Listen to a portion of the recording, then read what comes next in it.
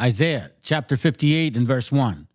Cry aloud, spare not, lift up thy voice like a trumpet, and show my people their transgressions, and the house of Jacob their sins.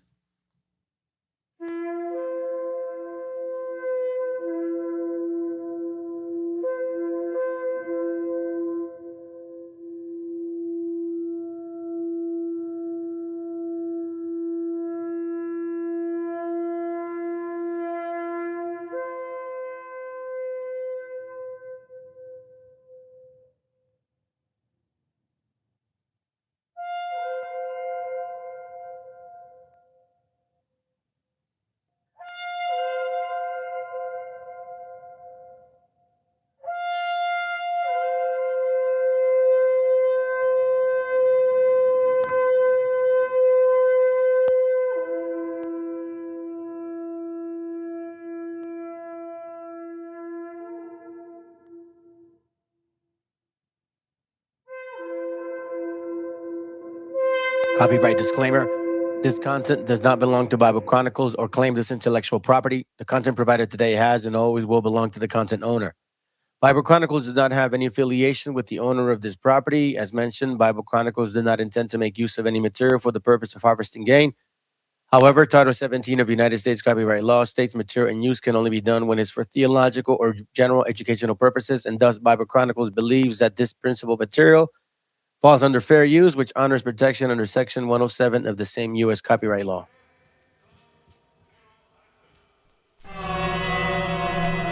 Yo. Comentando. ¿Qué dicen? Sí. ¿Qué cuentan? Ya. Escúchame. Ya. Los medios cuentan que si hay libertad de prensa, la mordaz es cosa escasa y todos dicen lo que piensan. Y esa sutil es impresa y repetida diariamente tiene contenta tu mente con yo soy combate y fiesta. Presta el control, Tarantino no es tan gore como los crímenes de amor que a toda hora se nos muestra. Pues tal vez la estrategia impuesta, pánico en el público y manejarás el cuesta pal. Político en vez de patrullas el medio camilla para un hospital. Como si esa mierda de tombo no diera seguridad. No será casualidad que el otro dueño del canal sea el sogro sobrino pero bueno de tu primo hermano pariente papá. Que esa nostalgia no es noticia, su codicia se evidencia. Propicia violencia y plástico, panémica belleza. Fútbol, patriotismo falso, culo, vasos de cerveza. Pele cáncer pa' tu mesa y el domingo en misa pesa. Sobre su cabeza pesa el atraso mental del pueblo. Oposición vendió trasero, dictador, grupo Romero. Pero se confundieron acá, la palabra es cruda. Autoeducación en camino se afloja la lucha a través de cultura. Es como genera de uno, tal vez otro loco se suma. Ya saben cortina de humo que explota la mina que mata la cuna. Primo, vengo que trate la friuna, no una pura canción de aventura. Así no censura, emite basura, no le conviene que sepa verdura. Hay extorsiones, violaciones, robo, llanto y más. Con tanto muerto el morbo están alimentando, ves no hay paz. Solo un odio contenido en bilis para que vivan en la fantasía algún día cambiará. Hay extorsiones, robo, violaciones, llanto y más. Con tanto muerto el morbo están alimentando, ves no hay paz. Solo un odio contenido en bilis para que vivan en la fantasía algún día cambiará. Sensacionalismo, amigo eterno de la prensa, el mismo que forjó al humano sumiso, callado y muestra.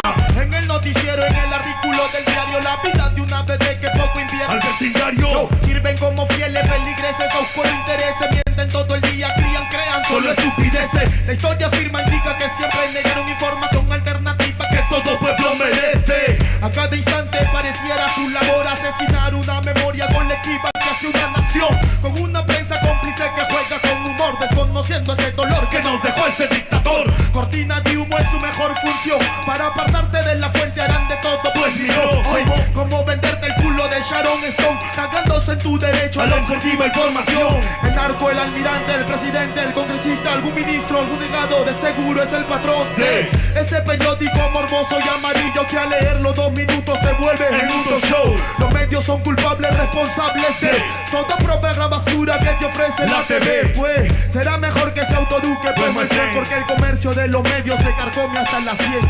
Hay violaciones, extorsiones, robo, llanto y más. Con tanto muerto el morbo están alimentando, ves no hay paz. Solo un odio contenido en bilis para que vivan en la fantasía algún día cambiará. Hay extorsiones, violaciones, robo, llanto y más. Con tanto muerto el morbo están alimentando, ves no hay paz. Solo un odio contenido en bilis para que vivan en la fantasía algún día cambiará. Que algún día cambiará. Que algún día cambiará. CPF.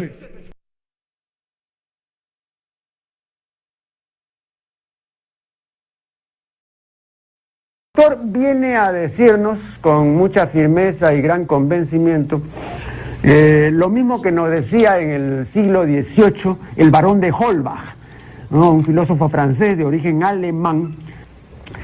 Si nos remontamos al comienzo, entonces hallaremos que la ignorancia y el temor crearon a los dioses. La fantasía, el entusiasmo o el engaño los adornaron o desfiguraron. La debilidad les rinde culto, la credulidad los conserva, la costumbre los respeta y la tiranía los apoya para que la ceguera de los hombres sirva a sus propios intereses.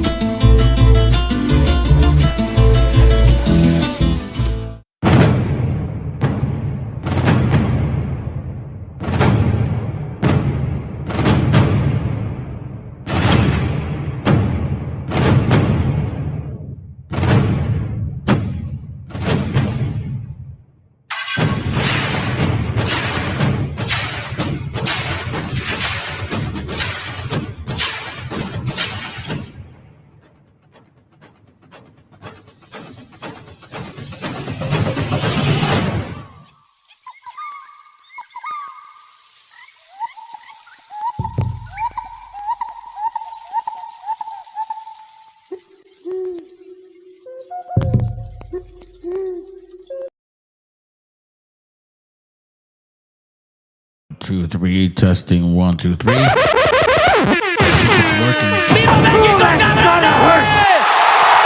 Yeah, I think it's working. Look, I did say I was going to continue the session from yesterday. I kind of wanted to take a break a little bit. I look back at the class overall, and I have to figure out a way where I can provide a lot of information and not sound so monotonous, because it's not monotonous. It's a lot of book reading, and a lot of you guys, and you know, gals too, I guess, you guys sometimes can't handle that shit. So I'm gonna try to figure out a different way, right? So, but I do got something important for y'all to realize today, and I touched on this subject, you know, almost a year ago, maybe 8 months, 9 months ago, and I want to reflect on it again. Because we have a lot of complainers today. You know, they're like, oh, I didn't know Trump was going to do this. I didn't vote for this. Nah, shut the hell up. Yeah, you did. Yeah, you did. You fucking voted for the exact same thing right here. This is what you wanted. This is exactly the way you wanted it to be. So, you know. Anyhow, let me say what's up to Emmanuel Hernandez. Never seen you here before. Good to have you here. That's the Lord. Dennis Chariots, the Lord and his chariots. I mean, yeah, but that's not the topic. I'm kind of being like what's the word? I'm sarcastic in a way. Aliens dwell among us, you know. That's what I mean. But I know what you're talking about. So let's touch on this topic again. I think it's so important. What up, Joe? Good to have you here. I think it's so important. Once more, a lot of you guys, you know, way back when, we're like, no, I'm voting for Donald because he is going to do the right thing for us. We should push back and give those Democrats a prime example of who we are and what we feel. You know, like seriously, you got people talking like that. So now let's kind of see the leopard eating their face now. What up, sis? Good to have you here. All right.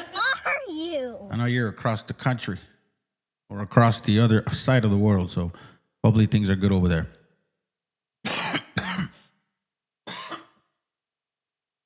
Good morning, good evening, and good night. You know what I mean? So let's begin. You're going to like this. Imagine losing 85% of your family. Not to a natural disaster, not to an accident, but to a red hat. This is the reality for Gabriela Lopez de Ayala, a Mexican-American mother who claims that she has been effectively disowned by the vast majority of her relatives. She calls herself a Christian conservative mother and frames this estrangement as a spiritual battle. She says she's being can see Gabriela López de Ayala, González, Gutiérrez, García, Ramones, Hernández y toda esa chingada madre, güey. Come on. She proclaims, I am stating these because I'm in the middle of all of these. Being a Republican has cost me everything. Probably 85% of my family don't like me anymore. And I have to stop following me on social media, and I don't get invited to family functions. No quinceañera for you. No Cinco de Mayo. No carne asada on the weekends. You know what I mean? None of that shit. No chilaquiles en la mañana. No menudo. No pozole. None of that shit. No tamales. Nada. Right? But let's continue. Because apparently, you know, people are like not excited to be here today. And I get it, man. I get it. I just, you know, I'm one of those channels, bro. You know what I mean? I don't rub people the right way and shit. Some people disagree with me and they take shit personal, and I don't know, man. I don't know. I see other people that probably don't really bring as much material as I do and talk about some important things, and they almost have as many people as I do. So hey, you know, it is what it is, bro. I guess it's quality over quantity. So that's my way of feeling better about myself. Let's go, man. I'm just having fun with this today. Treated as a race traitor. But today, we need to look past a victimhood narrative. Is this really just a case of political intolerance? Or is it a rational community response to someone supporting policies that actively harm their own family? When politics stops being abstract and starts threatening the safety of your loved ones, the dinner table conversation changes. After, while the family she abandoned would have always had her back.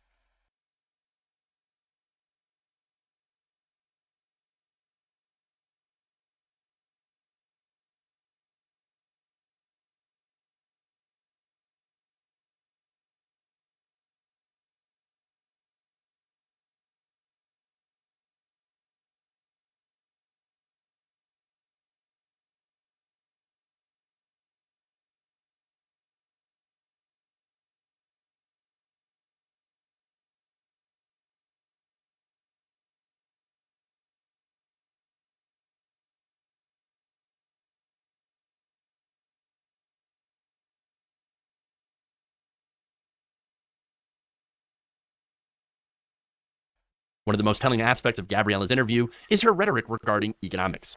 She critiques government dependency and speaks negatively about the ghetto conditions she presumably rose above. This is the classic conservative talking point, but it rings particularly hollow here. I guess I was muted. You know what? I'm glad you guys didn't hear that shit. Woo! I'm so glad. Oh, man. Oh, Jesus. I don't know. I'm going to have to really consider some things, how to do this. Yeah, I was talking to, I think it was you, Joe. I think it was you that I was talking about that. I think you were saying something about that you want to attract particular age group, you know, and we were saying something like, I think I said something like, you got to do those 15-minute classes, you know, that'll be good. I think I'm going to try to do that just for the sake of the books that I have, because it seems like when I bring a lot of books out, bro, you guys kind of like lose track and shit. And then, you know, you want to listen to music after. I don't know. It's weird, man. People are weird, bro. People are weird. People do not tend to focus long enough. So I think I may just do that for the sake of the books. Like each book that I'm going to bring out, probably spend 15 minutes on each one and just, you know, upload. Because now the stream is recording again. It wasn't allowing me to. They upgraded, I guess. But yeah. It seems like I may have to do that approach, because the way that I want to tackle the Khazars is with all the history information that I have. I don't want to do it long-winded, because then it's like we miss the point. So I may just do that for that particular series. But and I think it's not a bad idea, to be quite frank with you. Anyways, let's continue. But I mean, I'm not trying to like target the younger generation. I'm just trying to put everything out there so then you guys can actually get the very good meat of it. You get what I mean? Let's continue. It ignores the systemic reality.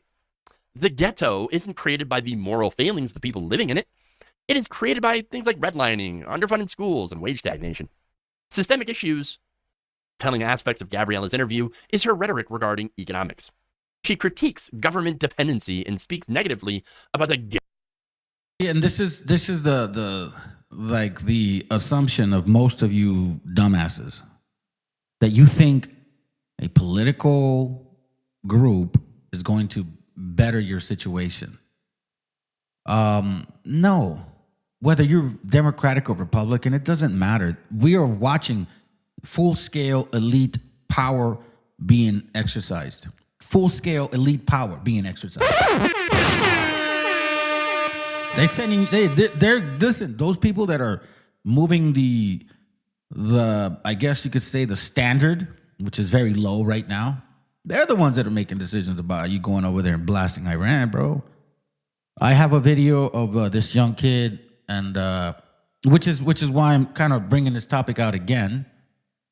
And it's fucking sad, to be honest with you, bro. Because I have a 14-year-old kid, right?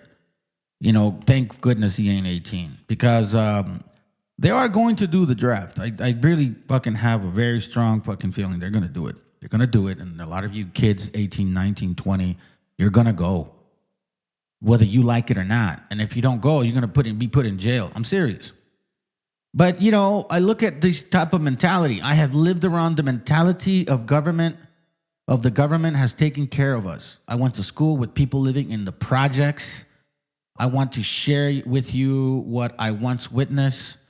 It was my senior year, and a student asked a bunch of us, "What are you doing after you graduate?" And one of my friends stated, "Well, my grandma already told me that the path for me should be to have a baby, because if I do, the government will house me and give me food stamps to buy food." That's what's wrong with the system. I've also witnessed families with a food cart full of junk food. These women are all dressed up with their nails done and yelling at their children. They don't even care what they're feeding them. That's what's wrong with the system. What the fuck do you mean? The system doesn't tell you to feed your people, that you choose to what you want to eat. Like I'm, you know, my wife, she's very pro-organic shit. And, as a matter of fact, I'll show you guys something real quick. Just little personal stuff about me, okay? Not a big deal. But, like, I make stuff like this. Like, you know, I finished it. I'm actually doing another one. I made this for her. I made that as well. So, like, I'm kind of handy, I guess, what you could say with... I'm a carpenter, bro. No, it's just a hobby. I just like it. I know how to... I can make that shit in, like, 34 minutes, like 30 minutes, real quick. You know, do the anyways. So, you know, like I agree with her ways, and we eat organic food, right? Obviously, you can't get away from the poison. They're gonna poison you one way or the other, but that's a choice. Nobody makes you so-called LGBTQ. That's a choice. Like, nobody puts chemicals in your food. That's a choice. That whatever this woman said, oh, my grandma said, just have a baby because of the government will help. Well, you know what? That's a choice. That's not the government. Do you understand? Those are just people. That's just the way people are sometimes. They're going to abuse the system. But you want to know something? If you own, let's say, for example, if you own a restaurant, they've done statistics, okay? You know, and I ran a very fucking profitable restaurant when I was around 19, 20 years old, when Rubio's first came to the States. We were one of the first people that made it $1 million store. I was very part of that growth, okay?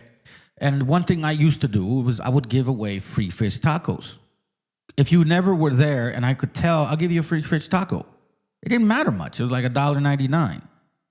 But the reason I did that is because I understood that only 4% of your customers are really going to steal from you, like purposely steal from you. 4%. The rest are not like that. So you see the mentality, 4%, 5% of the population is like that. They will think that way, but that's not the system. That's just, you know, that's just the way things are. You get what I'm saying? And I learned this when I was 19, bro.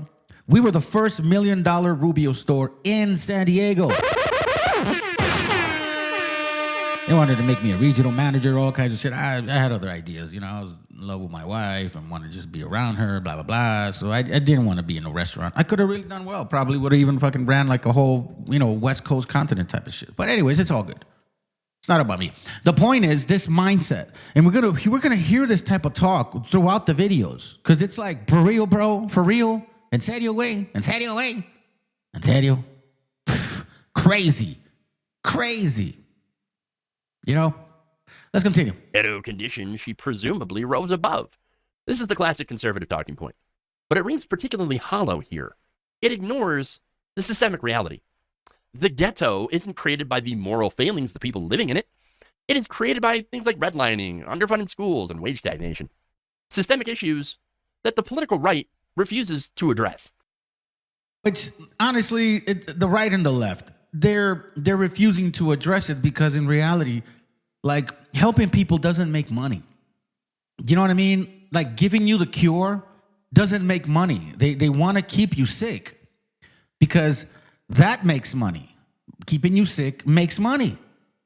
Giving you the cure doesn't make money. This country is a capitalistic country. Does that not fucking ring a bell to you? Capitalist. Capitalist. Okay? Matter of fact, I was one of this other brother's channel last night, and I think I posted this. I could have sworn. I was having a couple drinks last night. And I wrote, witchcraft is rebellion. Rebellion is individualism. Individualism is the complete absence of communalism. Like Cain and Abel, unity is broken. Cain separated. He wanted to be an individual on his own, separate from our communal system. They need separation in order for us to fail in our communal spiritual society. Do you understand? This is what capitalism is. They're not here to help you, whether you're left or right. It doesn't matter. Seriously. They don't believe in communalism. They believe in capitalism. And I'm not talking about communism. I'm talking about communalism. Like it takes a tribe to raise a child, just like it takes a tribe to destroy one. We don't kick our kids out when they turn 18, nor do we put our mothers and fathers in assisted living care for elderly after 65, because that's the way the individualistic, capitalistic mentality works. Seriously. Here's one example. And again, this goes back to, like, you know, the American Cholo motherfuckers, like those guys. But I voted for Trump because, you know, I wanted to smack the Republicans' face once more. Bro, shut up. Shut up. Shut up. Nah, I don't know, man. This is weird, bro. I don't know. You guys like that shit. Let's go. It's about the proximity of whiteness. It's for our Bejistan brothers and sisters who feel like if they vote for Trump, they appear more white and less brown. And that's part of it. The proximity of whiteness is still a thing in America. Do you know what I mean? So that's kind of important. And then you have Latino people are not a monolithic people. Sure. I mean, we have right-wing people too, and we have also hyper-Christianity. So you have that, people who are against abortion, who are homophobic. I mean, you have that too. I mean, the Republicans really know how to throw that red meat and get people galvanized. If unaware, this is renowned actor, comedian, film producer, and writer John Leguizamo sharing his opinion and insights on Donald Trump and the Republican Party, gaining ground with some subsections of racial minority voters during a recent sit-down with fellow comedian Hassan Minhaj. These Latinos who are also brown or white passing or white Latinos are also part of this sort of white nationalist Christian movement, Christian nationalism. It's so wild, but we're allowed to enter there as long as you're hating, you know? A brilliant point here. Leguizamo highlighted that both Proud Boys leader Enrique Tarrio and neo-Nazi Nick. So now listen to what this guy says. Like he brings up this fucking punk ass, right? But then he says Latino, you know? The fucking dude is an African, bro. He is African descent. This guy's no fucking Latino, unless he's a Ladino, then maybe, but he is African descent. Do you understand that? But see, they don't call this shit out on their channels. They don't do that. No, he says Latino. Watch. Fuentes, two of the most... Even Leguizamo says is an Afro-Latino. Cuban guy. He's a negro. So a negro bloodline, because that's where his father is. If you look at his father, you'll see that supports Donald Trump. Now, then he brings up Nicky Chicky Butt Plug Fuentes. Prominent members of the broader far-right white nationalism movement have Latino and... Nicky Tricky Butt Plug Fuentes. So now, Nicky Tricky Butt Plug Fuentes claims to be Mexican, but yet his mom's Italian and his dad is Irish. It's like you Cracker Barrels go around saying you're American. I'm American. No, you're fucking European, bro. You're European. Like, and then you don't you're like, you're American. You know the whole continent here is America. Like that's what you guys named it, right? But you're like, I'm American. Are you saying you're South American? West, North, East? Which one? You see what I mean? It's fucking dumb, bro. But again, they always want to label and attack raza in any fucking way, shape, or form. But they don't put it back on them. Let's continue. Hispanic heritage. Now, one would think that would disqualify them from being fully accepted into the movement by their fellow white nationalists. But Mexican guy, bro, listen, it's just like white folks calling themselves Americans here. It's no fucking different. Because they have the same goals as the people they're pandering to and are willing to go to the extremes to achieve these goals, they're welcomed with open arms by the most influential people in our country with direct access to Trump. Have you gotten into it with those folks? No, I've never met them, but I like to meet them. The one that I'd like to meet is Stephen Miller, who hates Latinos more than life itself. He's the architect of all this for Trump. I'd like to meet him and knock him out. Holy yeah. We honestly... The guy that runs this channel, he is a self-proclaimed chode. He's a chosen. Stephen Miller, he's a chosen. But he doesn't say that. You see this? Almost all, I believe 95% of the chosen, self-proclaimed, voted for Trump. All their synagogues, their rabbis, all told them to vote for Trump. Nobody calls them out. Ever. Let's continue. But if you're Mexican, if you're Latino, but you African, they're Latino, not black though. It's fucking weird. Can't blame him either, because just think about how you would feel if, for decades, those in power have constantly smeared, slandered, and scapegoated an entire diaspora of hundreds of millions of good people that you yourself belong to solely to reinforce their false notion of superiority. Hey guys, quick break in the action. I have a new show coming out called The Rick Strom Show. He didn't say the Nazi Jew, did he? Did he say a Nazi Jew? No, he didn't. Blue Sky. It can all be found in the description box below. Thank you. And now they have the temerity to say that every single invader that Joe Biden let in should get their own individual judicial trial before they're deported, one at a time. Each one gets $1 million trial in front of a communist judge to decide whether or not we can send them home. How about hell no? How about we pick them up and we get them out of this country so they can't hurt anyone else? Just so you're 100% clear about what Miller and the Trump admin are suggesting. Oh, brother, man. I didn't see you. Shit, my bad, bro. Bam, bam. Demons click. That's it.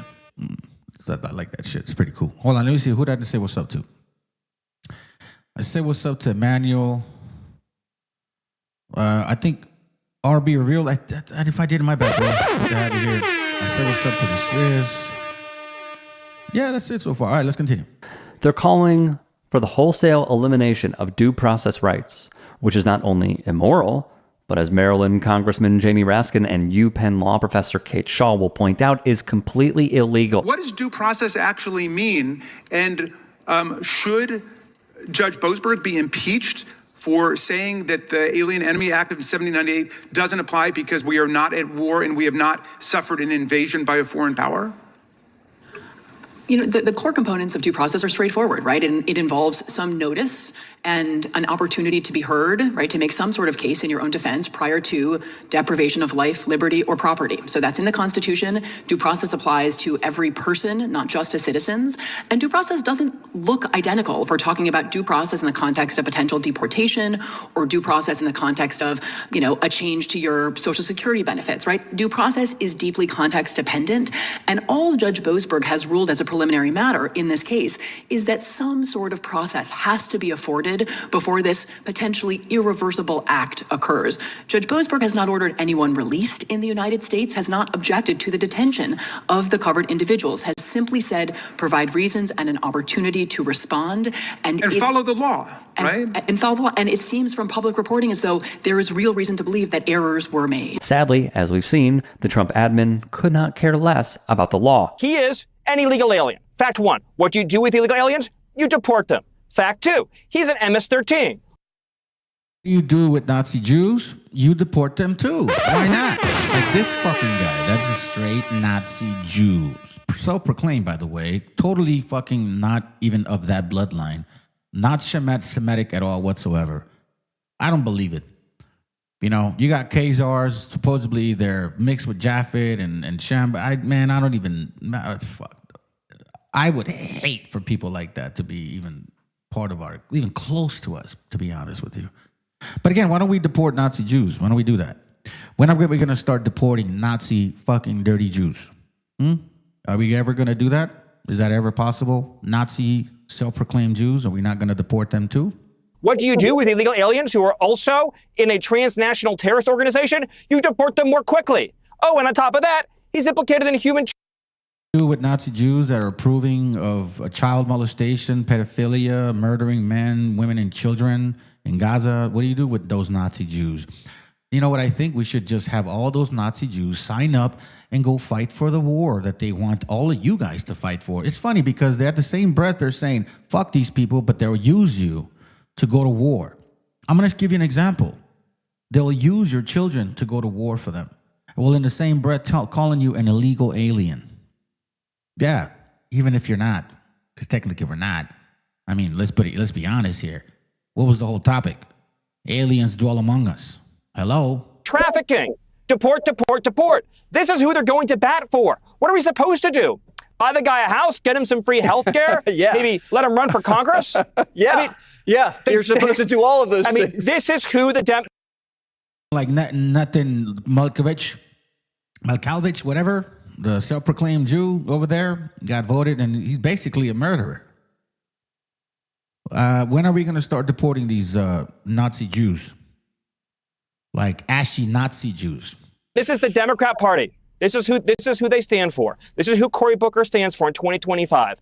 They stand for illegal alien predators that are in transnational cartels. That's the Democrat Party of today. Again, to be clear, the man they're referring to here, Abrego Garcia, has not been charged with a crime, nor has the government provided any evidence to support their claim that he is gang affiliated. These people, including far too many Dems, could not care less about the cruelty they're inflicting on other people because they don't view them as whole human beings deserving of dignity and respect. It's as simple as that.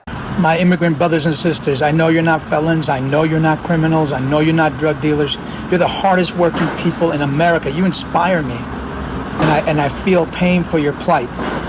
Nobody gets the joy of seeing you picked up and handcuffed. It breaks my heart to see Latin people, Latin bodies being treated this way. We need to stand up for each other. We need to stand up. You can't be quiet during this presidency. You need to act up, speak up, and fight. To do whatever powers we have, whatever tools we have to use them. It's insulting and demeaning to our whole race as a people, as an ethnic group, and we cannot stand for it. It dehumanizes us. He calls us animals and criminals. It's disgusting and it's unacceptable, and we can't allow it.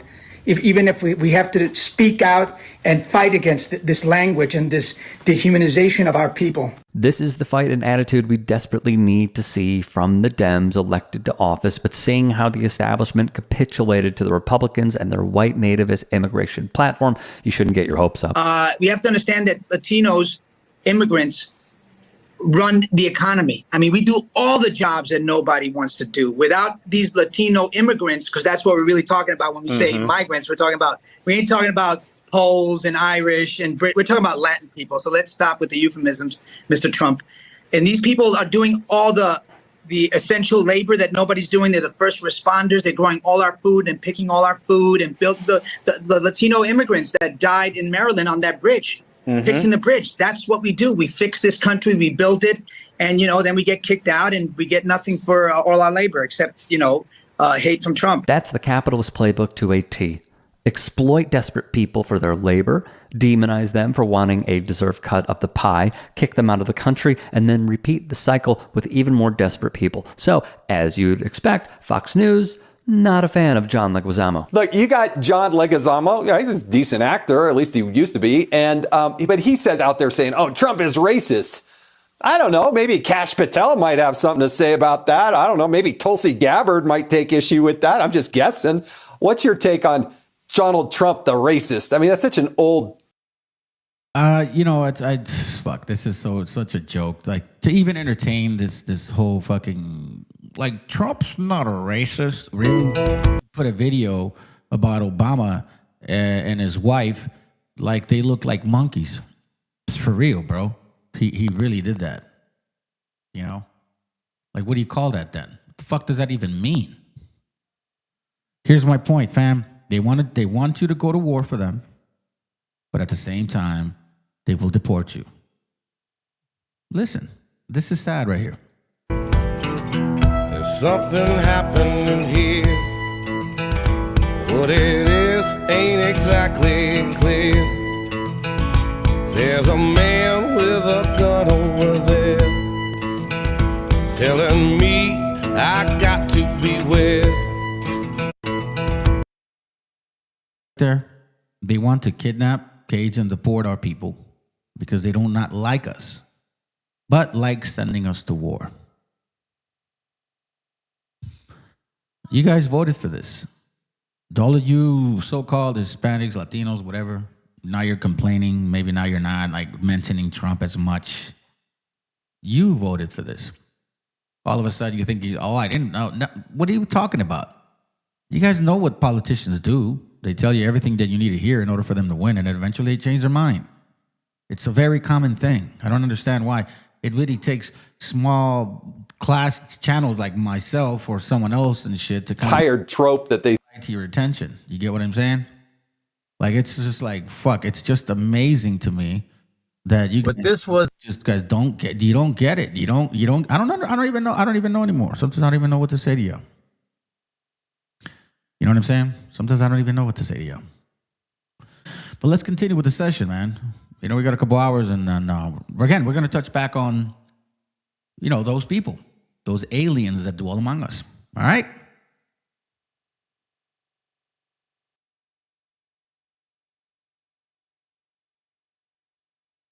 Okay, family, hold on a second here real quick. Let me turn on the other window. All right. Buenas noches, buenos días, buenas tardes.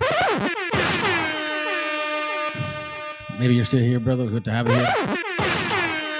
What up, VTC? Angel. And my good old Jeremias, buenos días. To all of you, I say, ¡Viva México, cabrones! And to you enemies, Fuck that puto. Fuck that puto. And to you wobbles and BHIs, and that one too. Man, hey, I want to share something real quick. I don't want to get off topic because I'm going to do a lot of pages today. Going to see some history, different books, different pages. All right, we're going to go fast. So thank you for being here. I wanted to read this real quick to kind of get into the process. It says here, know thyself or examine thyself. Know thyself or examine thyself are often associated with self-reflection and spiritual growth. Know thyself. Examine yourself. It involves a deeper self-assessment. Remember the other class I did, I showed you guys the inventory that I personally went through. Me, personally. I did that shit. Yo lo hice, güey. Me senté y vi las cuestiones y empecé a responder lo mejor que pude. And that was because I was destroyed at that time completely. I had no other choice but to build up again. And I want to tell you something, family. The reason why we're getting a lot of this, it's if you believe in the Bible, it's prophetic. But also, let's say you don't. For example, our native northern brothers. The fact that they're attacking us is because we have a spirit that is endless. We are creators. We are generators. We're like, we can make something out of nothing. And we have the ethic, the work ethic behind that. You know what I'm saying? So this is, to me, and I share this with you guys because, like a couple brothers that I know, we're trying to, do our own thing. You know what I mean? Self-employed. And it's not easy. A lot of us don't do that, rather not do that, because we think we need a boss to get us going. And quite frankly, family, we need to stop thinking that. We had this mentality that these other nations were in that position for a reason, and that we needed to just submit ourselves to that bullshit. And that's not the case. We're seeing it now day in and day out. Who's getting attacked for what reason? Because we're great. Do you understand what that means? ¡Viva México, cabrones! And I don't just mean like Mexicanos, Mexicas. I'm talking about Taínos, Arawaks, the natives up north, natives down south, the indigenous gente here. You know what I'm saying? Anyhow, let's get going. I think that maybe we will touch on this again as the class goes on. You know, the topic is this right here. Aliens dwell among us. Los pinches aliens, güey, viven entre nosotros.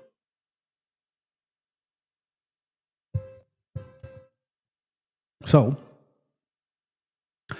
I'm here to inform you that we do have aliens among us. What up, Warakuya? What the hell is it, bro? We do have aliens here among us. Let's start off with the first one. I personally don't know how you justify this shit. Me no comprendo. Okay? This is some rapper chick, more likely Kanan, responding to the whole situation with Donald Trump's pedo history that allegedly has been found.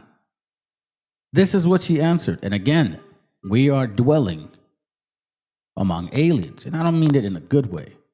I'm talking about illegal. Okay. In Donald Trump's defense, fucking 14-year-old girls was really only made a social taboo in the 90s. You guys understand what she's saying? Okay. In Donald Trump's defense, this is I don't know who this is. My daughter told me that I don't know, something about something. She's just like a wicked ass music pusher. Fucking 14-year-old girls was really only made a social taboo in the 1990s, okay? I mean, you could sit on that paragraph right there, you know, that statement just on its own and just wonder what the fuck went through your head. What have you experienced and what have you done and what have you seen and what have you allowed to be done? Does this mean you've been with 14-year-old kids? Is that what it fucking means? But that's another angle, right? My grandmother was born in 1927 and had her first child when she was 12.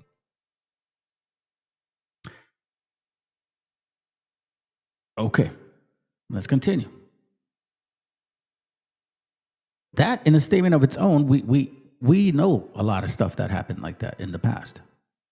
We nowadays would consider that shit just not very civil.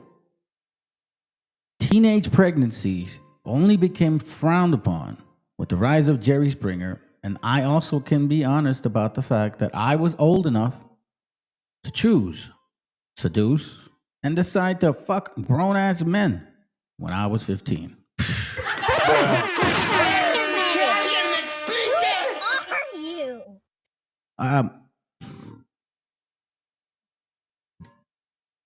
We're all so worried about the obvious, you know. I was talking to a brother about what poisons would I preferred for my children to deal with if I had to choose one. And I don't mean like poison, meaning like what spirits, what type of people or what type of person with an evil mind, right? Which type of evil mind would I rather deal with? And I meant it from a distance. So, you know, I said one particular thing, right? And I'm like, me particularly now, me saying this within myself, I'm like, I cannot go by the obvious. Like the obvious is going to attack me right away, right? But if you look at what is being insinuated here, I remember I did a class about 2 years ago, and I was showing. They actually X'd me on that. YouTube marked that as like they X'd me on that shit. That was a strike. I had talked about homosexuality and lesbianism, and then there was some reports regarding that it connected to pedo, all that stuff, right? So they X'd me on that shit. All right. And you want to know something? I'm noticing that these gringos, they like this pedo shit. If you look at this government as a whole, I mean, if you guys know the history of Ghislaine Maxwell, whatever her name is, first of all, she's an immigrant. She's illegal, bro. Like, for real. She speaks like a European. How is this woman getting treated? Like, with so good treatment? Is it because she's white? It has to be. There's no other reason. So we're talking about pedophilia now being talked about as if it's not a big deal. This is what propaganda actually means. This is how they start manipulating your mind. These are what they call in boxing jabs. Jabs. These are jabs to your mind and your spirit. Teenage pregnancy only became frowned upon with the rise of Jerry Springer, and I also can be honest about the fact that I was old enough to choose, seduce, and decide to fuck grown-ass men when I was 15. I really don't get why women are frowning like they weren't fucking 40-year-olds at 15. Like, come on now. Okay, so now let's pause it.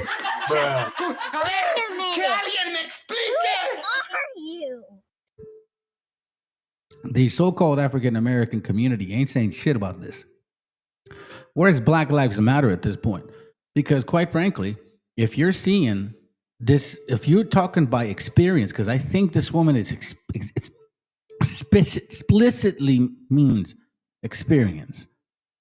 That means that when she was 15, she knew, and her friends too, because she's like, I really don't get why women are frowning, as if a lot of people like her did this shit.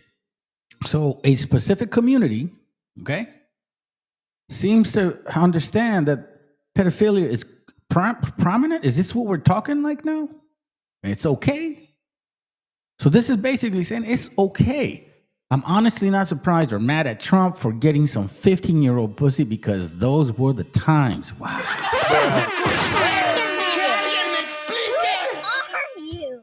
That's funny, man. They come and they go. This is horrible. You know what I'm saying? This is just like what Akuya says. She's a Harlem-born rapper who was raised by an abusive mother after her father's death. Well, maybe the daddy was doing some shit to her. Apparently this woman was, tricking dudes at 15. Her mom was so abusive, she moved out at 14 to go live with her older sister. I just looked it up now. Oh, damn. Her name is Isaiah. It kind of like Elazar. They kind of, you guys always want that A and the Z, huh? Azalea Banks. Apparently, she thinks pedophilia is completely normal. Completely normal.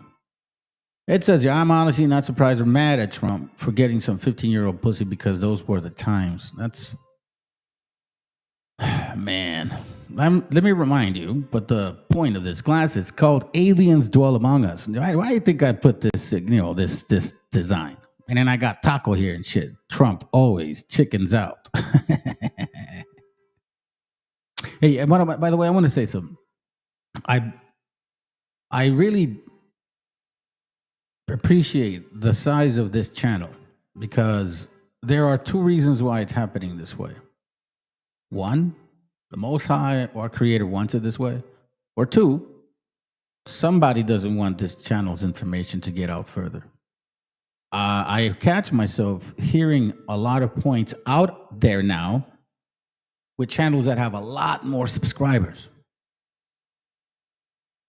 And the whole point of this channel was to push information out, at whatever means necessary. Even if that means at the sacrifice of your own. Because when you're trying to do this, once you start getting, I guess, aware of how the subscriber stuff works, you do get interested in how many people subscribe. sometimes you get lost a little bit. This goes back to the whole, the initial point. This initial point here. Examine yourself, know thyself. So I understand my walk here, and this is why I do this. Because I dude, like, I don't know, bro. This is fucking madness right here. I have kids. You know what I'm saying? A 4, a 12. You know what I mean? Then she says, "Good night, USA," for fucking ever. Now, if he was fucking a 10-year-old, we have a problem. But if the girls were 13 plus, who cares? Move on. Damn, bro. She said, "Who cares? Move on." Literally, she said, "Who cares? Move on." Doesn't matter. It does matter. It fucking does matter, man. You know what I'm saying? We're gonna come back to this. It does matter. And this is why I say we have aliens living among us, I'm gonna show you this real quick. Eve to me is basically freedom. It's a giant. Shut up. I remember this class, and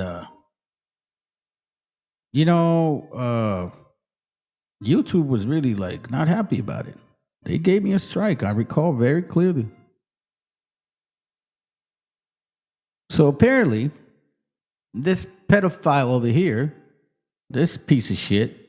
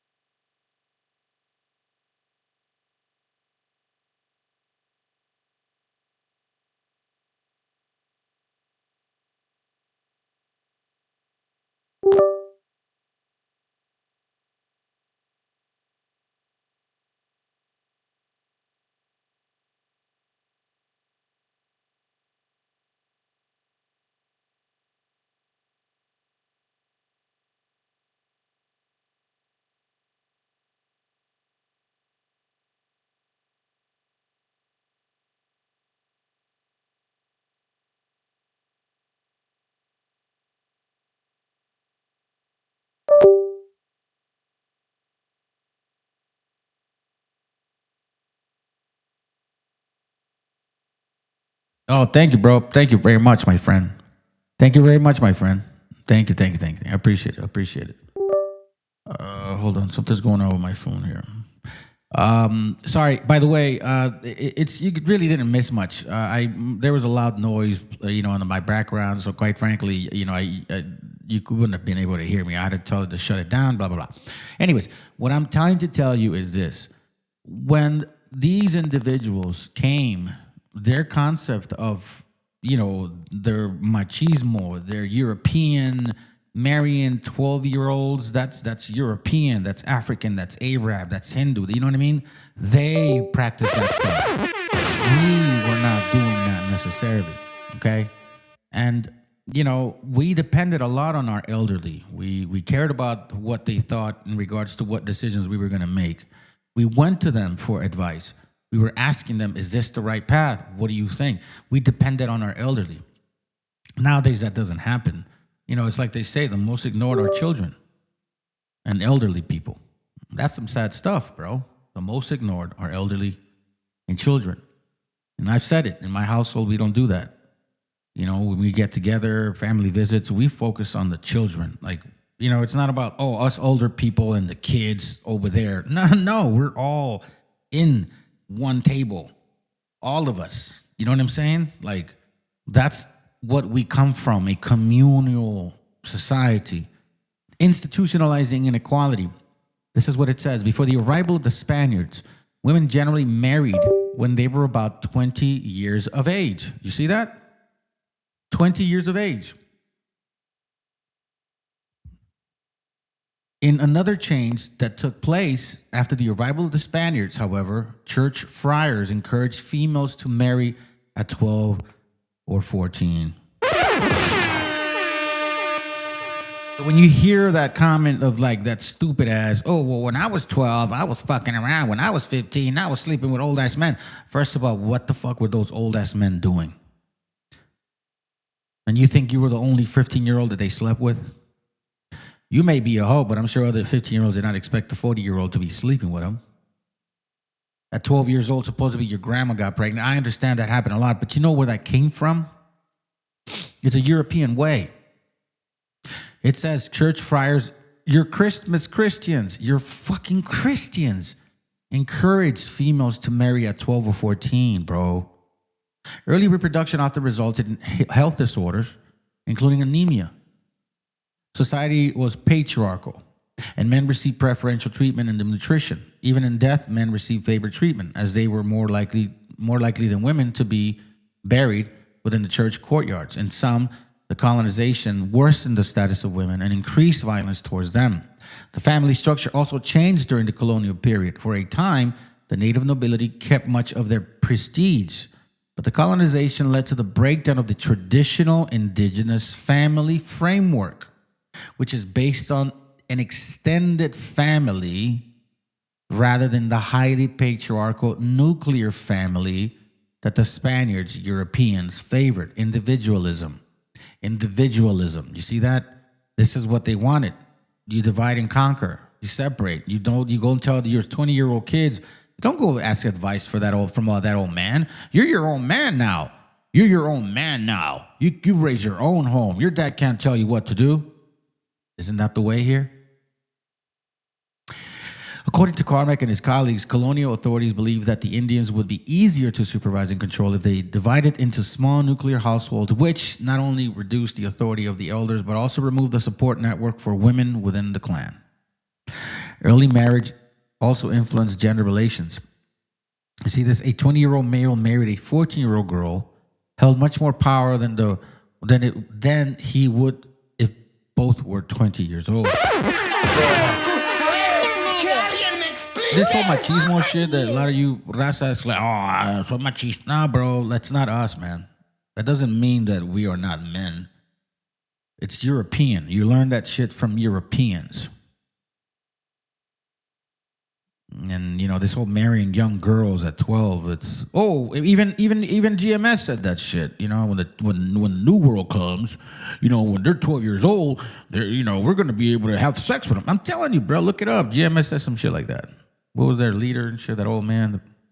It's weird, man. But again, you know, we see it here. We see the history, where it came from. This is not a joke. This is something for you to consider. Don't ignore it. Now he is going to be joining the crew. He's going to be joining the crew.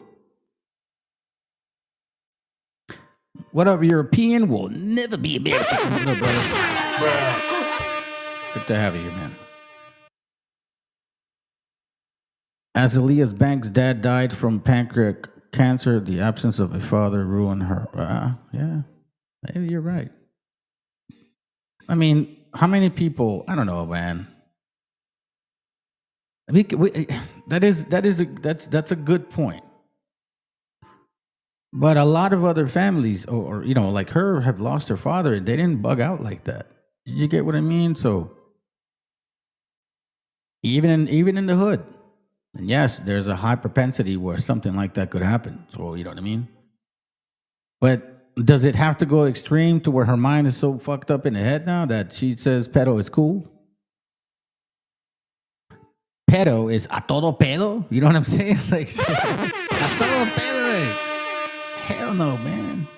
So now we're starting to see aliens that dwell among us embracing pedophilia somehow, some way.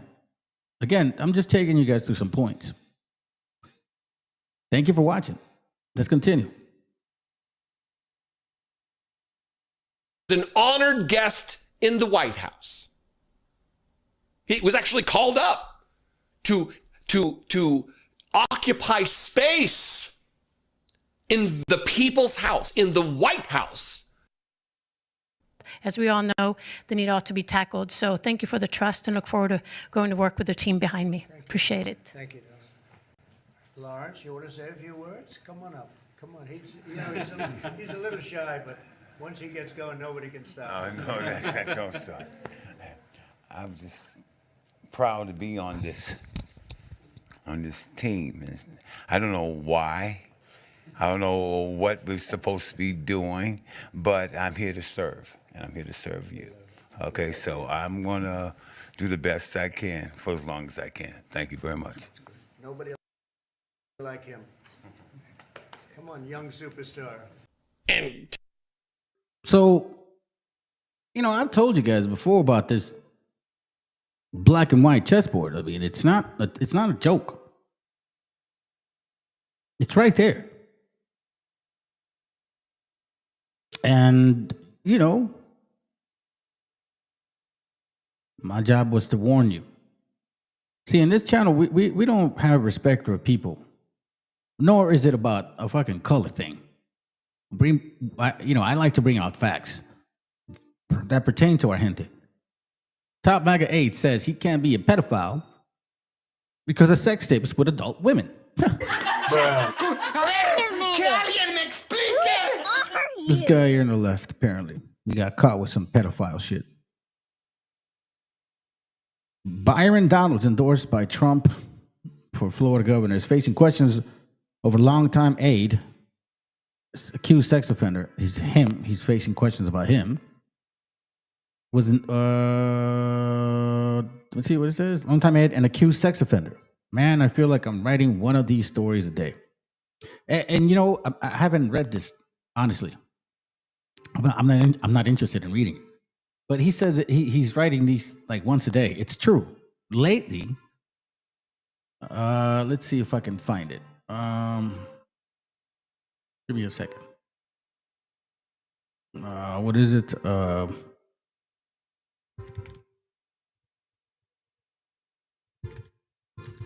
don't think I wrote it this way, but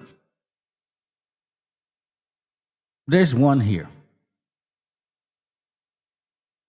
Now this is the.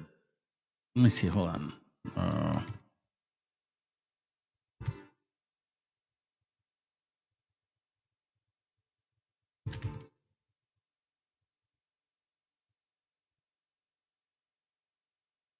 Let me see. Is this one? I think it's. I don't know. Let me hold on a second. I don't want to feed you like wrong shit, but and again, it's just a thought. I was looking for a report about how many sex offenders have been Republicans or Trumpians, basically, because liberals are so Trumpians too. You don't think a lot of liberals voted for him? Fuck yeah, they did. You just don't know this. A lot of so-called Jews who are liberals voted for Trump. See, nobody talks about that. The majority of the Jewish community voted for Trump. You can look up that this. You know what? It doesn't matter because nobody believes it anyways. Nobody wants to talk about it. So we see here, I guess, groomers, Trumpians, influencers. So that's why, I was like, yeah, you're right. You're right. You do write some shit like that every day. Yeah. Yeah, it was Lawrence Taylor. He played for the Giants. It was, what me growing up in that time.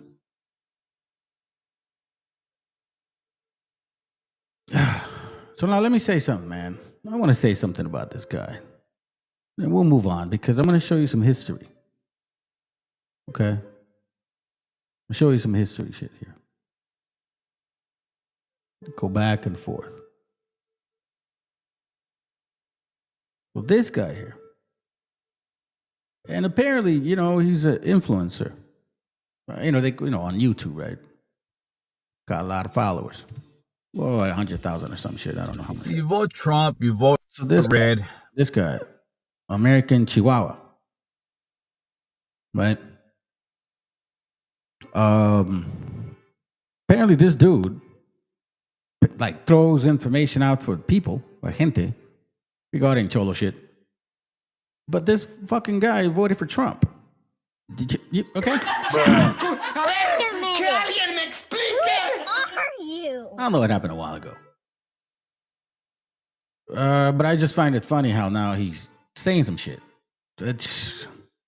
Look, I in 2016, before this whole understanding, right, was very, I guess you could say, close to my brother-in-law. My sister married a gringo and shit. His name is George. And when I was growing up with them, with my family, or let's say when I would go visit, my sister and my nephew and nieces, I remember a couple summers that I stayed with them, and he happened to be a manager. And in those summers, he was managing apartments that are usually in the hood, but they were predominantly black. And man, he always had problems. You know what I'm saying? Like, he always had problems. I remember the second time was in Sacramento, and they got real bad over there. Fuck, man. I remember he even told me, it got so bad that myself and my niece and nephew were in the apartment because it got hectic. They were going to attack him or some shit, and he had to leave, but he gave me a shotgun, and he said, anybody walks in that house, man, you fucking shoot them. And I kid you not, man, at my 12-year-old age, I would have shot somebody. Like, I was not hesitant. You know what I mean? It's just you're a kid. You don't know any better. But anyways, it was really bad. So I didn't know. I didn't think it was, racism didn't cross my mind. I just thought, hey, it's the ghetto and, black folks just have problems. And obviously in 2016, when, Trump starts running for attention, he sided with him. I'm like, bro, you siding with this fucking guy? Like, do you not know? Or, like, you understand that all of us were illegal at one point?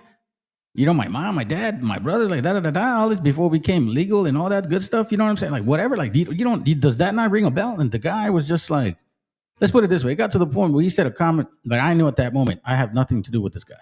And I've never spoken with them since 2016. And then all of a sudden, y'all vote for this shit. And then, a few months later, you fucking regret it? That just comes to show that you lack judgment. Listen to this shit. People get the wrong idea. What this was, at least to myself, was a message to the Democratic Party that we will no longer just vote down party lines. That what we want clean streets. We want you to stay away from our kids. We want certain policies implemented. The Democratic Party is pretty much, or has been, just concerned on woke, super progressive policies that we're just not into. So hopefully the Democratic Party will wake up and say, hey, man, these guys are no longer voting down party lines. We need to have a sit down with them and see what they want. This is the American way. This is the democratic process. So, I find it so funny when I find fucking people like this guy, okay? Let me just tell you something real quick, gente. I wasn't born here. Do you understand what I'm saying? I was born in Guadalajara, Jalisco, way, in 1976. In Colonia Miravalle, cabrones. I was not born here. I didn't speak English. I didn't start learning English until I was like 9, 10, 11, maybe. And do you listen to this guy's fucking accent? You see what I'm talking about, family? Yeah, the worship of the flesh is one hell of a drug. It's damn fucking right, bro.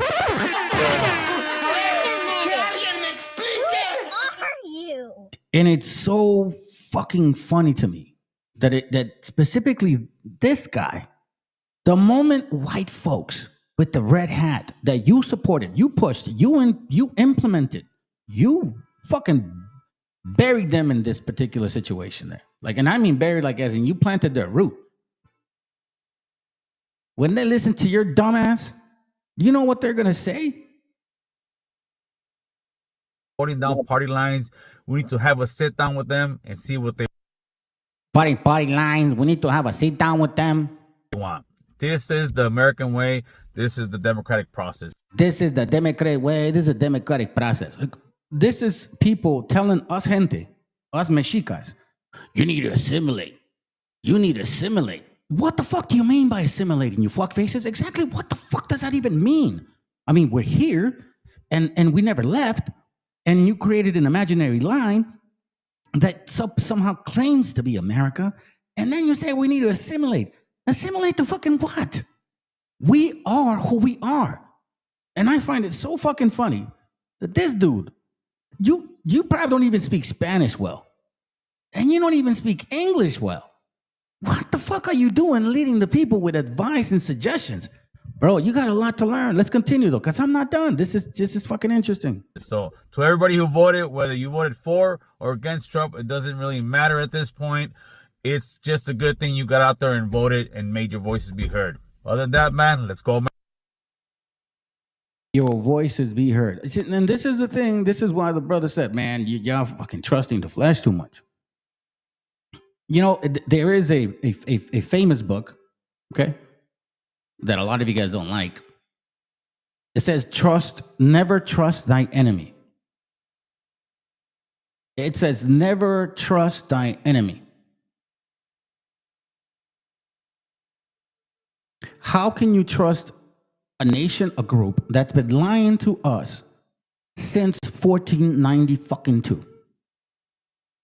I mean, let me just remind you, in case you guys don't even realize this stuff, okay?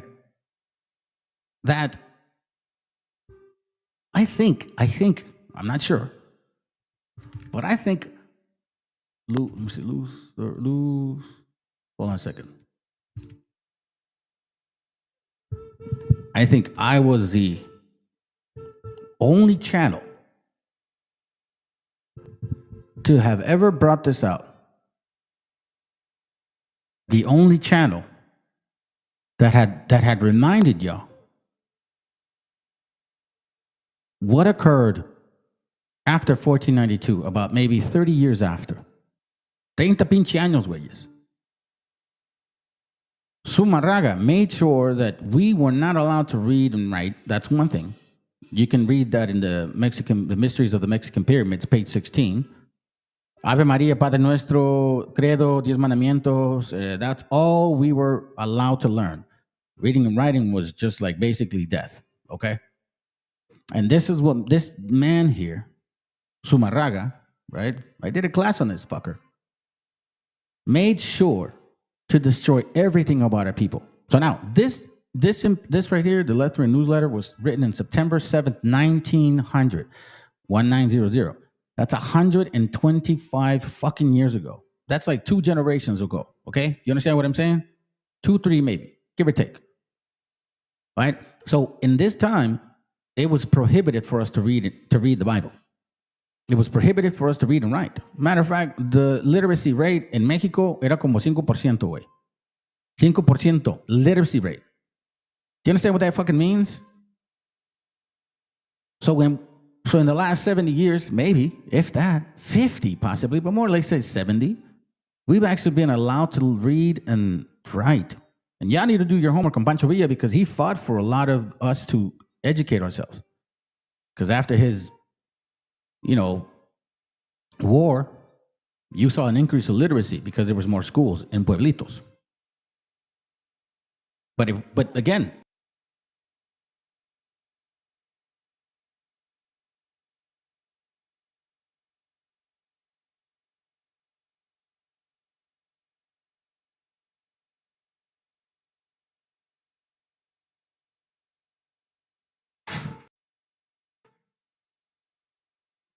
so again, when we don't know our history and we have these examples, Every time I hit a bottle, bro, it's like, dude, we got aliens among us. And I mean it. Like, get on that way. Well, I voted for Trump to prove a point to the Democratic Party. Like, the Democratic Party's going to do some shit for you. They don't give a fuck about our gente. If you would have voted for Kamala Harris, she would have still been deporting us in secret. Do you understand what it is? You are playing el juego de ellos. So let's listen to this. I'm not going to listen to the whole thing, but look, apparently, let's continue. Hey, voted for Donald Trump. Do I regret voting for Donald Trump? Absolutely.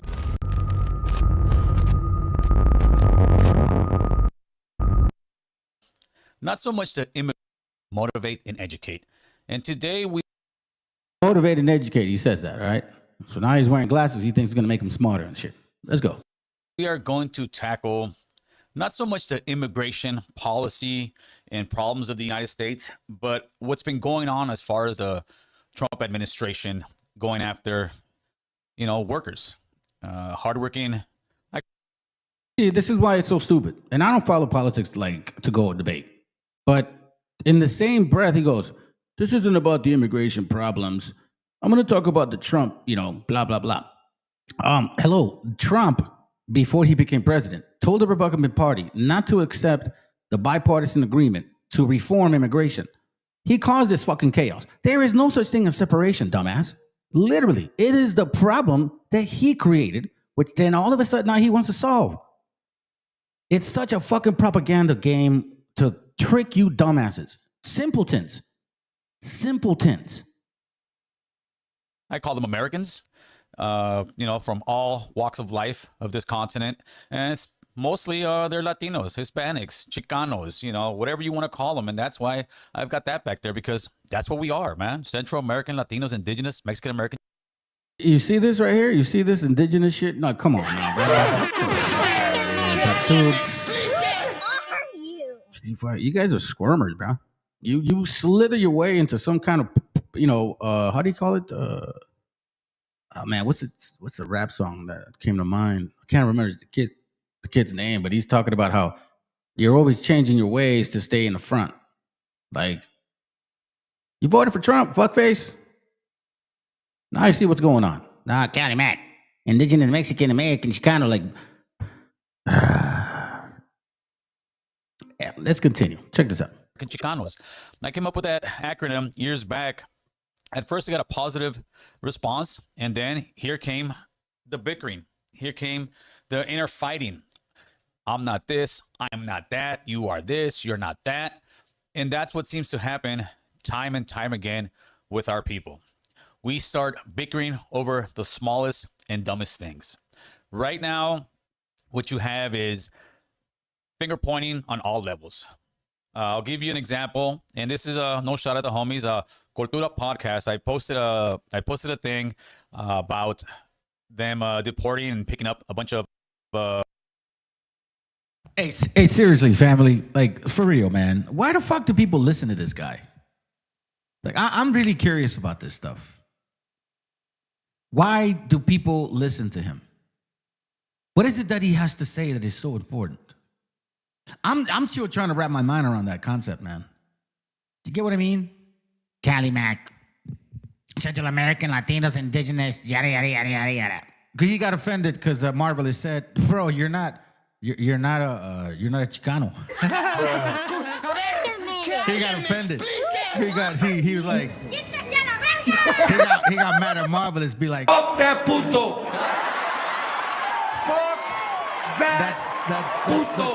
That's what he's mad about, because Marvelous called him out and shit. He's like, bro, you ain't no Chicano fool. What the fuck? Nah, he's like, well, I'm a Cali Mac. Oh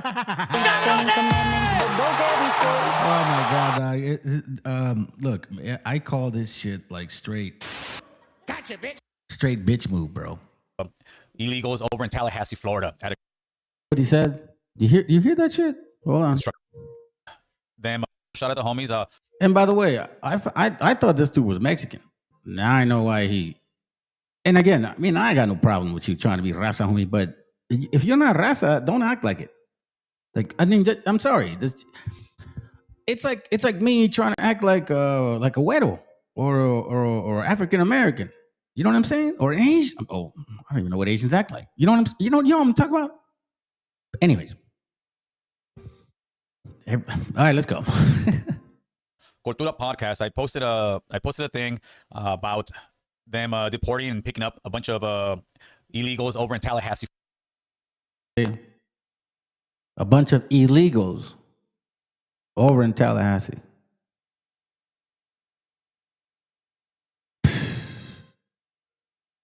And you want to know what's so funny? That raza, so-called, still listens to this guy.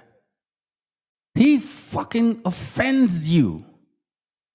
Well, he offends himself. I guess he thinks he's gringo. You know? Maybe that's what it is. Maybe he's just a little fat gringo and shit. That looks like raza. Like, you know what I'm saying? Indigenous, so to speak. Because there's a lot of claim out there of you guys trying to say you're raza, but, you know, some of you guys are, your dad's European, your mom's European. You know what I'm saying? Who knows about this guy? What the fuck did they really know about the culture, the heritage? Some cholo shit? You mean like lowrider? Your fucking homies and shit? Your gang? Like that's what you think makes to be indigenous? Your fucking chucks?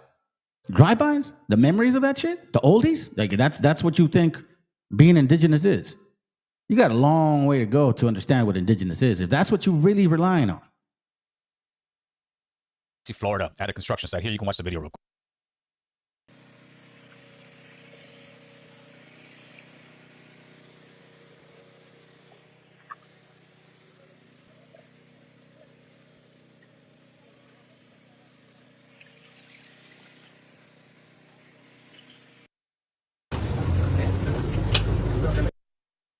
And I'm living here. Imagine being able to build. So you know, they record it. They fucking, you know, they arrest our gente. Remember, this is a guy. What would I call him? Not Uncle Tom. You don't even fucking. Well, not. ¿Cómo se dice?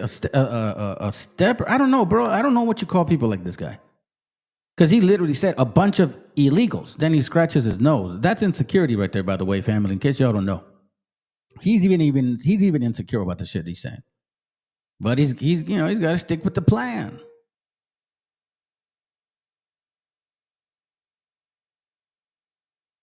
This is exactly what they voted for. And although I respect their opinion, and many people like that who have that opinion of people who voted for Donald Trump, I believe it's incorrect.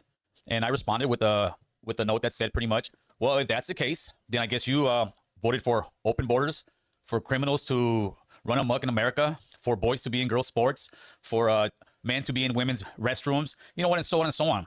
Well, we as Latinos have a very we as Latinos, bro, you starting to sound fruity. This is why, before you call yourself indigenous, stop submitting to the system that doesn't belong to you. That's the first fucking thing.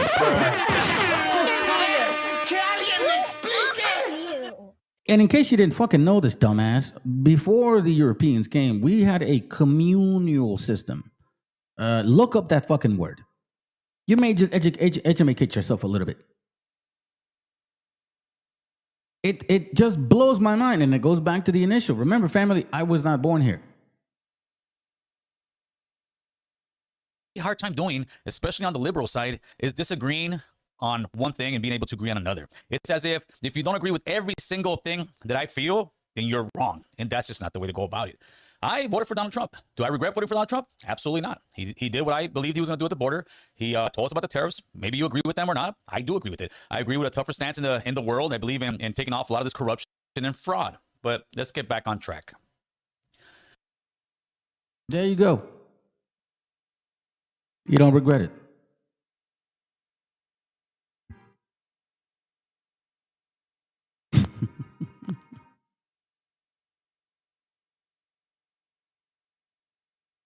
You fucking people disgust me, man. I mean, seriously, bro. I got no respect for you motherfuckers whatsoever. If you were to fall in a hole with your entire family, I would not help none of them. Because the root is not that far from the fucking fruit. You know what I'm saying? It's not that far from the fruit. So this guy voted for deportation. This guy voted for, people to be separated, destroyed between themselves. This guy voted for families to, be ripped apart. He said he's fine with that. He's got no problem. But you motherfuckers listen to them.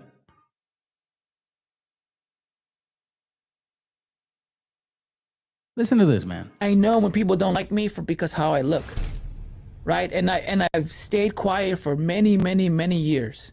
People would tell me like, "Oh, Angel, you're one of the good ones. Why can't the rest be like you?" And I look at them and I just laugh or I smile and I'm just thinking like, bro, do you not hear yourself like how fucked up that is to say that to me? When some dude in the military is like, "Hey man, for a Mexican, you're not that bad." Right? Or when I get out and I fought for this country and because my brother didn't have his ID card in front of my new neighbors, I'm forced to take off my shirts.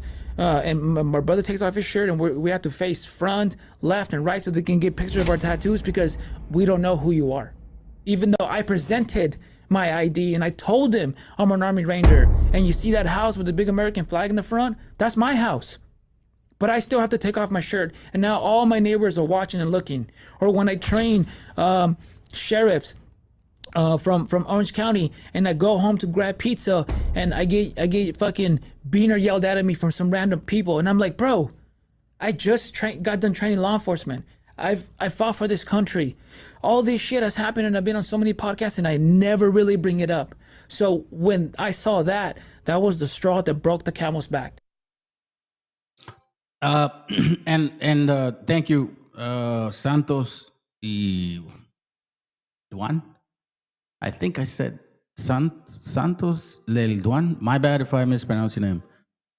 Never trust thine enemy. That says Ecclesiasticus 12:10, or Sirach. Never trust thine enemy, for like as iron rusted, so is his wickedness. Damns reps.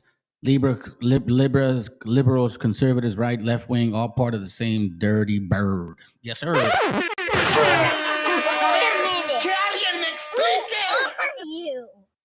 It's the same system. One just slowly kills you. The other one just wants to blow you away and shit with their shotguns. Yo, give me my shotgun. That's kind of how it is. Now, let me bring this to his point, to the idiot point, to American chorro. Okay, he calls himself American Cholo. I'm gonna call him American Chorro, because you're chorros, bro. You're chorro, bro. You're just spitting shit out of your mouth, not even your fucking fundillo. He told us about the tariffs. Maybe you agree with them or not. I do agree with it. I agree with a tougher stance, especially on the liberal side, is disagreeing on one thing and being able to agree on another. It's as if you don't agree with every single thing that I feel, then you're wrong. And that's just not the way to go about it. I voted for Donald Trump. Do I regret voting for Donald Trump? Absolutely not. American Chorro. That's what I'm going to call you. Now on. What a fucking piece of shit. I can't believe that it had to get to this point. Like I told your family, my brother-in-law from 2016, he started supporting Donald Trumpetas and shit. And I'm like, fuck no, bro. Like da-da-da. Then, we were close. But he said some, well, I'm going to get my I'm going to get my Iranian brothers up in this joint and blah, blah, blah. And I'm like, did you just say what I think you just said, bro? And guess what? He's like, yeah, he thought it was funny. I didn't think it was funny. Because I'm like, you should know my people. You should know my mom, my dad, my brother, my sister. We all went like across the border illegally. What the fuck?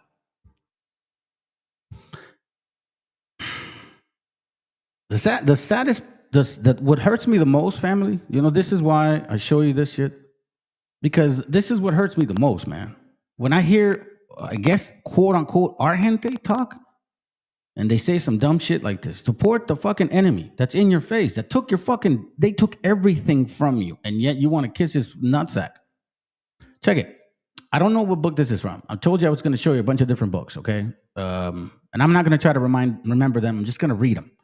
It says here, a Mexican expert from Vanderbilt University, Dr. Roy Garris, testified before a U.S. congressional committee.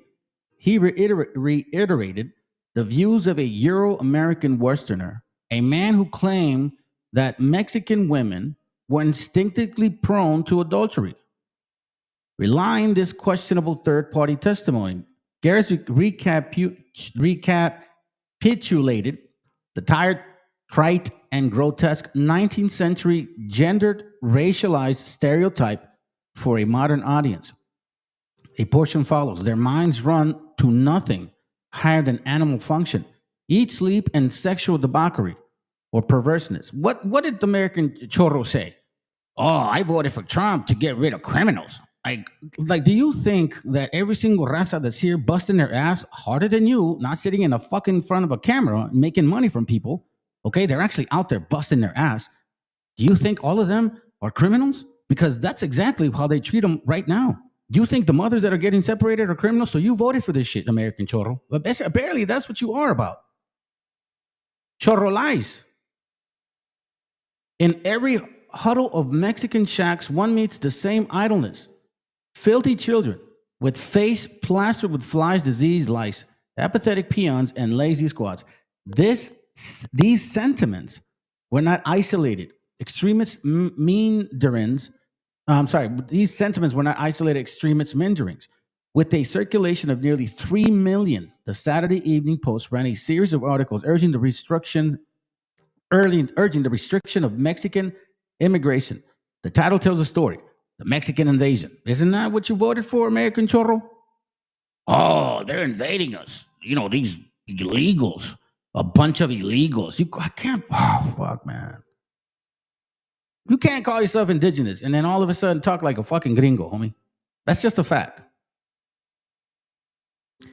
It says here, hold on. The Mexican invasion, the wet and other Mexicans, and the alien on relief. One article, the docile Mexicans characterized Mexicano immigrants with the following adjective: illiterate, disease, pauperish, relying on mixed metaphors like alien. Alien is a fucking metaphor, okay? It's a connotation. For example, when you say illegal alien, close your eyes and think of illegal alien. Do you think of the words illegal alien? Fuck no. You think of the person that looks like a illegal alien. So apparently that person looks like me, you know, when you look in the mirror and shit, you're Morenillo and shit. You are an illegal alien. This is the characterization of us since the beginning of time. I mean, especially now, let me remind you, family, they've been printing shit since 1531 here in the Americas. So don't get me wrong, this is not new printing. But to a massive amount of people, like he says, 3 million. See what I'm saying? So now it says here, to 3 million people, illiterate, diseased, pauperish, relying on mixed metaphors, as well as the opinions of scientists who dabbed in eugenics. MAGA Republicans, they are eugenics 100%. Please do your homework. I mean, I think I remember showing you guys. Matter of fact, you know, I got a video for you. I totally forgot about it. Oh, thank you, Father. Thank you very much for reminding me of this video, because I actually did record it. Damn it, ya se me olvidaba. Okay, check it out.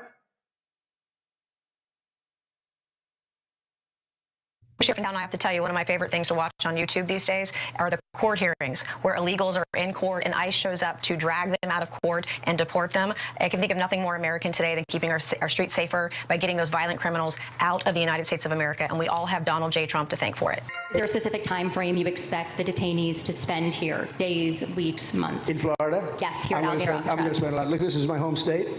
I love it. I love your government. I love all the people around. These are all friends of mine. They know them very well. I mean, I'm not surprised that they do so well. They're great people. Ron has been a friend of mine for a long time. I feel very comfortable in the state. I'll spend a lot of time here. If Joe Biden answered this reporter's question just like Donald Trump did here, Fox News would be turning it into a national headline. But this wasn't the only rough patch during Trump's visit to the deportation prison camp they're cynically calling Alligator Alcatraz.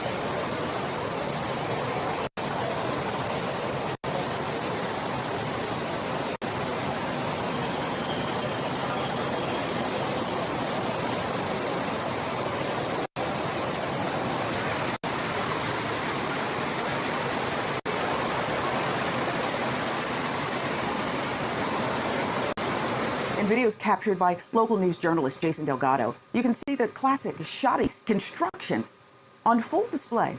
Water started leaking into the facility, pooling on the floors, not to mention the mind-numbing roar of the wind. It's from the facility's tent-like roof. Delgado later reported that the state directed the contractors. Entrance here is a 30-foot tall wall. None of this was here 5 days ago. It's got razor wire on the top, just unbelievably impressive what the state of Florida has done here as far as the eye can see. You go in, you don't come out. And if you do, the alligators get you. And mosquitoes. Jeez. All right, here it is. Provided to us by the state of Florida. Incredible. And yeah, would you rock this drip? Look at that. As you watch Benny Johnson's tour of the literal cages suspected undocumented immigrants will be thrown into, just think about how many other ways the estimated $450 million it took to build this camp could have been used to improve the material conditions of Florida residents. Now, Johnson's giddiness over this facility, the merch, the alligator branding, the barbed wire glamour shots, is being interpreted by many as a reflection of how dehumanization is becoming entertainment. The alligator Alcatraz, it's the idea that it's some immigrants that they just get eaten by an alligator or a snake or something. I guess that's the concept. This is not a nice business. I guess that's the concept. If the snakes are fast, but alligators we're going to teach them how to run away from an alligator, okay? If they escape prison. How to run away. Don't run in a straight line. Run like this. And you know what? Your chances go up about 1%, okay? Not a good thing. There is only one road leading in, and the only way out is a one-way flight. It is isolated and surrounded by dangerous wildlife and unforgiving terrain. The facility will have up to 5,000 beds to house, process, and deport criminal illegal aliens. This is an efficient and low-cost way to help carry out the largest mass deportation campaign in American history. This facility is key for is criminal aliens. Those are to public safety, and we need these beds. I've been saying since January 20th, if we want to run this deportation operation, we need funding. We need more detention beds. According to a review of ICE data by NBC News, only about half of those in ICE custody have either been charged with or convicted of a crime previously. The acting ICE director, though, says the priority is still to arrest the worst of the worst. We are still going after the worst of the worst, but like any law enforcement agency, if we do encounter someone on the outside or through the course of another law enforcement investigation, we do come across people that are just here illegally, we will no longer turn a blind eye to that. I'd like to say it, a little controversial, but I couldn't care less. Yeah, you couldn't care less. Hey, American chorro. You know how El Trompetas was saying, like, yeah, we're going to teach you illegals how to swerve through, alligators, man. You thought that he wasn't going to talk this way or do these things? And then you go off and say, in your same, oh, man, it's just fucking disgusting about people like you. You want to claim indigenous. And then in the same fucking breath, you go and say, those illegals, oh, shit.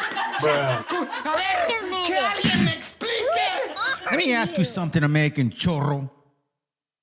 When you say those illegals, are you thinking of black people?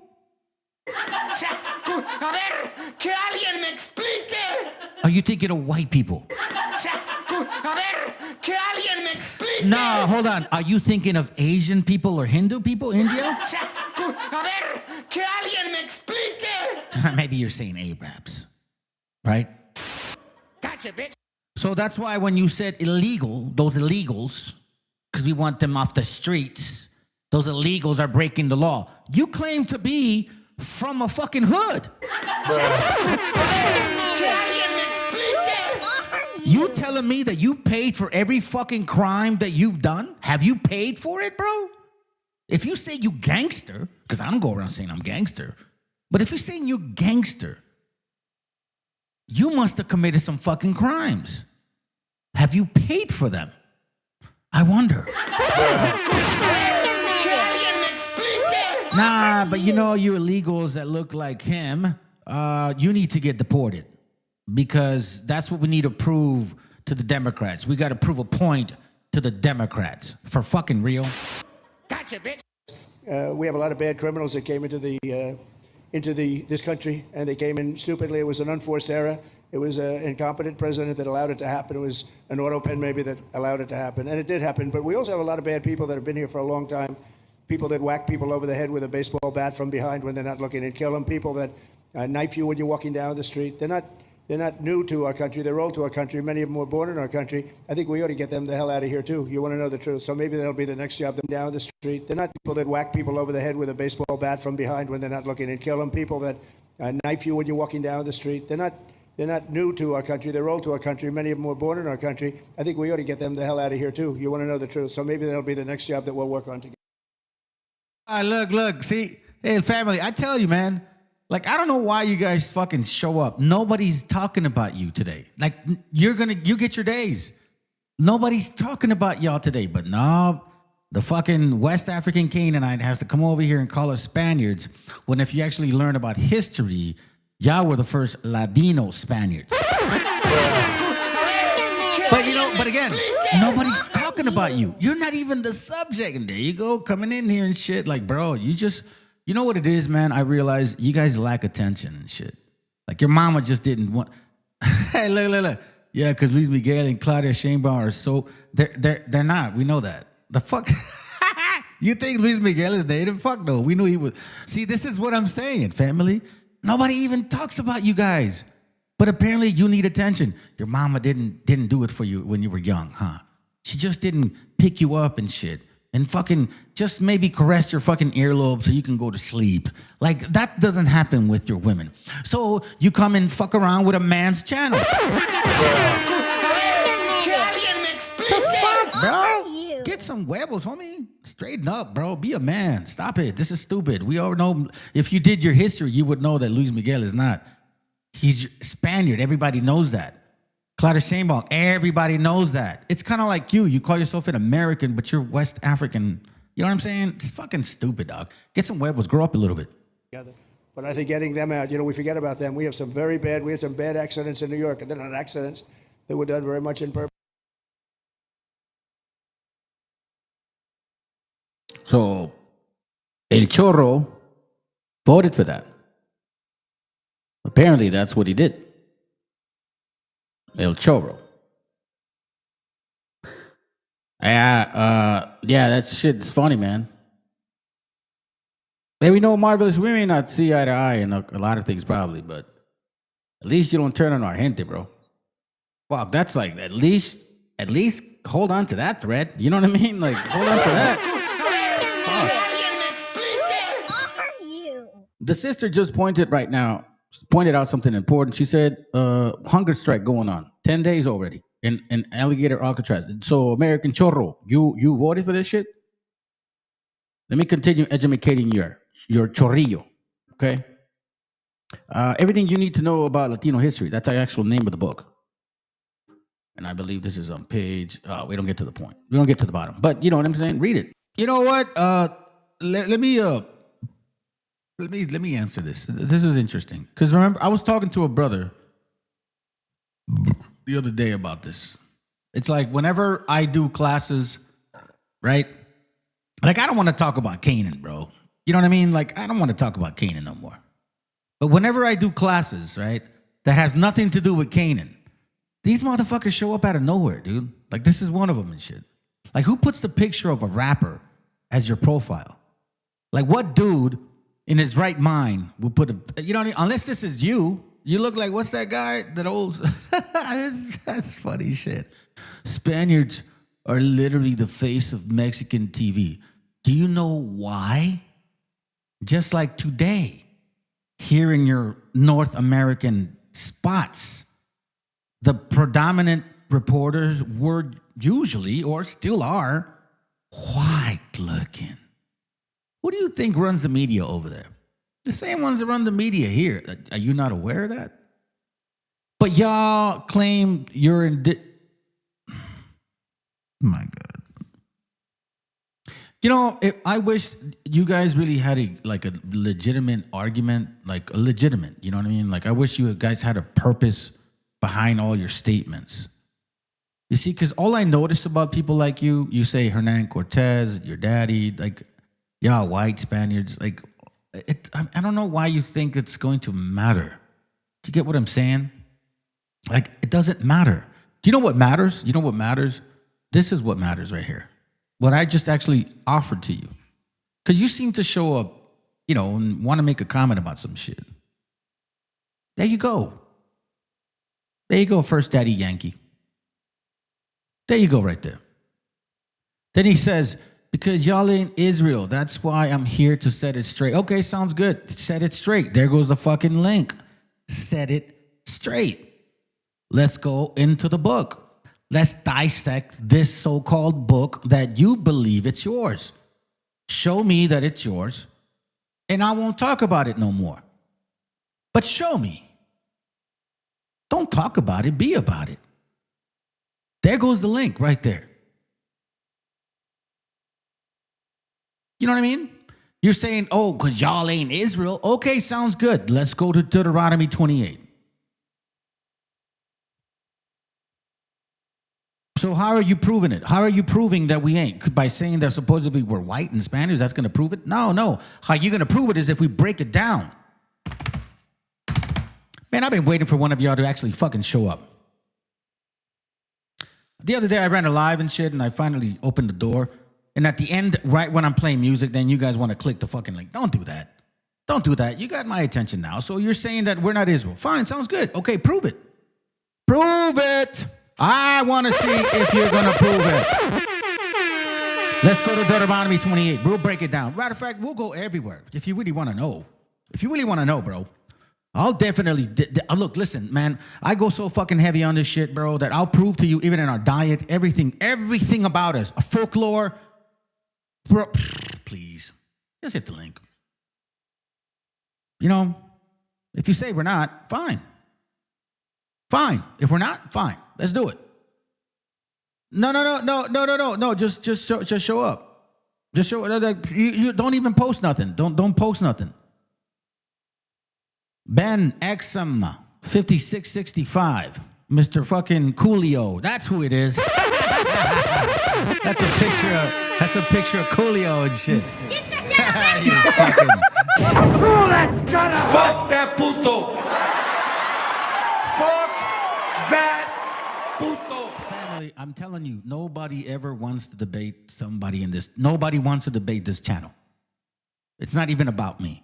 Nobody wants to debate this channel. You understand that? Because it's too fucking fire. I give them the chance. Like, fine, let's go to it. Let's break it down. Let's see if we're not Israel. It's no big deal, bro. If we ain't, we ain't. It's not a big fucking deal. True, that's gonna hurt. I can't change the fucking facts. Neither can you. But I'll tell you this right now for sure. I can prove to you through scripture that we're more of them than you will ever be. And I don't need Deuteronomy 28. I'm only giving you that shit because that's the only thing you guys run to. Oh, that's right. Woolly hair too. Revelation 1 and 14. The color of the skin. You mean you've never actually look? For example, I've done clay work. I don't do it anymore, right? So in clay, when you actually get clay, like a real clay, in order for it to like harden, you have to put it in what's called a kiln. Matter of fact, you know what? Let's touch on that shit right now, brother. You know what? I'm glad you're here, Joe.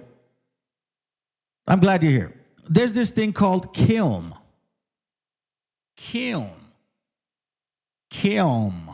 Okay, so what is a kiln?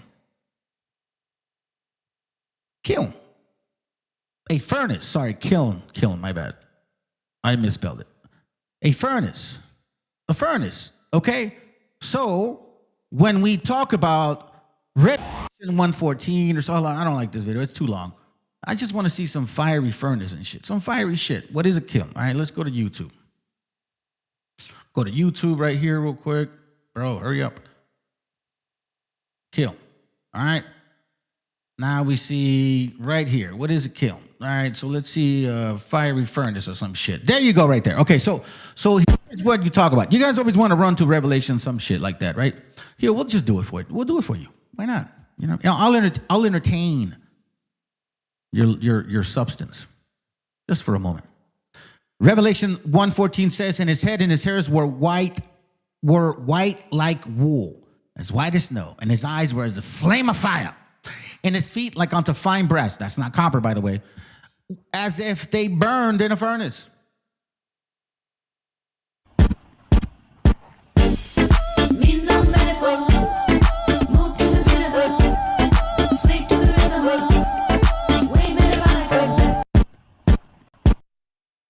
Fire, dog.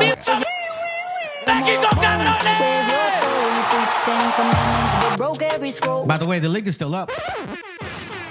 You know what I'm saying? The shit is still up. I'm trying to wonder. I'm just giving you some examples of where we can go. We can do Deuteronomy 28, we can go Revelation, we can go color scripture, or we can go dietary law. We can actually do some examples of clothing, folklore, music, instruments, a lot of different things. We can talk about it all day. As a matter of fact, the way Nahuatl and Yahuatl have a very similar pronunciation, and also the fact that the Quichua or Quiche was actually pronouncing certain words like Hebrew. But if you like, we can just stick to Deuteronomy 28. Let's play one more time. Revelation 1:14 has nothing to do with these people, family. They brain fed you. Check this out. Revelation 1:15. And his feet were like unto fine brass, which is yellowish, as if they burned in a furnace. Then you got some people like, well, if you get some copper and you turn a lighter on, here, look here. Oh, it's burning. Look, it looks black. Oh, fucking, those are the fumes. Those are the fumes of the fucking lighter. This is burning in a furnace.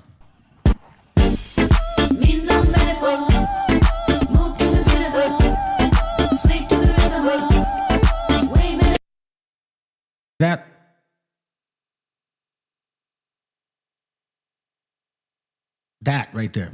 You see that? That's not blackety black. There's no wool on that. You hear me? Write that down. That's not blackety black. There's no wool on that. This is too easy, man. And the fact is that you never show up. Y'all never do. You talk a good game. We're used to it, to be honest with you. We're fucking used to it, bro. You know what I'm saying? Nothing new under the sun, family. Nothing new under the sun. All talk, and you'll find it. It says in 2004, President Bush returned to the issue of designing a guest worker program to stem the flow of illegal, there we go, aliens across the U.S.-Mexico border and offer a legal migration alternative. In response, Congress began proposing reforms to existing immigration laws, including those contained in H.R. 4437, otherwise known as the Sensenbrenner Bill, which was passed in the House at the end of 2005.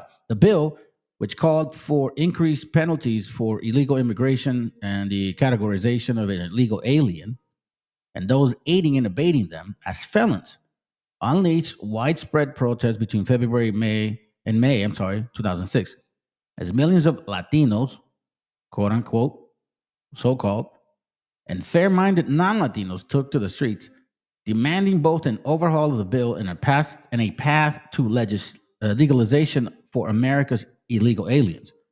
The largest protest took place in April 10, 2006, when in each of the 102 cities, between 100,000 and 500,000 protesters marched on behalf of rights for people without documentation. At every stop, at every gate, and at every fucking year, century, for that matter, they've called us these things. So, American Chorro, you voted for Operation Wetback Part 2.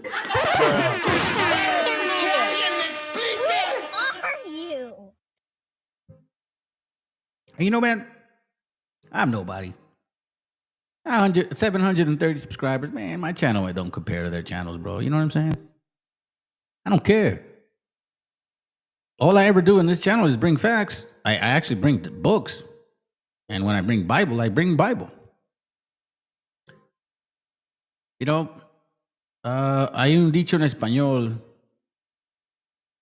que hablamos con sin pelos en la lengua. Because you know what? I really don't have nothing to hide, family. Like, I don't have no fucking crazy ass in the closet shit. This is what it talks. This is what I mean about examining. I said it from the beginning of the class. You know? Let's read this. Operation Wetback proves successful.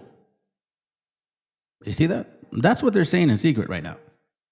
Gains affected by last summer's Operation Wetback have been maintained during the first third of 1955. That's 75 years ago. Something like that. Southwest 70. Southwest Regional Immigration Commissioner David H. Carnahan announced today. Mr. Carnahan, who is responsible for management of all New Mexico, Oklahoma, Texas, Hawaii, and Guam, said that a review of the field district functions discloses that the use of Border Patrol forces in mobile units has brought about a tremendous decrease in the number of illegal entrants over the Mexican border. Illegal. So this has been going on for years. This name usage. That's why, you know, you got El Chorro, you know what I'm saying? Fuck, man. He's like a bunch of illegals. Like, you can tell you have hate, man. You have hate. Honestly, American Cholo has hate towards his own gente. You can tell. Like, how can you not see that? How can you not see the struggle? Like, how do you not understand the struggle? How do you not spiritually connect to the struggle? I mean, you claim to be indigenous, fuckface, but all of a sudden you forget about the fact that 1492 happened. Or you want us to forget about that. But the people that you voted for, you know what they always want to remind you? About 1770 fucking 6. That is okay. About 4th of fucking July. That's okay, right? That, you know, we can be reminded of that shit, but no 1492. Fuck no. Nah. Eso no vale la pena, güey.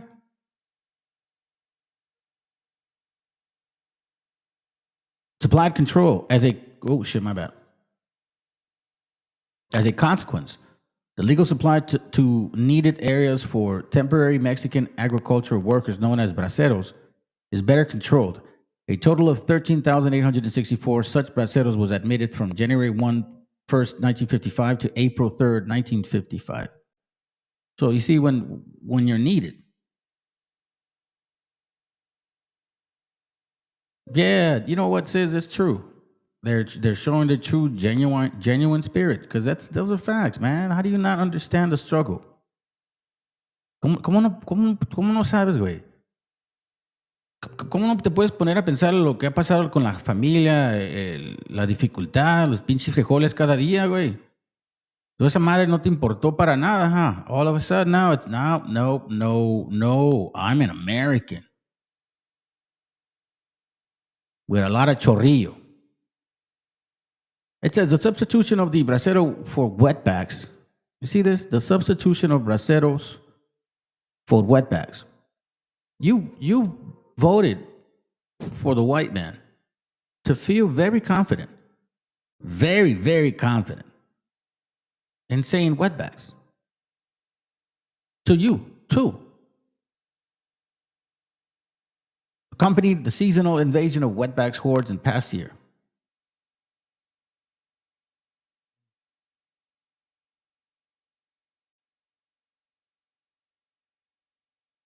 I think it's connected to this other page. Check this out. This is in 1929, right? Around that time.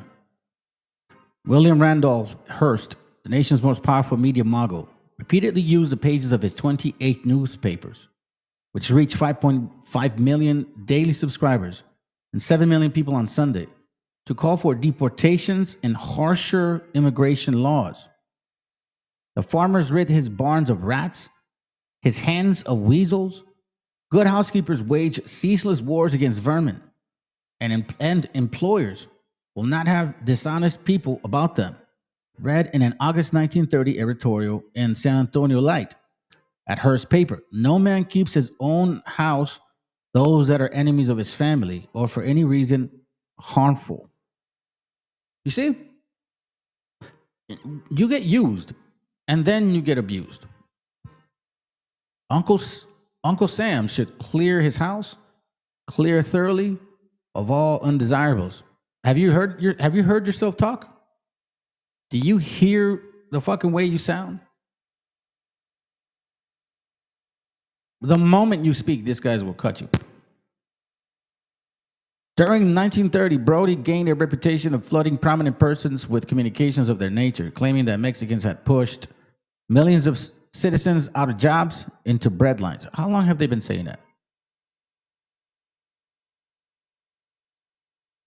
Lowered the country's morale and living standards. Isn't that what an American Cholo fucking said? I think I still have it. Check it. Right here, look. We as Latinos have a very hard time doing, especially on the liberal side, is disagreeing on one thing and being able to agree on another. It's as if you don't agree with every single thing that I feel, then you're wrong. And that's just not the way to go about it. I voted for Donald Trump. Do I regret voting for Donald Trump? Absolutely not. He did what I believed he was going to do at the border. He told us about the tariffs. Maybe you agree with them or not. I do agree with it. I agree with a tougher stance in the world. I believe in taking off a lot of this corruption and fraud. But let's get back on track.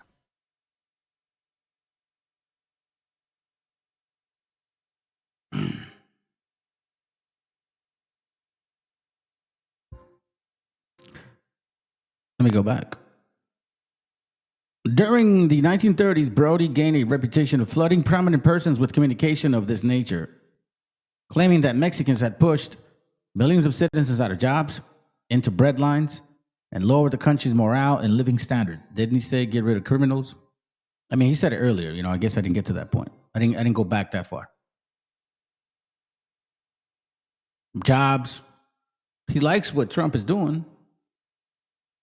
Americans for Americans. That's what Stephen Miller said. America for Americans. Here, people in Arizona and other states formed America for Americans. That's what Stephen Miller said.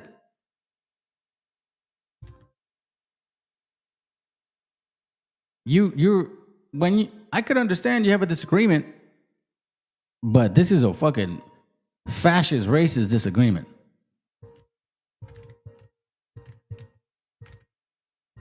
Check this out. He said it.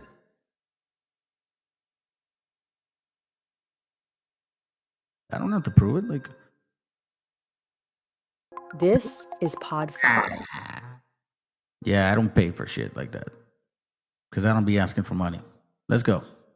New York, hello Madison Square Garden, and hello to the United States of America, people watching in all 50 states. This is what you voted for, American Chorro. This is exactly what you voted for. For this man to spill his hate towards our gente, our indigenous gente. Because he hates the living soul out of us. You think it's a joke? Once I play this, I'm going to show you a video. We are here tonight with a message for you. In 9 days, your rescue is coming. In 9 days, your salvation is at hand. In 9 days, Donald J. Trump is going to go back to the White House. We stand here today at a crossroads in the history of this nation, in the history of our civilization. This is a choice between betrayal and renewal, between self-destruction and salvation, between the failure of America or the triumph of America. Stolen from them and shipped to Mexico, Asia, and foreign countries. The lives of their loved ones ripped away from them by illegal aliens, criminal gangs, and thugs who don't belong in this country. A political system that punishes hard-working citizens, oppresses them at every turn, takes away the right to free speech, the right to political expression, the right to fundamental safety in their own country. One man dared to step forward 9 years ago and say, enough, no more, America gets its future back. And what happened next? What happened after he stepped down that escalator 9 years ago? The system that he is, and raise his fist into the air and shout on behalf of all of you, fight, fight, fight. And what was he fighting for? He was fighting for your children, for your wives, your husbands, everyone that you love and know in the world. The right to live in a country where criminal gangs cannot just cross our border and rape and murder with impunity. Think about how corrupt and hateful and evil a system is that allows gangs to come into this country and rape and murder little girls. I'm not just saying that. You've read the stories. It happens every day. You read one of these heartbreaking headlines. Who's going to stand up for our government that puts American citizens ahead of illegal aliens? With your votes, you can smash this broken establishment. With your votes, you can end the corruption and graft. And with your votes, you can deliver the future to your children that they so dearly deserve. So I'll end with this thought.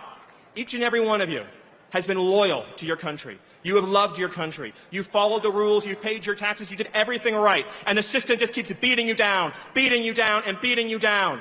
And I say to you, are you going to let that system win? Are you going to surrender? Or are you going to follow the example of President Donald J. Trump and fight, fight, fight to the finish and save this nation?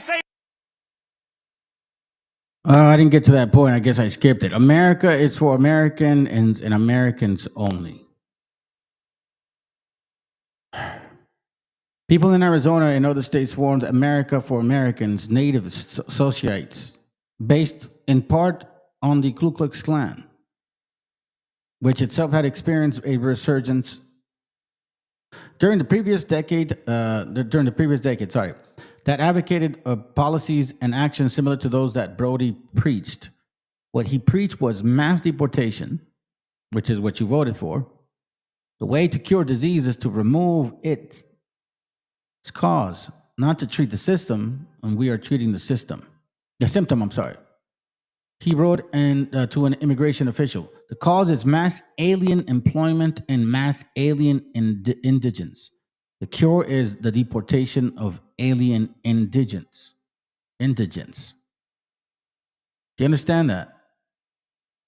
These things have consequences. These things have consequences.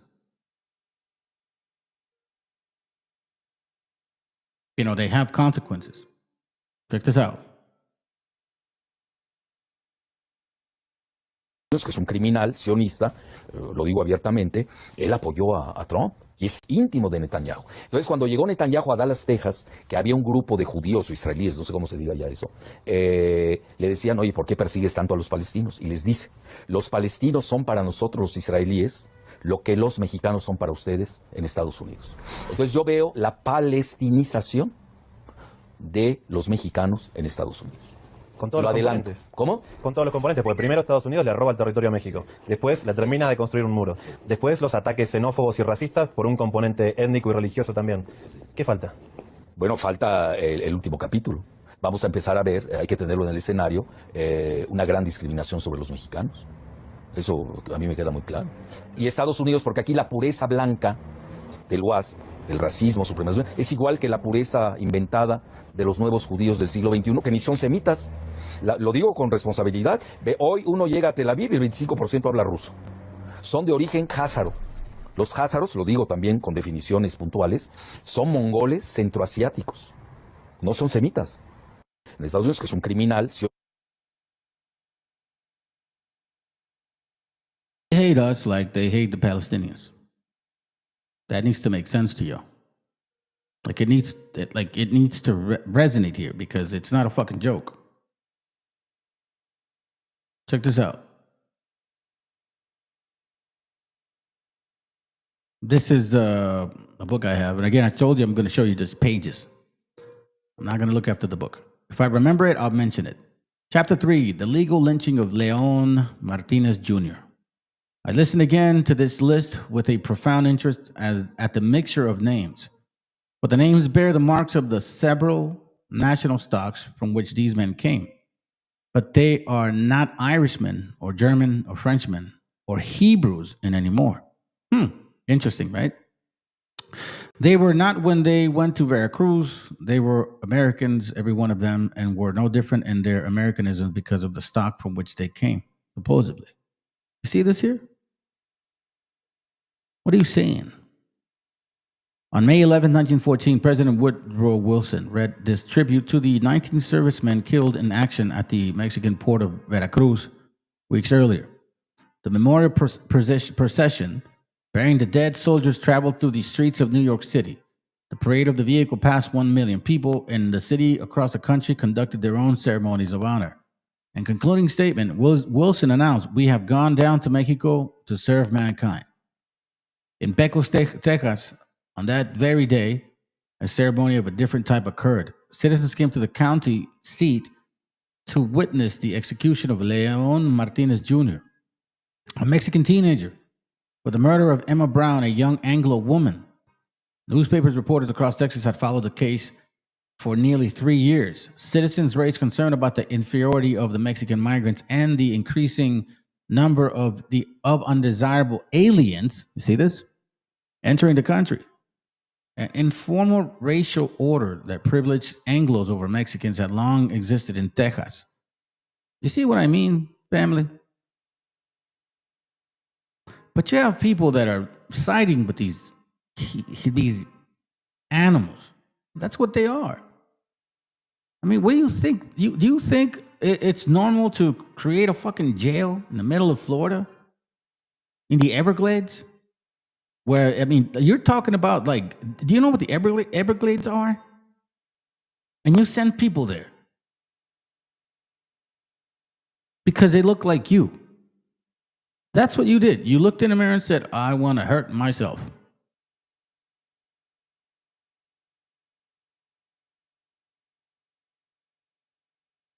An informal racial order that privileged Anglos over Mexicans had long existed in Texas, but new developments were threatening to marginalize Mexicans even further.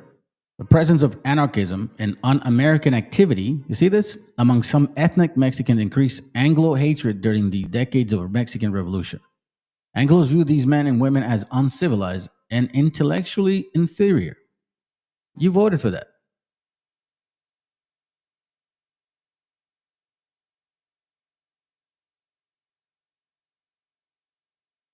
The creation of the Mexican problem. The Mexican problem was an ideological construct by whites to further demonize La Raza. While the notion that La Raza was a detriment to U.S. society was not new, during 1920, a specific reference to the dilemma was called the Mexican problem. The new waves of immigration, restrictionist immigration policies, the increase in segregationist practices, pro-assimilationist efforts. You see, that's what I was saying earlier. What the fuck are we assimilating to? I mean, the border crossed gente. This is who we are. Can't change that shit. And what the fuck is American anyways? Hot dogs? I mean, well, burgers? Do we have to sound a certain way? I mean, you hear the guy who voted for fucking Trump. You hear how he sounds? Is that assimilation? Y'all are silly, man. Creation of the Border Patrol and you see this? The new waves of immigration. Restrictionist immigration policy, the increase of segregationist practices, the assimilationist efforts, creation of the Border Patrol, and eugenics led to this problem. You see how eugenics is tied to this immigration, to these immigration laws? They look at us as not people, fam. Why do you think they're putting alligator Alcatraz, making fun of it? Do you see any country fucking complaining? Do you understand what's going on? Like, do you understand that that's like little Palestine? That's like little Gaza and shit.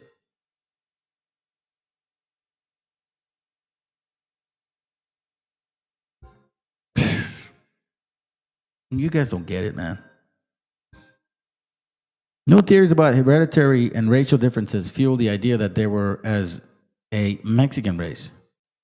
Eugenist Charles Davenport warned the United States population could rapidly become darker in pigmentation, smaller in stature, more mercurial, more attached to music and art, more given to crimes of larceny, kidnapping, assault, murder, rape, and sex immorality. and more given to burglary, drunkenness, and vagrants than were the original English settlers. So when you vote for Trump, that's what you vote for, because that's what their base stands for. That's their base. That's what they believe in. You cannot take this thought process, this subconsciousness from them. This is what his base believes in. This is from Occupied America. It says the land of one people is invaded by people from another country who later uses military force to gain and maintain control. If you guys prefer to read the book, look at Deuteronomy 28:49. The land of one people is invaded by people from another country. 2, the original inhabitants become subjects of the conquerors involuntarily. In the same book, read verse 48, 43, 44. The conquered have an alien culture and government imposed upon them. Read Lamentation 5:2. The conquered become the victims of racism and cultural genocide and are regulated to a submergent status. Is it not still happening?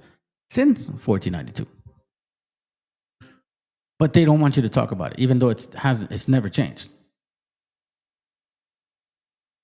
The conquered are rendered politically and economically powerless.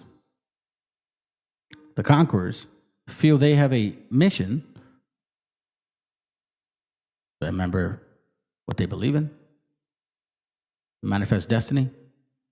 In occupying the area in question and believe they have the undeniable privilege by virtue of their conquest. That's why you have that long neck lady claiming that God is with Protestants because, they're prosperous, they say. So they say. Border is closed. 150 million illegal aliens deported. That's July 28, 1914. Through November 1918. Do you see how long they've been talking this way? But you guys are okay with that. You guys are okay with voting for that. This is from June 12, 1914, wetback detention camp slated. Just from an article from this year. I think I can get it here.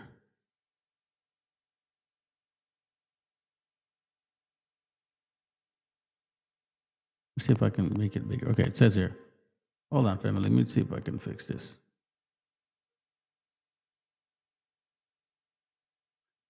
All right, it says wetbacks detention camp slated. Ellison Park will be focal point in alien roundup. An army of Border Patrol, complete with jeeps, trucks, and 7 aircrafts, will begin moving into Central today, dispersing their forces for an all-out war to hurl tens of thousands of Mexican wetbacks back into Mexico.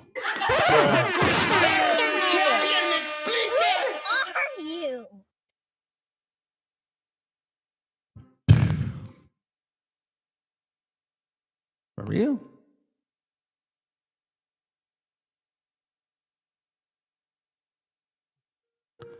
So I'm just magnifying it now. An army of Border Patrol men, complete with jeeps, trucks, and 7 aircrafts, will begin moving into El Centro today, El Centro, in LA, dispersing their forces for an all-out war to hurl tens of thousands of Mexican wetbacks back into Mexico. This is what American Chorro voted for. You're a fucking joke. People like you disgust me, man. And you want to know why? Because you make it seem like you're like this intelligent. Well, you think you're smart, but you're fucking not. And that's the worst part. When you're stupid and you don't know you're stupid. You know what I'm saying?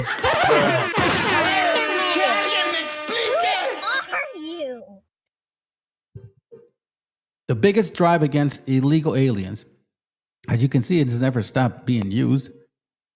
That's why we need to push back on that word. That's the point. We need to push back on that fucking word. You next time you hear illegal, man, you need to fight back like that shit burns your eyeballs. Was the way Harlan B. Carter, 40-year-old head of the Border Patrol, yesterday described the forthcoming Operation Wetback in his headquarters at El Centro. The Imperial County City has been selected as the command headquarters of a campaign that will reach from San Diego to Salt River Valley and from Nogales, Arizona, as far as north as California, fertile San Joaquin. Shit, sorry, my bad. Nah, dude, don't do that. My bad, fam. I don't know what the hell that's. How do I take it off? I don't want it. Hold on.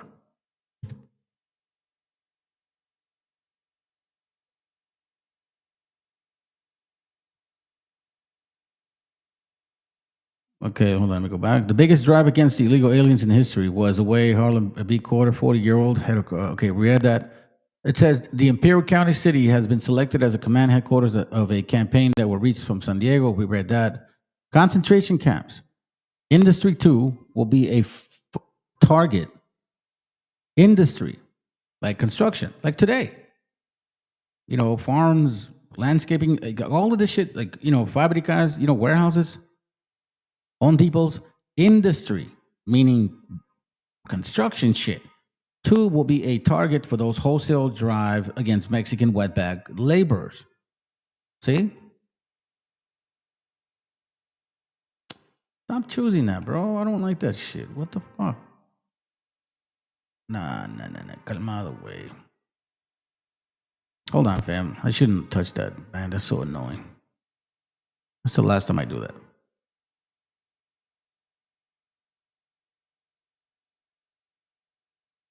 It says here,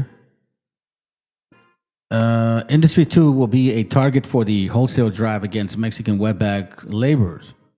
A wired fence security camp will be established at Ellison Park in Los Angeles with a capacity of 1,000 men.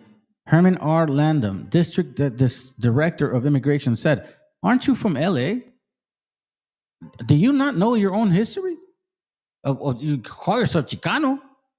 You don't know that you basically supported for it to repeat itself. You claim to be indigenous. You claim to be about our people, but it's total bullshit. Or anybody that thinks like that. The purpose of the local stockade will be to imprison illegal Mexicans flushed out of businesses and industry jobs in Los Angeles area. A flying squad of 75 border patrolmen and immigration officers acting in intelligence gathered over a period of months will sweep through factories, into Skid Row saloons and hotels, and ferret out of illegal Mexican aliens in other Los Angeles locations. Although the all-out raids against wetbacks have been set to start full-scale next Thursday. You see how they use wetback, illegal alien, Mexican. You see what the fuck Khazars are doing? These are the fake Jews, by the way, the self-proclaimed Jews. They're the ones writing this shit. The Stephen Miller type. This is them. Constantly at work. Actually, Landon said, hold on. We are constantly at work on this job with our regular force of about 239 patrolmen and other immigration service personnel. Our normal wetback arrest will average from 1,000 to 2,000 Mexican aliens a day, and this number is being stepped up rapidly with the arrival and orientation of 491 additional men who have received from the Border Patrol. So people like, El Chorrillo, what do you say to this history here? Apparently, it's been going on for quite some time. Both of your parties have had a chance to do it, but yet now you support something to be so fucking horrible. And you're like, I don't regret it. I hope you get that shit 3 times, 5-fold, 10-fold, and I won't feel sorry. Not one fucking bit. You don't feel sorry for our gente. You're proud of your vote. Just like the rest of you idiots that follow stupid shit like that. Raza's dumb, man. Y'all fucking disappoint me. Landon further disclosed yesterday that an initial group of 1,000 captured Mexican nationals here illegally already have been delivered into the hands of cooperating Mexican authorities at the Nogales, Sonora staging port. From Nogales, this first 1,000 and other 1,000 due to follow them will be heard abroad aboard trains of the Mexican National Railway systems and hauled into Midwest Mexico and central Mexican points. What will happen in Mexicali or in Nogales if more repatriated wetbacks are thrust back across the border and the Mexican cities can accommodate seems to be anybody's guess. B.A. Harrigan, secretary of the Imperial Valley Farmers Association, said in El Centro that farmers have swung over heavily to the use of legal labor and are not expected to be too concerned by the wetback roundup. Okay.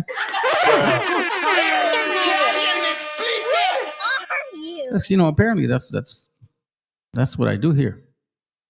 It don't matter. We'll just get machines. We'll just get machines to do the job, Holmes. But I'm gonna vote for Trump, eh? I'm a vato loco forever, Holmes. Yeah, fucking joke, man. Uneducated and are fucking a joke. It's I don't even know how to put it. It's fucking depressing. Let me show you something real quick. I'm gonna show you 2 videos in and I think I'm out. Do you have $100? Do you have $100 to give this guy? Just kidding, gente. Let me hurry up and play this shit. Check this out. Is this it? Is this it? Oh, yeah, it is. Hold on. Check this out. Here it goes right here. Sorry. This lady showed this guy talk. So I want you guys to listen to this. And this goes for it's about a minute. Yeah, you know what I mean? Yeah, about a minute and change. Listen to this real quick. I know I'm going to get a lot of hate over this, and I really don't give a fuck. But the point is, I've been doing construction work pretty much my entire adult life, over 20 years, 21, 22 years now. Right now on this job I'm on, right now, there are about 5 of us white guys out here. There's probably 2 or 3 black guys, and the rest are Latinos. And I say the rest being 100 to 125 guys. Now I've been on this job for 6 months. And that's been about the average. I wished all these guys would get their citizenship and do things legal, but the point is that they haven't.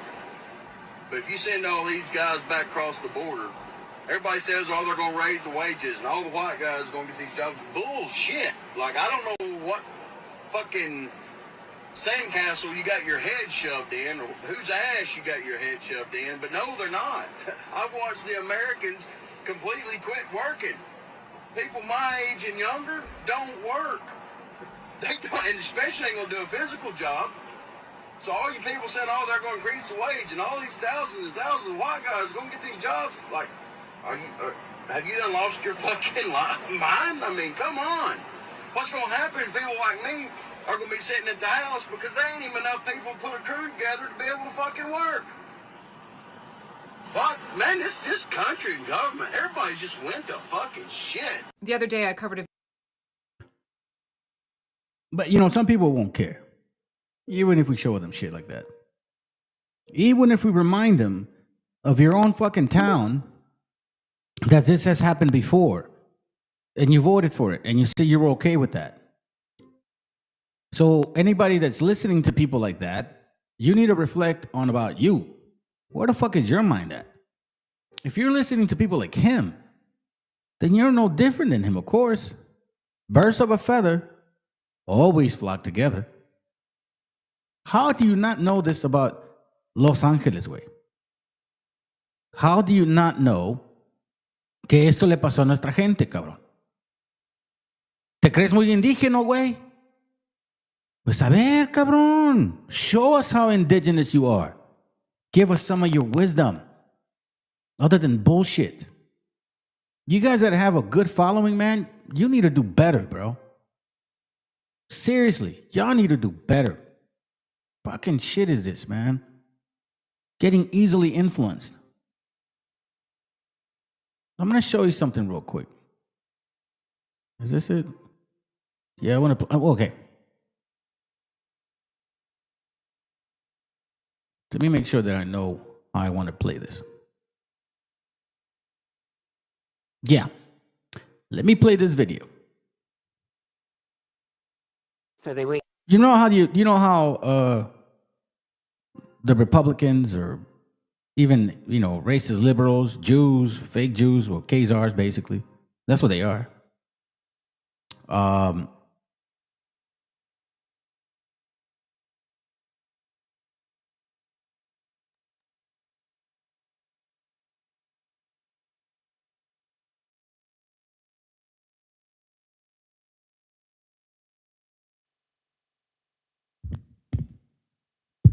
Okay, here we go. Here we have a what do you call it? Mexican American? Is that what you call yourself? You're good. You're good to go, man. I think we can hear. Try to say something. See if you're. We can hear your audio. Can you hear me? I can hear you. Let's go. Okay. What evidence do you have that Hispanics or Israelites? What evidence do I have? Now you said DNA, right? You said DNA, correct? Yeah. What evidence do you have that? Hold on. Just let me ask you. Do you believe in DNA though, or not? Well, I know it's statistically like not accurate sometimes entirely, but for the most part, you can find out where somebody comes from. Okay, sounds good then. And you say you're Native American. Like, well, what do you mean by that? Native American. I said. I said I was speaking of not only Aztecs but all natives, right? Don't you claim that all natives are Israelite? What nationality are you? What nationality are you? I'm sort of mixed, but my parents are born from Mexico. Yeah. You mean on your dad's side? What's your dad? Is your dad an indigenous or is he from somewhere else? It's not really relevant to the conversation. No, you just asked me a question. What about DNA evidence? So I need to know that. Well, I know what you believe. You believe about the Y chromosome. That's all that matters, right? I mean, why would you know what I believe? Because don't you believe similar to like what is it? Marvelous. He believes that because his dad, his paternal side was native, so that makes him native, but DNA doesn't work like that. Okay, do you believe in science? He's misinformed. Hold on, do you believe in science? Yes, I do. Do you believe in the Bible? Yes, I do. Well, I believe some parts of the Bible can be interpreted in a certain way within the context. All right, sounds good. Of the society that they lived in. Okay, sounds good. Both of them determine very, very clearly that it's through your father that you get your actual lineage from. Both of them. No, that's for covenant, right? No. Like, for do you understand Israelite covenant, right? Okay, do you have a sperm in your nutsack or not? Nobody's debating that, but you have to prove that that's the only piece of DNA we carry. We're talking about DNA, okay? Yeah, but you're arguing that DNA, that's all we carry. That's not the only part of DNA we carry. Hold on a second, Mr. White Man. And we're not getting away from the initial question. I asked you, you considered yourself a Mexican American, and then when I asked you about your father, then we went this other route. So are you European or are you indigenous? Through your father. See, but you have to prove that your view is true. You can't just assert it. That's science, bro. But you're just asserting it. You're not proving anything. That's science in the Bible as well. That's science. You're saying that's science, but then you don't have any science to prove. Where's your peer-reviewed paper? So I already know where you're going. All right, where's your peer-reviewed paper then? Hold on a second. So basically, you are a white guy that claims to be Mexican, okay? I just want to clear that up because you're not raza. I want to say that real quick. You're not indigenous, all right? Let's just prove that. Prove that. You're proving it right now. You're proving it right? You're proving it right now because you can't even. Screaming proves nothing. Doesn't prove that's scientific. So listen, kid. You don't know what science is. Kid, listen. I asked you, who's your father? You still haven't answered that question. Kid, you don't even know how to talk. Stop. Okay, then let the other person talk. Then answer my question. Like a little boy. Okay. Who's your father, bro? Hurry up. I said that's not even relevant. We're talking about what is Very relevant. like science, Very right? relevant. What is science to you? Okay, so then How now does science work? Let's hold on. start there. Let's start there. Hey, listen. Let's listen, just start boy. there. Listen, boy, you don't control shit here. You understand that? You don't control shit here. If you want to control shit, get your channel. I control shit here, okay? I'm gonna let you talk. Now, you asked about DNA. So let's start breaking it down slowly in the way that I got you here to click the link. Before we forget the whole fucking concept here. You said, what DNA evidence is bloodline coming from Israel? Now you're saying, well, I don't know about DNA. No, I didn't say that. You're asserting that. No, you're saying that. Nope. Okay. I Do you never want me to asserted prove? that. So first of all, not only do I prove these things through the actual Bible, but I actually have evidence of it myself. Okay? And this happened way after I even started this channel.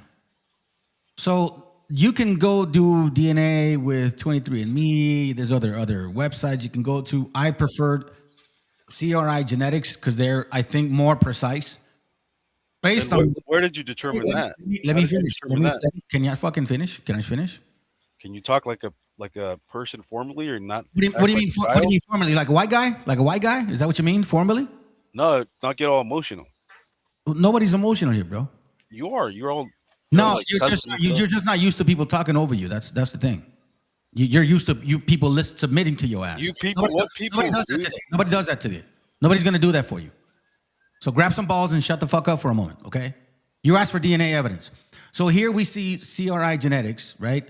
And you're asking for DNA proof. Okay.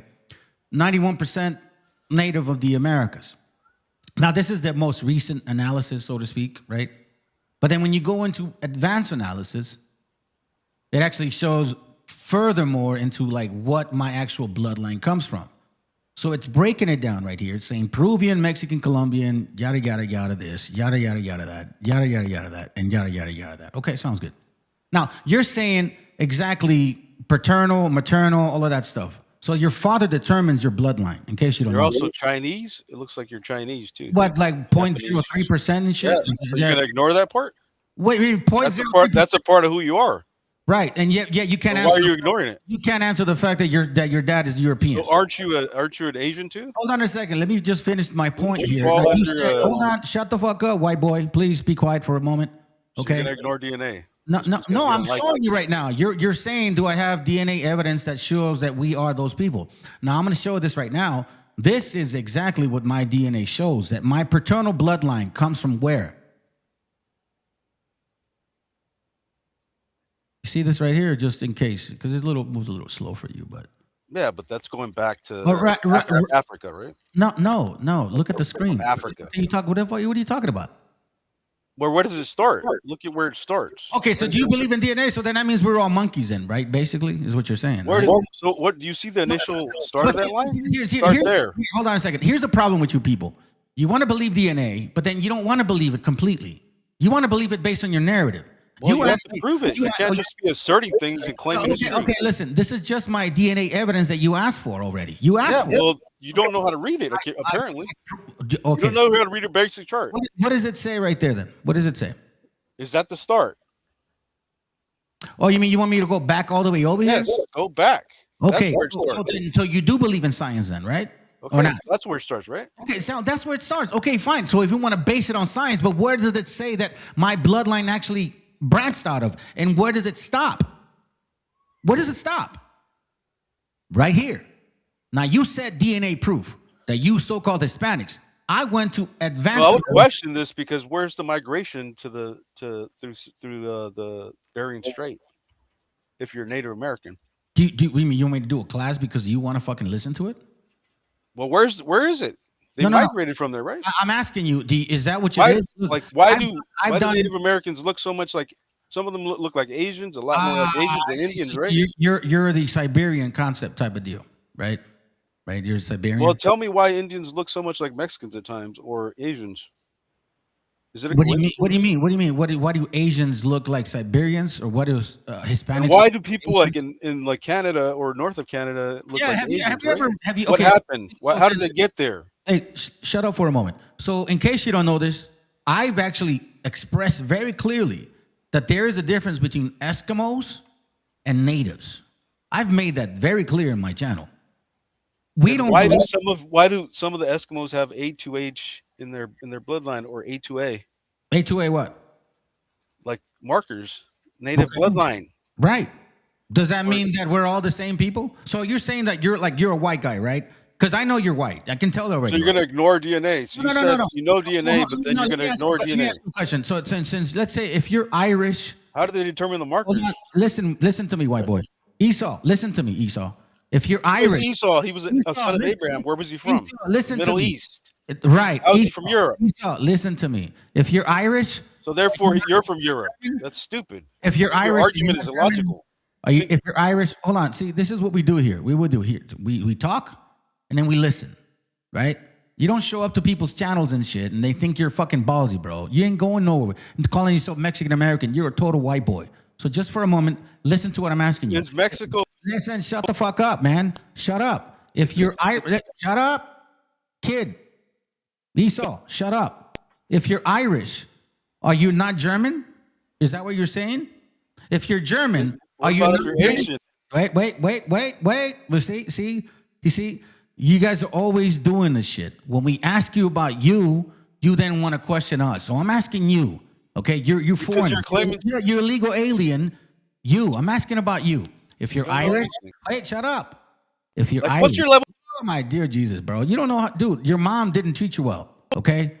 If you're Irish, are you German? And if you're German, are you British? If you're mixed, you're mixed.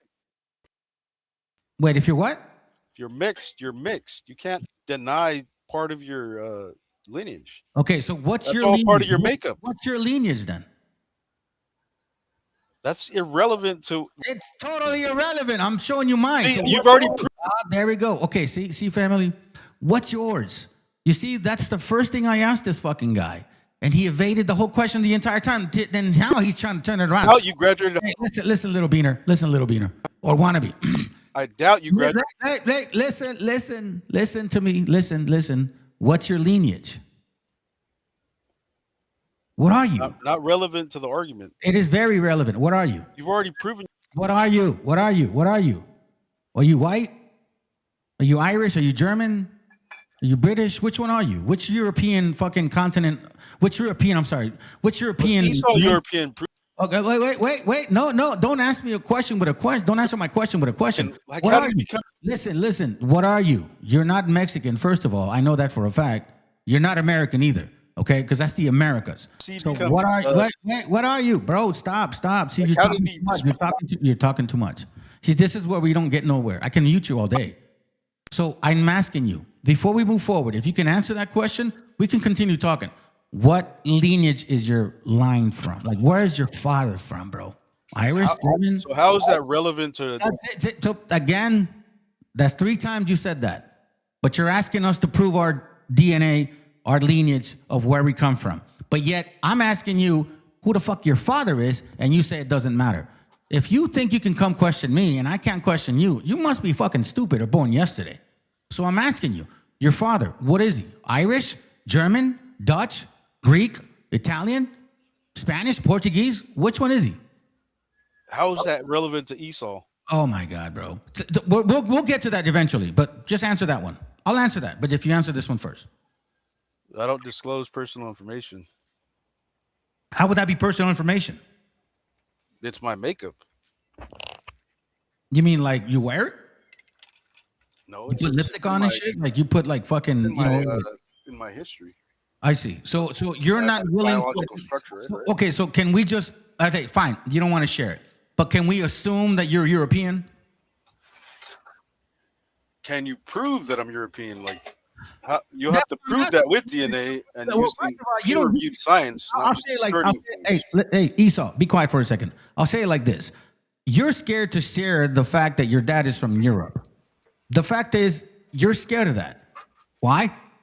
Because your fucking name here literally contradicts that whole fucking concept. Mexican American.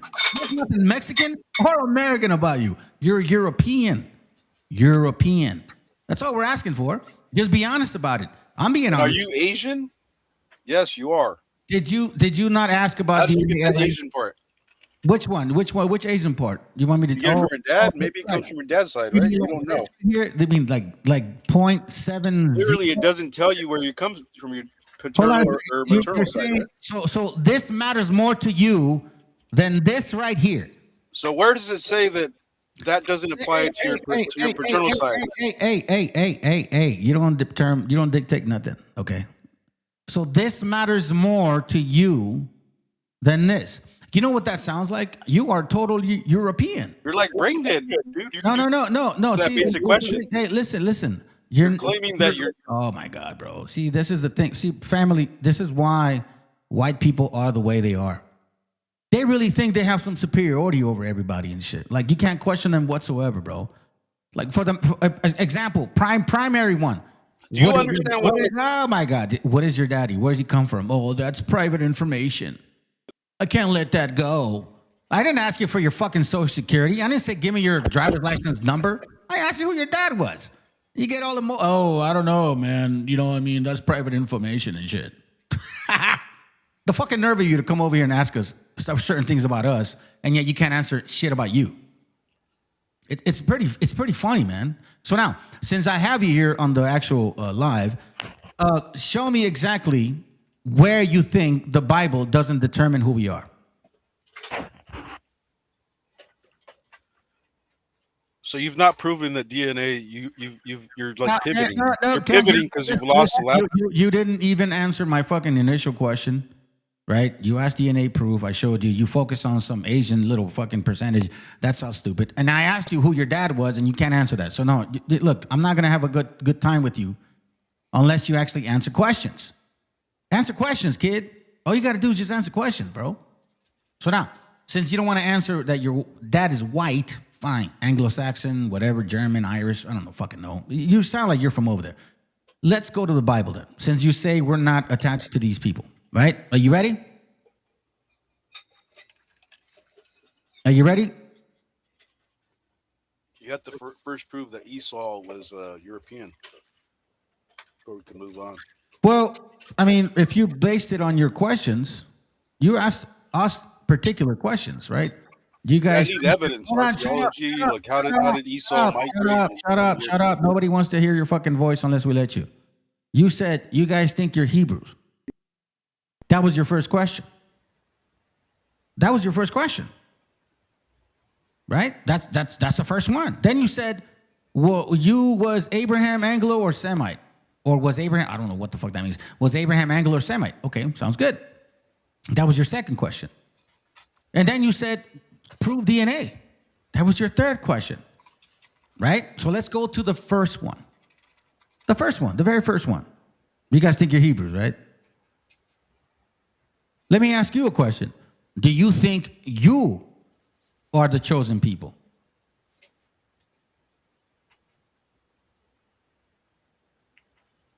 Because I can tell you you're a Christmas Christian, right? So do you think your Christianity made you guys the chosen people? I wanted to go back to CRI. No. We got to answer. I looked at CRI and it has. We got to answer the first question, bro. We can't do that. So your DNA source. No. We can't do that. We can't do that. We can't do that. You can't avoid questions. You can't do that, kid. Right? So let's tackle what we're talking about. That was your first fucking question. So let's handle it. Let's handle it. Or are you going to talk about something else? So you brought up the CRI genetics, right? How accurate is it? Listen, man, I'm going to give you one last chance. Do you want to talk about your first question or not? We'll get to it eventually. This is your first one. Yeah, why do you guys think this then?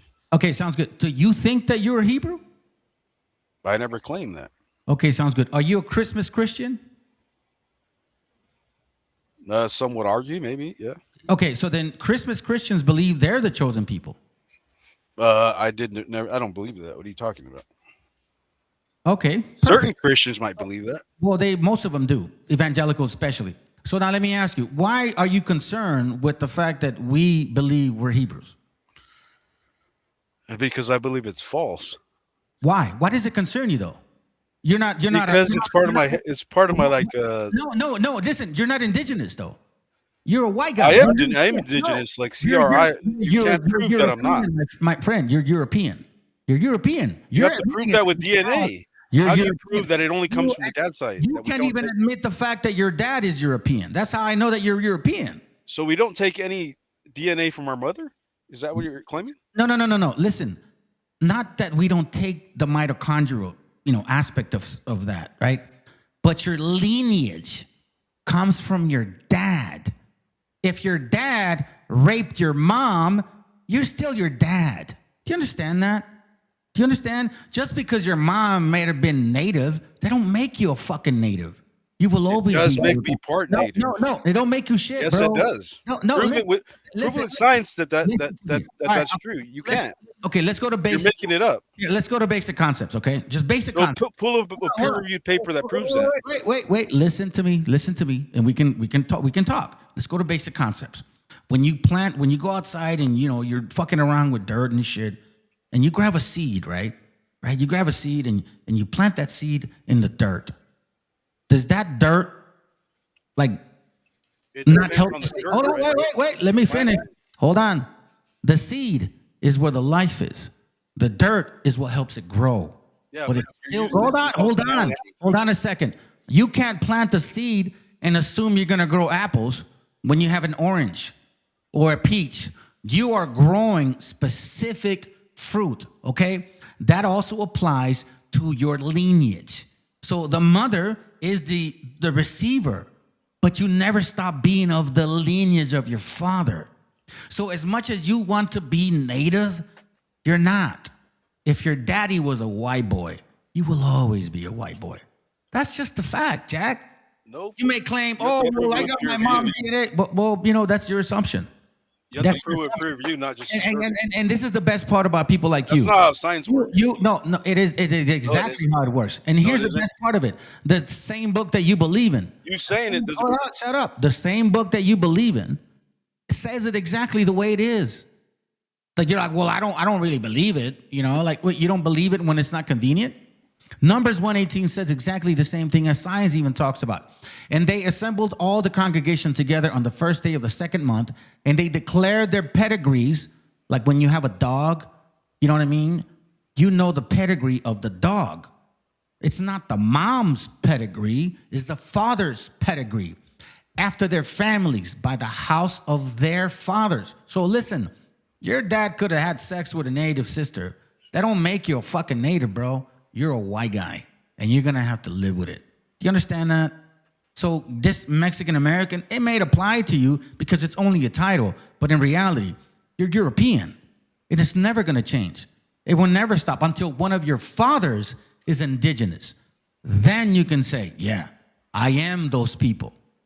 Nah, man. No, that's false. Well, hey, listen, it's just hard facts, man. And it's unfortunate that people like you really go around trying that's to like claiming that the earth is still flat, right? Like the Bible would say, a lot of them would say that the earth is flat, but it's not. We know that it's not. I mean, there's two ways that you can look at it. You know what I'm saying? So there's some things that were incorrect in the that we've. No, but if it makes you feel better. And this was common in the ancient world. Hey, a lot of them believed a lot of the same things. Right. So now that we're clear in regards to your lineage, now what do you want to prove? So do you believe the earth is flat still? Let's start there. I don't get into stuff like that. Why not? But this is what they believed at the time, right? I mean, if you break down the Bible, you can kind of take it both ways. If you honestly think about it. No, if you look at the ancient world. If you really think about it, like if you really, even the ancient world thought about it as well. And I know this because I've looked into it. So you mean you're ancient and shit? You were back then in those days. You were there. So are we ancient and not know about Jesus, like his resurrection? Wait, what? Are we moving to another topic? No, I'm arguing from your position. Like you're. What's my position? You're saying, because it's ancient. I was not there. I can't know. Were you there when that was going on? Were you there? No, but we can see from other cultures, surrounding cultures, what they There's cultures that say there was flat. There's cultures that believe it was flat. There's cultures that believe it was round. I mean, Yeah, but most of them at the time in the Near East believed that. Hey, listen, flat. Young Anglo-Saxon, sons of Esau. Okay, like I don't know why you want to talk to me about these things. I don't care for it. You know what I mean? Like I don't care if it's flat or not. Because you don't know about history. That's the problem. Oh, okay. So then you're trying to use an angle to feel better about yourself? Is that what it is? No, Now that I reminded you that I don't feel bad at all. Like, because I know you haven't studied. okay, so then teach us. Well, you can't teach somebody that's unteachable. Like, you need to No, know. you You need see- to learn how to study You first. see what I mean? You see, you said you can't teach somebody that's unteachable. I'm not the only one here. That basically tells me Convince you that the earth is not flat until you Look, decide. hey, listen, bro. I didn't invite you here to talk about the earth being flat or not. That's the thing. Like that's irrelevant. What does it matter? I told you I don't care.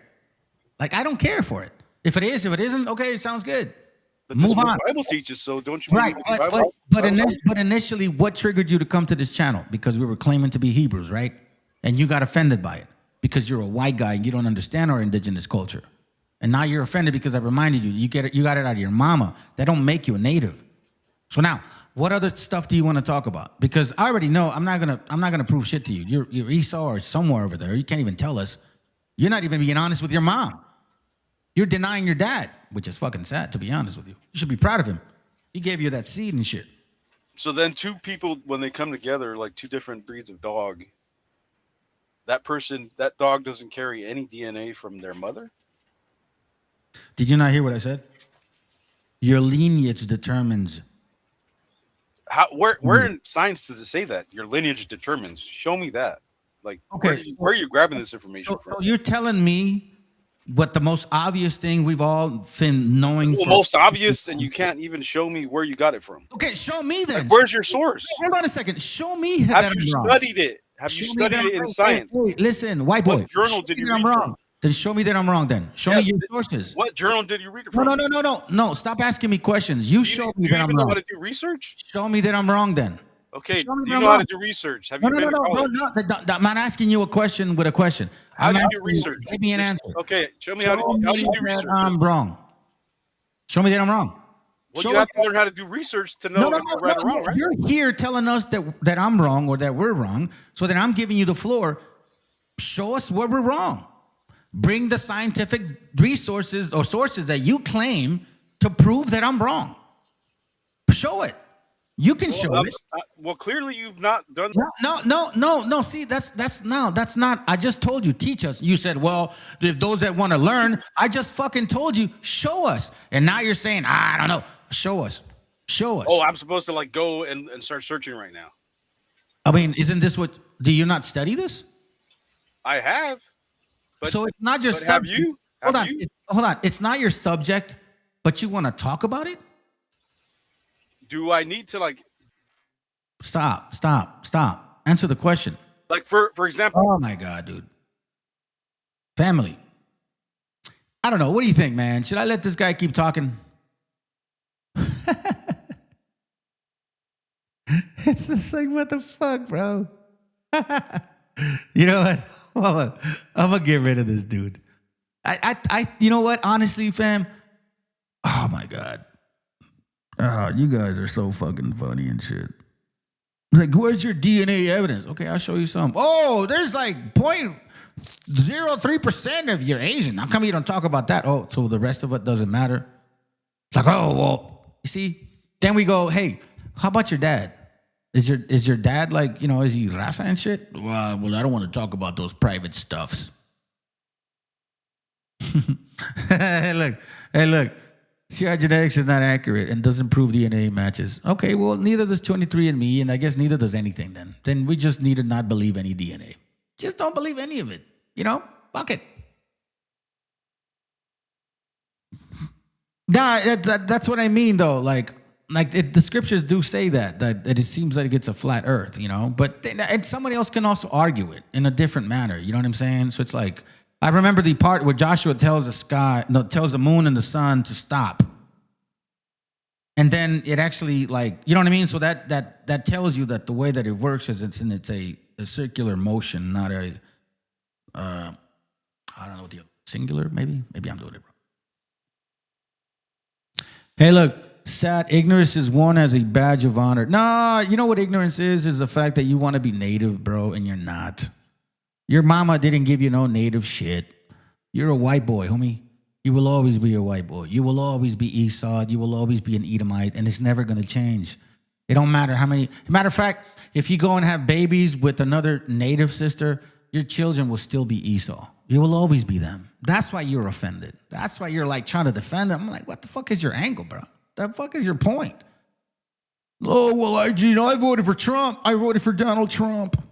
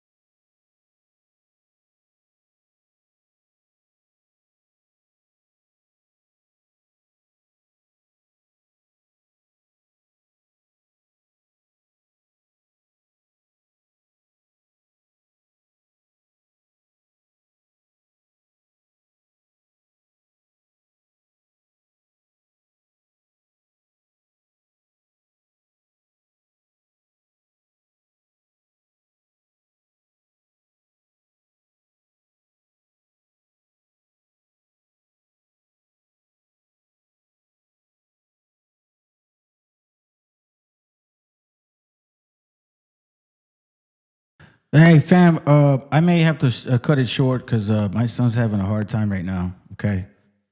So, I apologize for that. Now, I just want to say something real quick. And this is why people like him, just like this guy, this fucking Anglo-Saxon and shit that tries to disguise himself as a native. Fuck you, man. Fuck you and your whole damn lineage. Because historically speaking, there's a movie that Leonardo DiCaprio and Robert De Niro did together, okay? And it talks about the actual stuff that these people did. Now, I recorded certain aspects of the movie. I recorded certain aspects of the movie that had to do with Freemasonry, right? But if you look at this movie in its whole context, it's basically showing how white people, white men, would get our native brothers drunk, alcoholic, you know what I mean? And that severity, right? And then when the woman lost the husband, guess who would marry with him?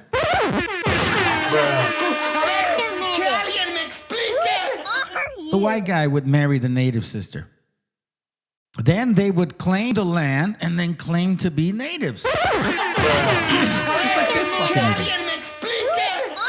This guy, Mexican American, bro, you are a total fucking white boy. So for me, when I hear people like you, it disgusts me, man. Matter of fact, and I tackled your questions. You're like trying to avoid shit. You said DNA, you said Hebrews. You didn't even want to talk about the Bible. You know what I mean? It's like you're questioning us for saying something, yet I ask you, okay, show me in the Bible where it says that we're not. You can't even do that. Listen to this.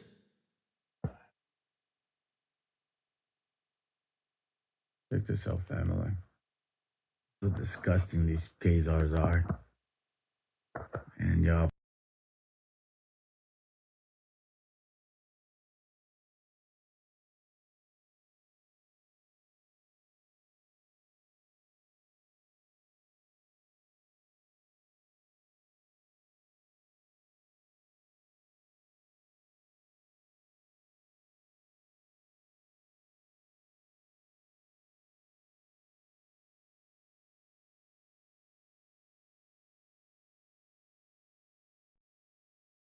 He has a life policy on him. So if he succeeds in diminishing himself before the end of the year, I forfeit.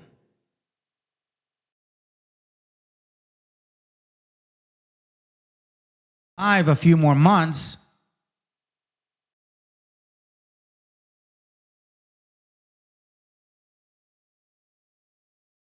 And I might even get a chance at his head rights.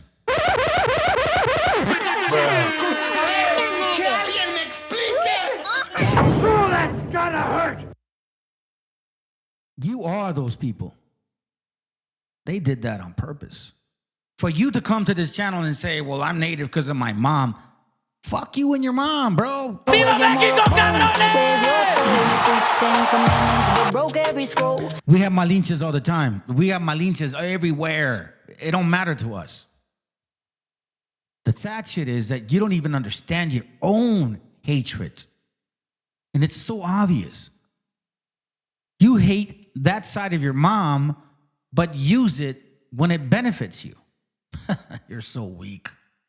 See? Here's another video.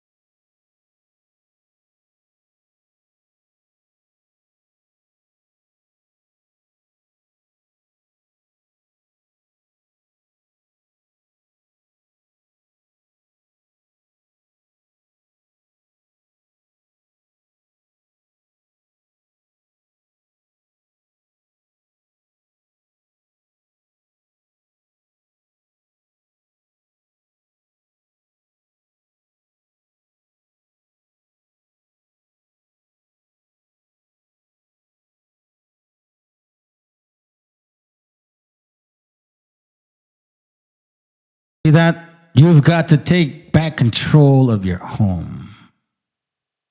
These white boys were going around killing our native brothers, getting them addicted to alcohol or other shit, and then they would go and marry the women and take their land. That's as native as you get. ¡Viva México, cabrones!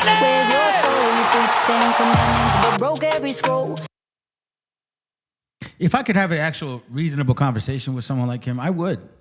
But, you know, they come in with these questions and then we ask them a question and they want to evade it. Then that's when I fucking treat them hostile. Like, oh, you're emotional. Nah, well, there's nothing emotional about that shit. Trust and believe I talk like this all the time. I mean, not all the time because, you know, I talk to my kids different. But these are facts. You can't deny that.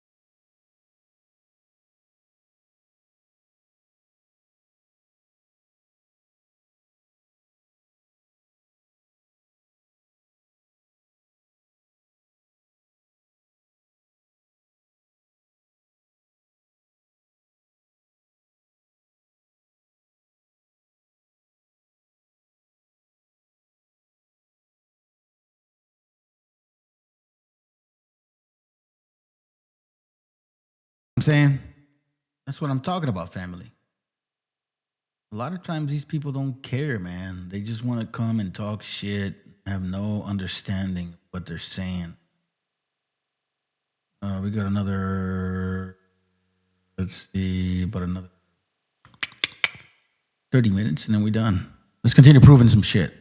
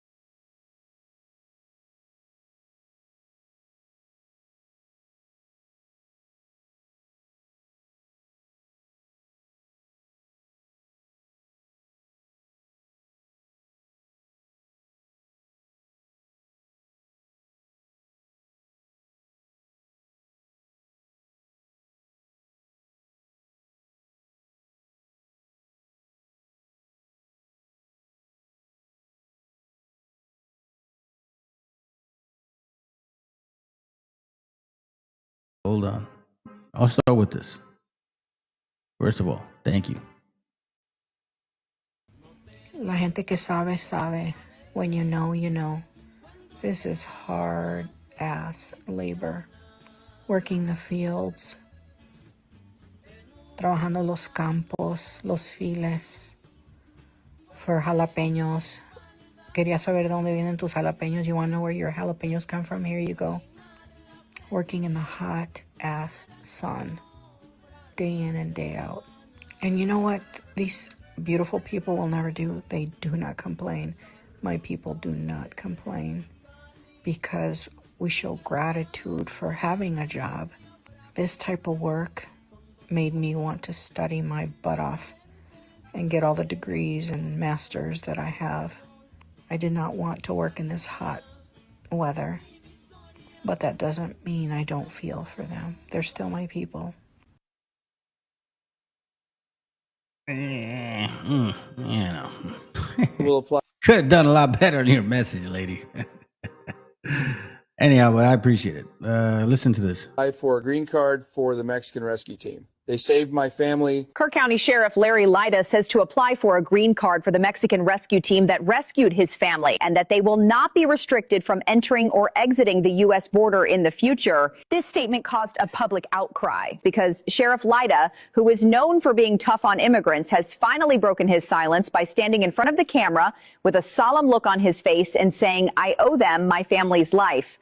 No one would have expected that to come from Sheriff Lida, and Kerr County was one of the hardest hit areas. The sheriff's daughter and 2 young grandchildren were tragically trapped, and when the local rescue effort was overwhelmed, a specialized rescue team sent by the President of Mexico marched across the border to help. El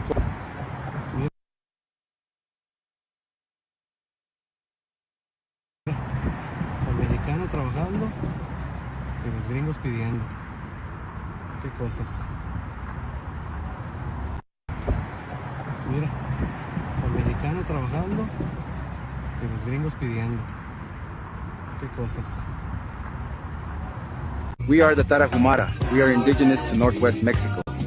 Native Americans are diverse. We are related to all Native American tribes. I am Kayapo Indian from Amazon Rainforest. We have always been here. We are the original people of North and South America and Caribbean. I am Maya. Native Americans come in all skin shades. We are copper colored to light skin. Stop stealing Native American identity. We know our people. We are the Tarahumara. We are indigenous to Northwest Mexico. An indigenous Native Americans Mexican are diverse. Is a Native American, just like a Native American in the United States. An indigenous Canadian is a Native American, just like a Native American in Mexico and the United States. An indigenous Guatemalan is a Native American, just like a Native American in Canada, Mexico, and the United States.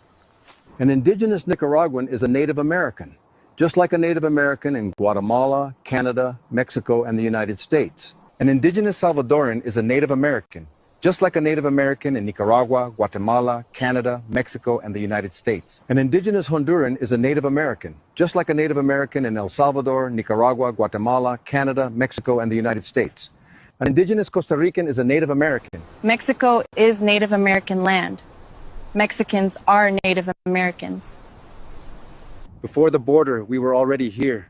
We are desert nations, river people, mountain watchers. The lines drawn by others do not erase us. Our memory is older than any map. We are indigenous people of this continent we call America, and this nation known as Mexico. We are not illegal on any side of the border. Before laws existed written by strangers, we already existed. We are the original peoples of Mexico. Long before Mexico had a name, our ancestors were here. We speakers of 1,000 tongues. In Mexico today, we are more than 70 indigenous nations. We are not remnants of the past, we are the present. We are Raramuri, the light-footed people. You know us as Tarahumara. We live in the deep canyons of Chihuahua. We run for miles through mountains without shoes. Our language is Raramuri, and our life is close to the earth. Though roads and mines have scarred our land, our spirit runs free. We are the Nahua people, descendants of those who built Tenochtitlan. Our language is Nahuatl, still spoken by over 2 million of us. We live across Puebla, Hidalgo, Guerrero, and beyond. Our ceremonies honor Tonantzin, the Mother Earth. I am Purrepecha. We live in the green lands of Michoacán. Our ancestors never bowed to the Aztec Mexica. We had kings, iron workers, fishermen. Our language still echoes in the towns of Tzitzuntzan and Cherán. We are the Maya. Our pyramids still stand under the sun. We speak Yucatec, Tzotzil, Celtal, Quiché. We live in Chiapas, Campeche, Yucatán. We're going to take about a 10, 15-minute break, and we're going to start again, okay? So I got another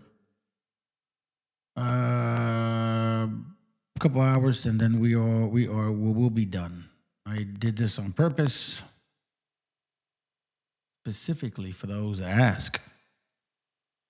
Anyways, give us about 10 minutes, 10, 12, and so, and then we'll continue, okay? All right.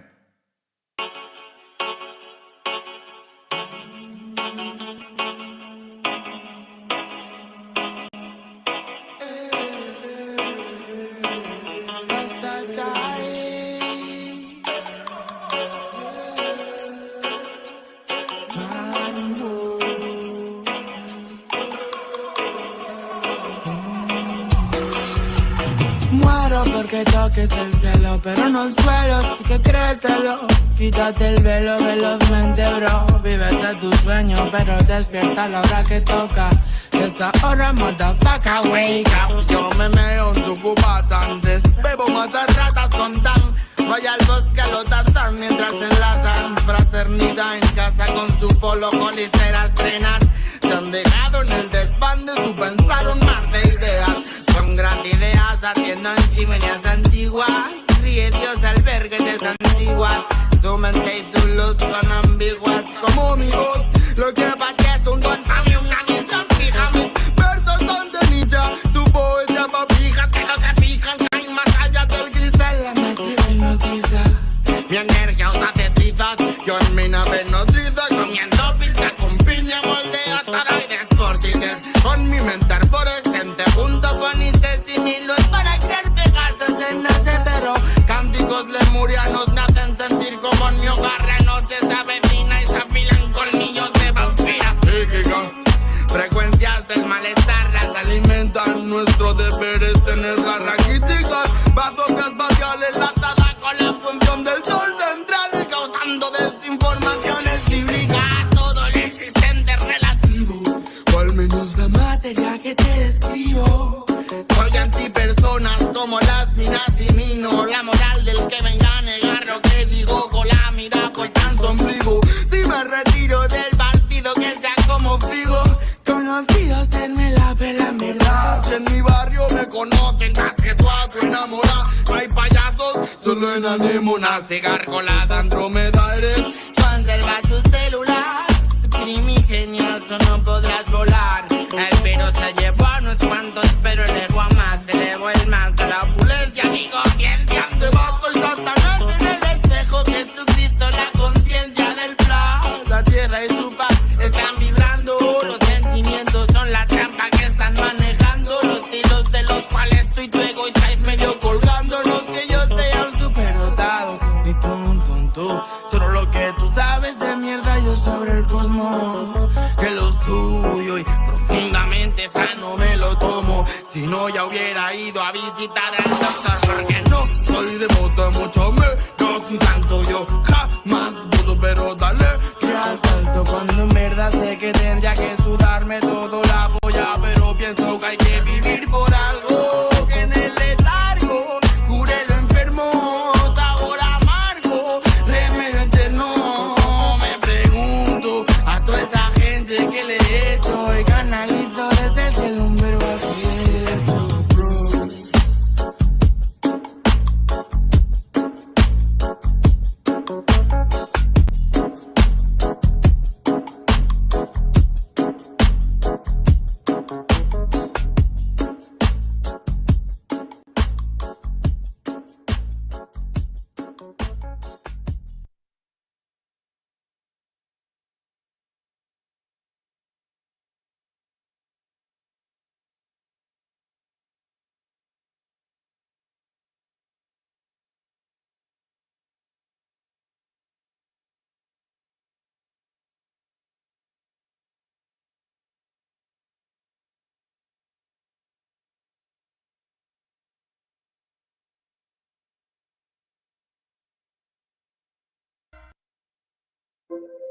Copyright disclaimer. This content does not belong to Bible Chronicles or claim this intellectual property. The content provided today has and always will belong to the content owner. Bible Chronicles does not have any affiliation with the owner of this property. As mentioned, Bible Chronicles did not intend to make use of any material for the purpose of harvesting gain. However, Title 17 of United States copyright law states material in use can only be done when it's for theological or general educational purposes, and thus Bible Chronicles believes that this principal material falls under fair use, which honors protection under Section 107 of the same U.S. copyright law. Isaiah chapter 58 and verse 1. Cry aloud, spare not, lift up thy voice like a trumpet, and show my people their transgressions, and the house of Jacob their sins.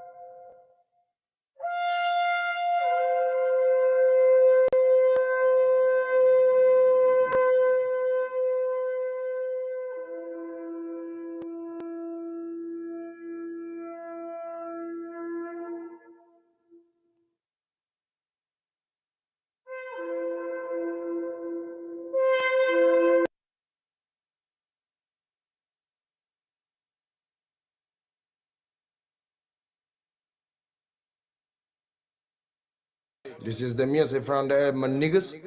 Yeah, man.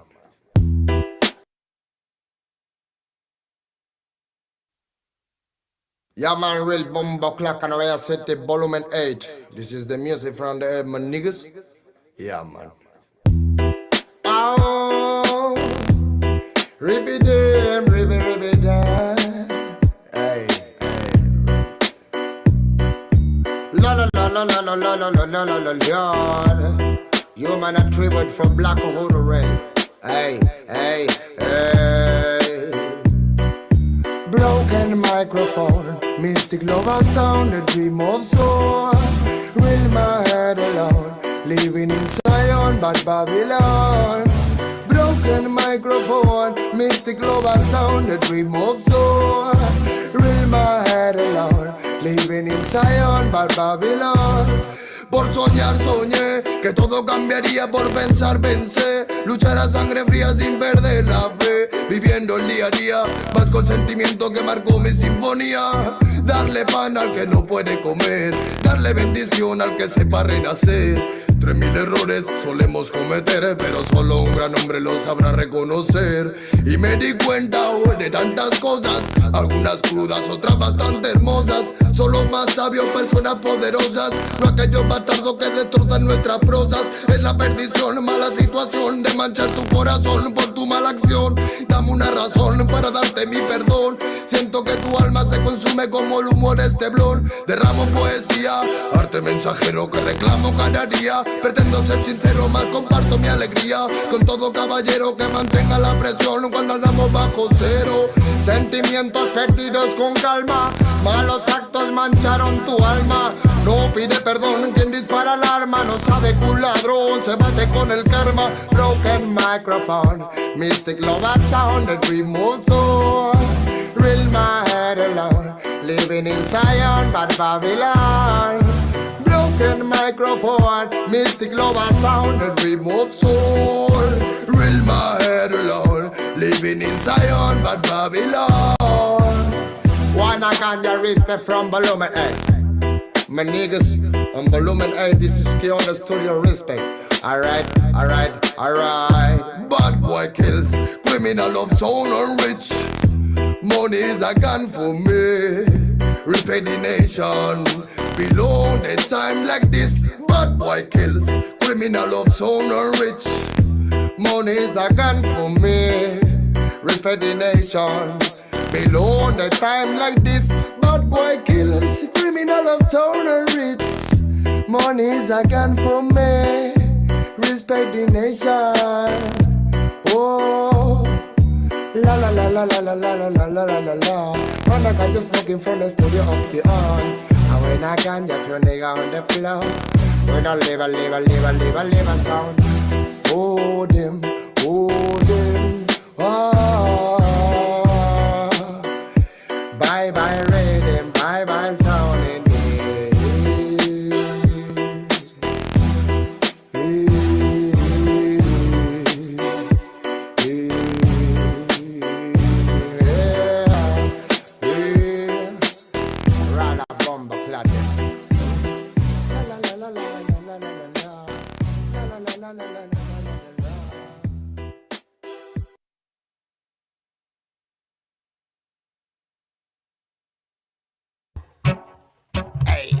original. Cano Vaya City on a production key on. Ribby them, ribby boy.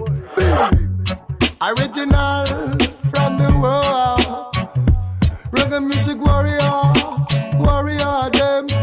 Ay, yeah man. Representando el sonido callejero negro. Respect and love, more love. Pure nigga, respect, bliss. Ya no hay camino que recorra tu pasado, tan solo cicatrices de batallas por ganar. El tiempo dice quién se quedará a tu lado y quién dará la vuelta para nunca regresar.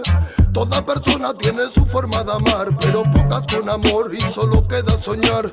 Lo que daría por llenar este lugar con el tacto de una flor y la música del mar.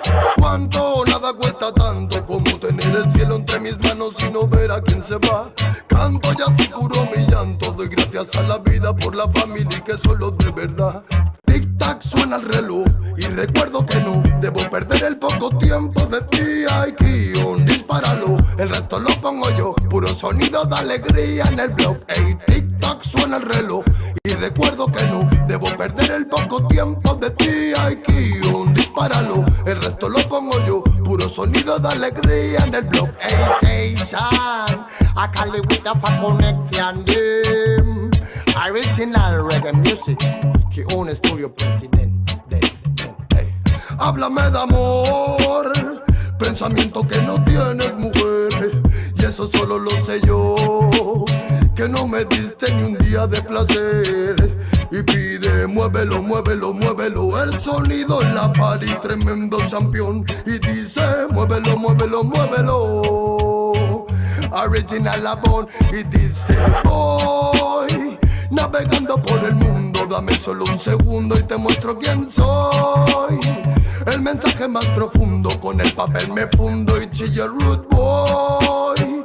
Caminando por el mundo, dame solo un segundo y te muestro quién soy, boy. Reggae music dance, I roll them. Cali with zone, Cali with them, Cali with forever key on for president. Warrior, original of them. Hey, y dice, ¿cómo voy? Navegando por el mundo, dame solo un segundo y te muestro quién soy. El mensaje más profundo, con el papel me fundo y chillo root boy. Caminando por el mundo, dame solo un segundo y te muestro quién soy. El mensaje más profundo de Cali with them, original fire music warrior. Que un estudio original, them, original, please. Okay. Hold on. Let me play this. Let me do it again.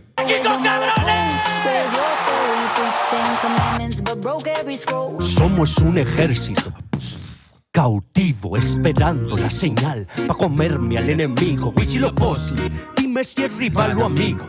Que del ejército mexica tus guerreros siguen vivos. Una simple frase, te explicaré cómo es mi gente. Si maltratas a un carnal, te devora la serpiente emplumada, va en picada, desquiciada el águila real. Le arrancará la cabeza a quien dañó su nopal. Boom. That's what I mean. All right. Let's see. They had asked for it, and, it's important. We got to share it. Somebody asked about Abraham. They want to know about Abraham. I think we need to know about Abraham. Important to know about Abraham. Hold on. A lot of people don't know about this guy. They claim to know about him, but they can't break it down. Because this is an important aspect of the scriptures. In case you guys don't know this. In case you don't know this, this is an important character of the Bible. And if you're going to claim that we are here or there and never bring up his name, you can't do that. Because his name matters too. That's our lineage. That's what I was telling the guy. Listen, you will always be of your daddy. You will always be of the nutsack of your father. Like that sperm that runs around his nutsack and shit, that's you. And you will always be you. I'm not degrading our women. I'm not saying like, oh, they don't matter. No, I never said that. But they don't carry the seed. That's why it's important to understand the pot or the seed, the dirt or the seed. That's why they say women is the motherland, because the seed comes from the father. You know what I mean? It's not complicated. But some people want to be educated once more and again. Let's educate them once more and again of who Abraham is, the connection with Abraham, and how we relate to that man. Let's go.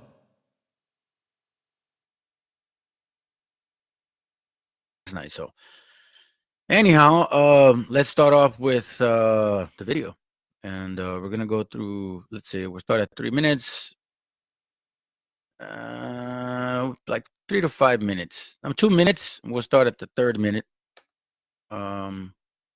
That's your Give me a second. And again, it's not necessarily this school. I'm not targeting IUIC. I sincerely was looking for any other school that would talk about this subject, and I didn't find any. Okay, so I'm not trying to be dismissive or luring somebody, or I'm being deceptive and trying to create hate. No, I like I said, I looked for it, no, couldn't find it, and I was not going to go to the so-called white man because I already know they're not explaining anything. So I thought, well, let me see if these guys maybe might be able to. So I listened to them, and here's their explanation of things, okay? So let me be quiet. We'll run to the 5th minute. It's regarding Abraham. Knowledge of God. So this class is going to increase y'all in the knowledge of God. All right, so let's go to Genesis 11 and 27. The seed of Abraham. The book of Genesis, chapter 11 and verse 27. Now these are the generations of Terah. Terah begat Abram. Right. So Terah begat Abram. We will later know him as Abraham. But right here, he's Abram. All right. The son of Terah. Read. Nahor and Haran. And Haran begat Lot. Read. And Haran died before his father Terah in the land of his nativity, in Ur of the Chaldees. So it says the land of the nativity was Ur of the Chaldees. So where was Abram at first? In Ur of the Chaldees. Let's get Judith chapter 5 in verse 1. So now the question is why? Okay, it's mentioned, but why was he there in the first place? Why wasn't he in Africa? Or in Europe? Or up in Russia? Or up in China? Why was he sojourning in the Ur of the Chaldees? Let's continue. Judith chapter 5 and verse 1. Make sure y'all follow. This is one of them classes where you can't pop in and pop out and expect to know what the hell going on. Everything gonna tie in together throughout the full course of the class. Judith 5 and 1. The book of Judith, chapter 5 and verse 1.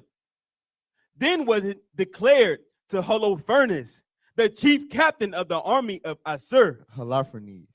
Go ahead. Holofernes, the chief captain of the army of Assur. Hey, shalom, fam. I again, let me remind y'all, you two both that are listening. I appreciate y'all being here. The topic is Abraham, the friend of God. I was trying to find a different, like any kind of school that would teach this subject regarding Abraham. I wasn't going to go to the white man, so-called white man, and listen to their Christian doctrine on them. They don't really know. They don't know what they're talking about. Not really. So I figured, let me see who I can find. I only found IOIC. Okay, GMS, ISUPK, Zakari. I couldn't find anything. So I'm like, okay, well, I'm not targeting them. Okay, just again, it's a topic. This is their breakdown. This is what they're saying regarding Abraham and all of that stuff. Okay, well, let's find out what they're saying. Where they're reading Judith, which we're going to touch eventually. Sir, that the children of Israel had prepared for war and had shut up the passages of the hill country and had fortified all the tops of the high hills and had laid impediments in the campaign countries. Right. So this chief captain is in charge of this army that's going through and conquering and defeating all these lands, all these nations. But he come up on Israel and he sees all type of. So basically, Judith 5 is just talking about that there's some other nation. Like, wait a minute, who are you guys? What they're about? They're inquiring about our people. Okay. Hills fortified and protected, and he's like, man, what the hell are these damn hills? You know what I'm saying? What's up? Read verse 2. Wherewith. Let me fast forward this because they're gonna go through the story here. Let me see. Country. And what are the cities that they inhabit? Yeah. Inhabited no creed. Out of the mouth of the history of the Israelites. Read. And there shall no lie come out of the mouth of thy servant. Read. This people are descendant of the Chaldeans. I remember that. Descendant of the Chaldean. These words matter. Descendant. Why descendant? Why? And then why just walk over that? Watch this. What? Of the Chaldeans. They are descendant of the Chaldeans. Why did he say that? Eliakim.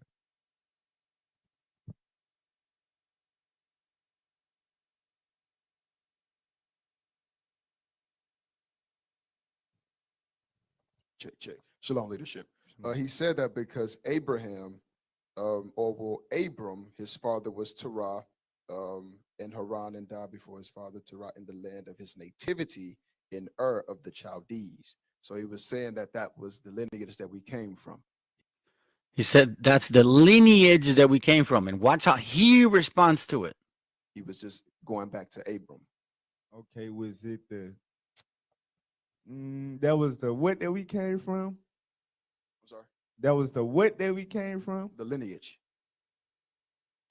That ain't quite the word. Or the land. Land. Okay, I don't know the psychological word for this, but that's that leading. I know that in law it's leading the witness. Okay, so if you are lawyers of the law, then you are leading the witness here. All right. You asked a question and it wasn't defined properly.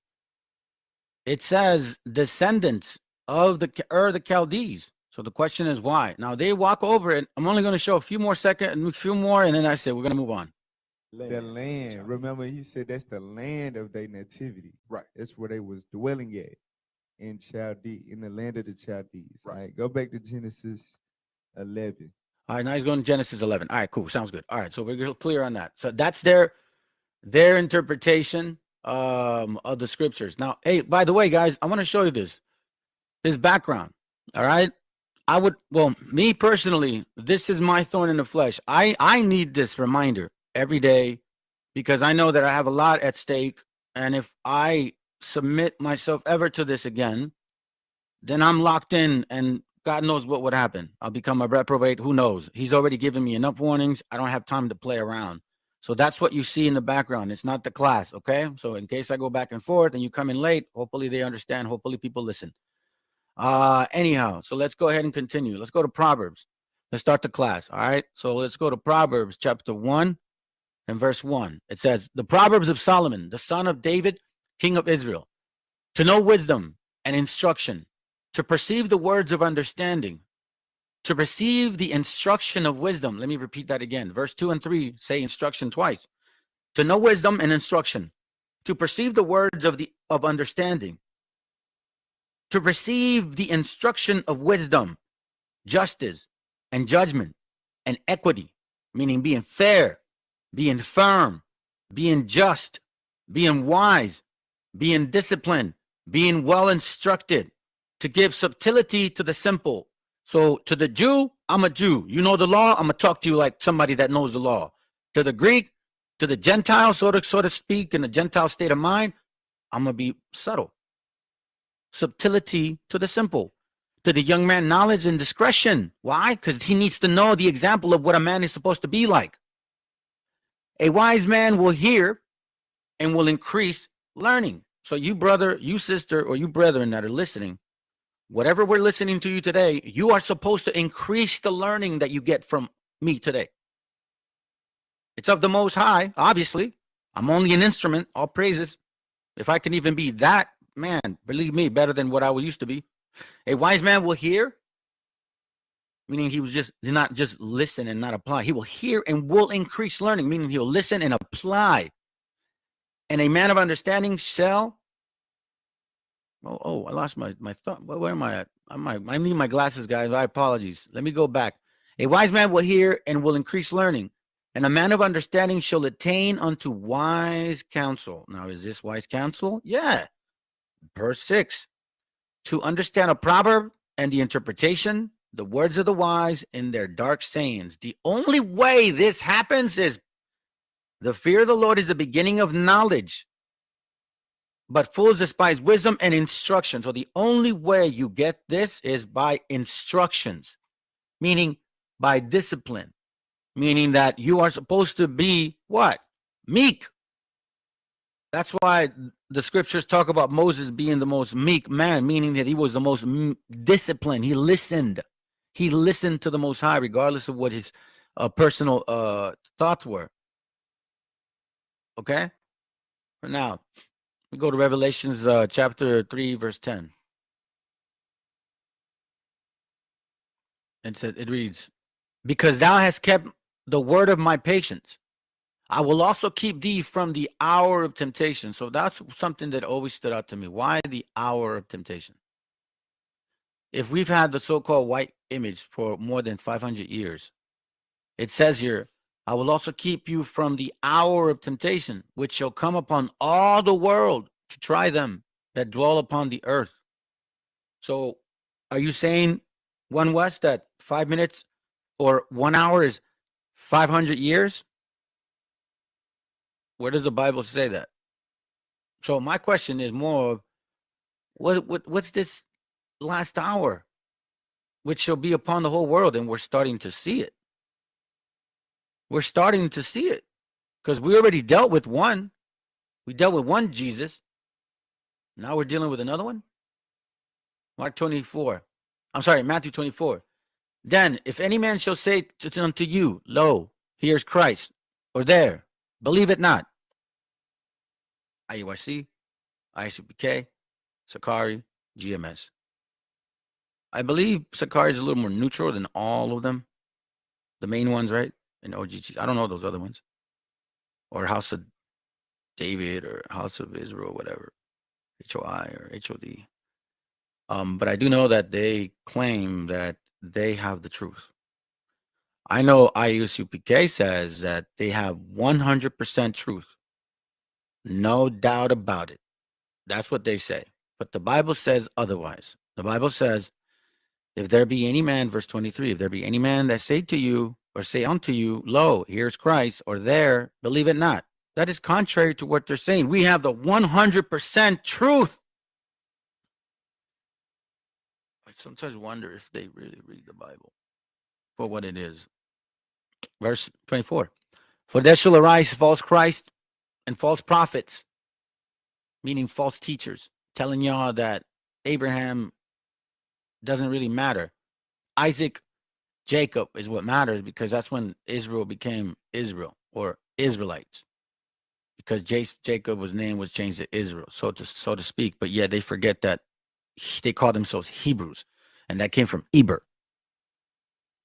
For there shall arise false Christs and false prophets, and show great signs and wonders, in so much that if it were possible, they shall deceive the very elect. How are these great signs and wonders? They're able to break down the scripture. So our people are like, oh my God, they must be Hebrews. They know how to break down the Bible. Wow, this got to be Christ. Yeah, you're right, brother. The white man did this to us. That's what we knew. So I don't blame y'all for saying that, assuming that at first. Excuse me real quick. I don't blame y'all for assuming that at first, of course. I believe that my as well.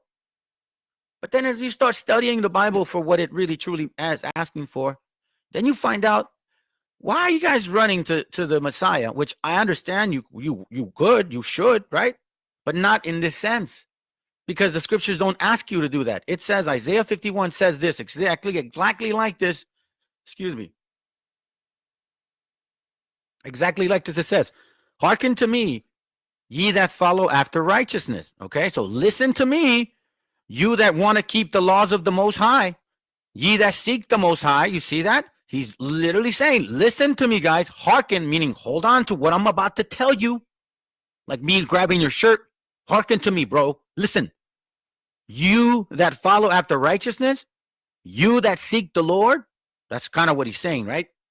Look unto the rock whence ye are hewn. So me telling you, all right, you want to know where God is, you want to do his laws, look unto the rock that I built. Like what? Yeah. Look unto the rock which ye are hewn, meaning cut, and to the hole of the pit whence ye are digged, meaning he took Abraham out of some pit, some rock, and he polished it and cut it perfectly to what he wanted, because he saw something in Abraham. Why? Because Abraham was always a Hebrew, first of all. Then it says, look unto Abraham your father. That's an instruction. The wise man will take the interpretation and add on to counsel. Look unto Abraham your father, and unto Sarah that bare you. It's Noah, Shem, Abraham, Isaac, Jacob. Okay? And then it says, for I called him alone and blessed him and increased him. And the verse before says, if you want to listen to me, hearken unto me, ye that follow after righteousness, ye that seek the Lord, look unto the rock when ye are hewed, into the hole of the pit when ye are digged. That's basic black and white instructions. It is not complicated to see. Hey, Shalom, Eastside 115. Oh, thanks to the Most High that I never joined the camp. Always felt that they were false in their teachings. Yes, sir. Shalom, hermano. All praises to the Most High. And you know what? Some of us had to walk that way. You know what I'm saying? So there's some brethren that had to walk that way, and Lord willing, they're starting to wake up. There's some that did walk that way and they lost the spirit, man. So that's the scary part. So yeah, you're right. All praises that you didn't go through it. But you know, some of our brothers make it, some of us don't. You know what I'm saying? So anyhow, let me continue. All right, so far so good. We're understanding now that Isaiah 51 is literally saying, if you want to follow me, you want to look at the Most High, well, look at what Abraham is about. Wait a minute. Okay, well, shoot, those are instructions. I'm going to follow that. So look unto Abraham your father, and unto Sarah that bare you. For I called him alone, and blessed him, and increased him. Now, there is a reason why this is in there. Because the Most High knew that there was going to be false Christ, false prophets, false teachers, claiming to say the Messiah is here, the Messiah is there. And he says, don't believe them. He's literally saying, don't believe them about the Messiah. Don't believe them. So anything that has to do with the Messiah, don't believe them. Now, it says in John 7:38, let's clear this up for you One West camps, because you're going to probably say, you're the devil teacher. Okay, cool. Sounds good. Look at this. John 7:38, he that believeth on me, as the scriptures had said, out of his belly shall flow rivers of living water. What does this have to do with how he looks like? So Revelation 1:14 is everything? So if that's the case, if your doctrine is based on Genesis 2:7 and Revelation 1:14 and Jeremiah 14:2, then guess what? John 3:16 is a legitimate doctrine. That is a legitimate doctrine then. So now we can twist the words, because listen, brothers, this is what I've been hearing, okay? So Deuteronomy 28:49 now. It has nothing to do with being so far away, like in another continent. No, they're telling me now, okay? And then sending me messages saying, well, brother, you know, the other land and from far away or whatever it is could also be like the next city or your neighbor's house. Man, let the Most High strike me if I'm lying to you guys. They literally said to me, one particular brother from this camp said, well, it could also be your neighbor's house. What? So in that case, man, then John 3:16 all day, every day, baby. Shoot, man, I might as well be Christian now. You see what I'm saying? He that believeth on me. What is it that you believe on him? He is a representation of the Most High. So if the Most High says, you that looks unto me, that wants to follow righteousness, look unto the rock that I cut from, then it says, if anybody says, hey, if there's Christ is here, Christ is there, don't believe them. Those are simple instructions, but we're believing a black Jesus and a white Jesus. Let me show y'all something.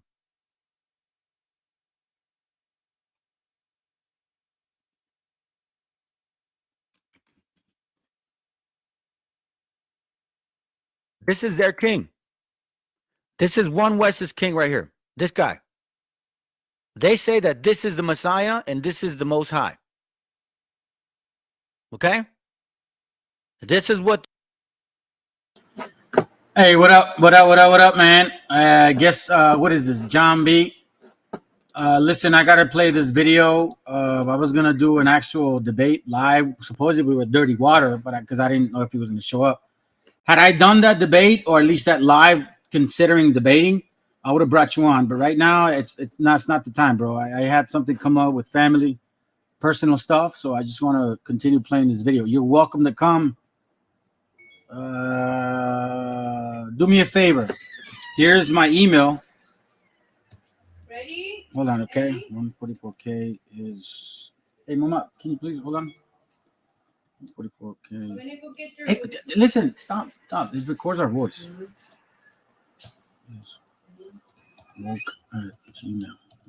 That's my email. So email me your information so I can, chat with you, and we'll do a debate.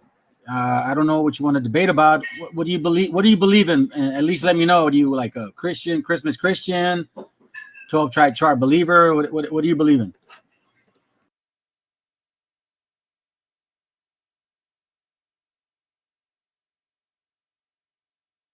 This is for you, Jay Bond.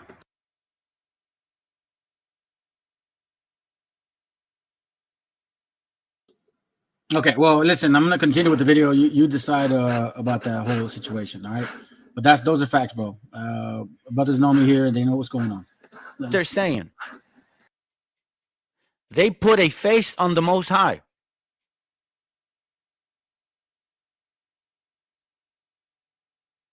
I'm gonna go just to Exodus, but there's other scriptures that say don't do this. But Exodus is pretty plain. Apparently, they're gonna say, "Well, that means to bow down." Yeah, well, you know what? Your mind is a photogenic mind.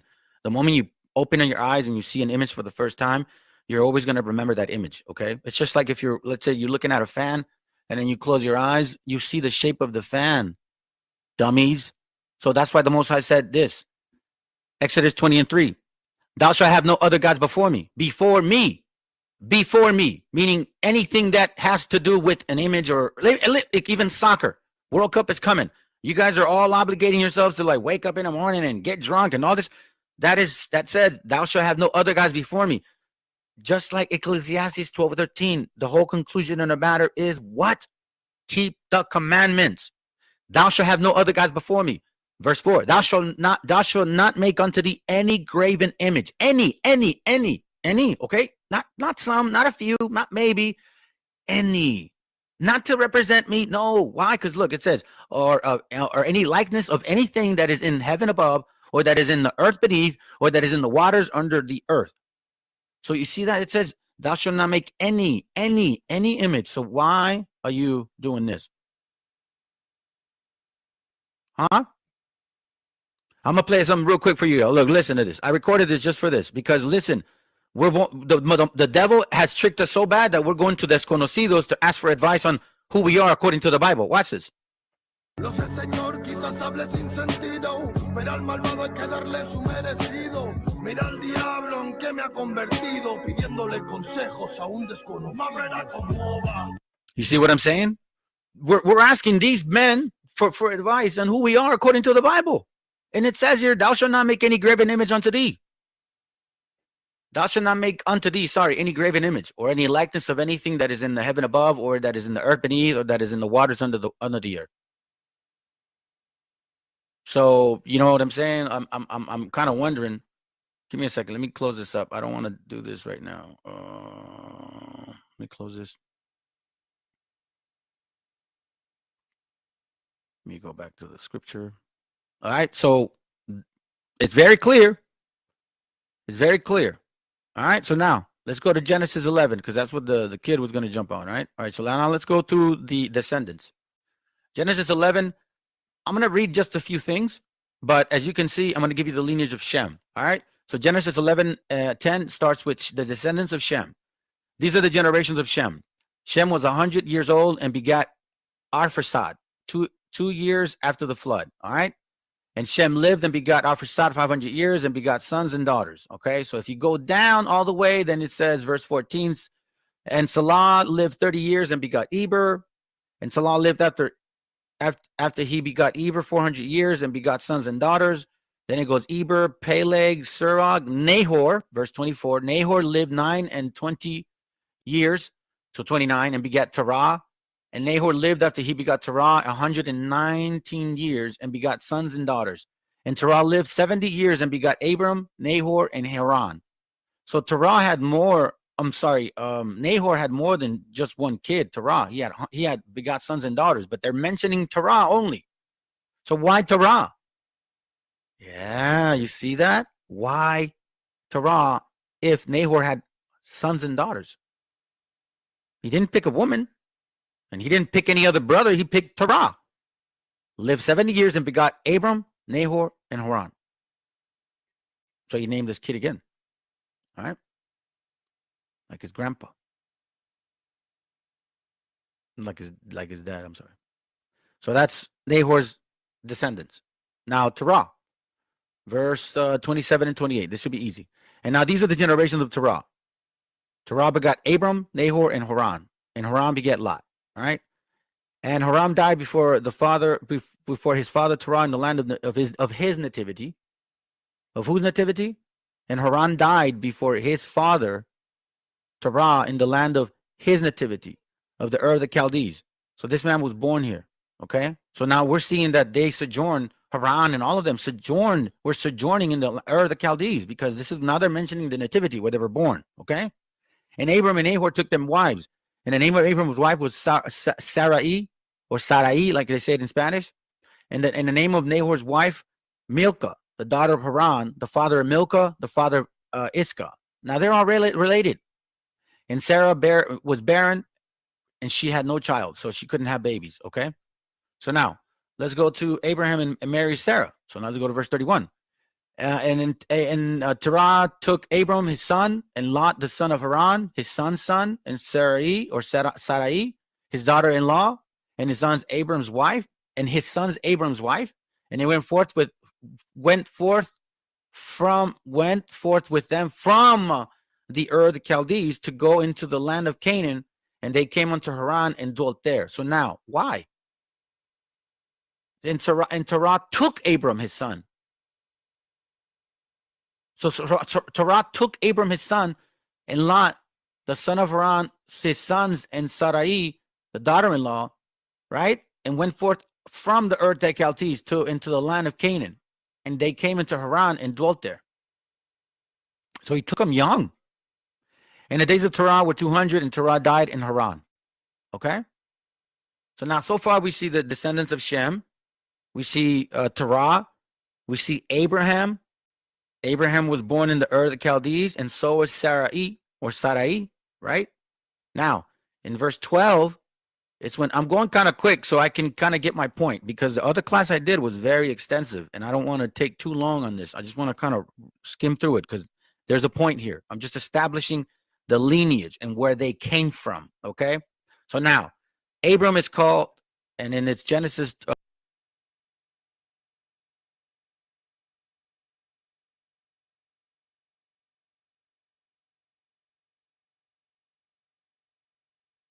Oh, here's what I want to show you, by the way. Now, I never showed you guys this Bible. Here, I might as well give it to you. Maybe I did the other day. I don't know. It's called the Grand Bible, right? It's a complete Bible in its non-canonical scriptures, the Quran, the books from Mesopotamia, Persia, India, and China. It's pretty heavy, okay? Don't get me wrong. But we're going to go to this lineage right here, which is why a lot of times I talk, or at least I ask those that believe in Christianity, right? It's like, what do you know about Abraham? Hold on a second. Hold on. I don't want to miss that. There is a portion where... Where the hell are you? Hold on, fam. I literally just had the page. It's showing the lineage of Abraham. Matter of fact, let me do this. Terah, it'll probably be easier to find him. There it goes right here. So when Abraham's family, okay, so pay attention to this right here. This name is Eber. This is where the Hebrew name comes from, okay?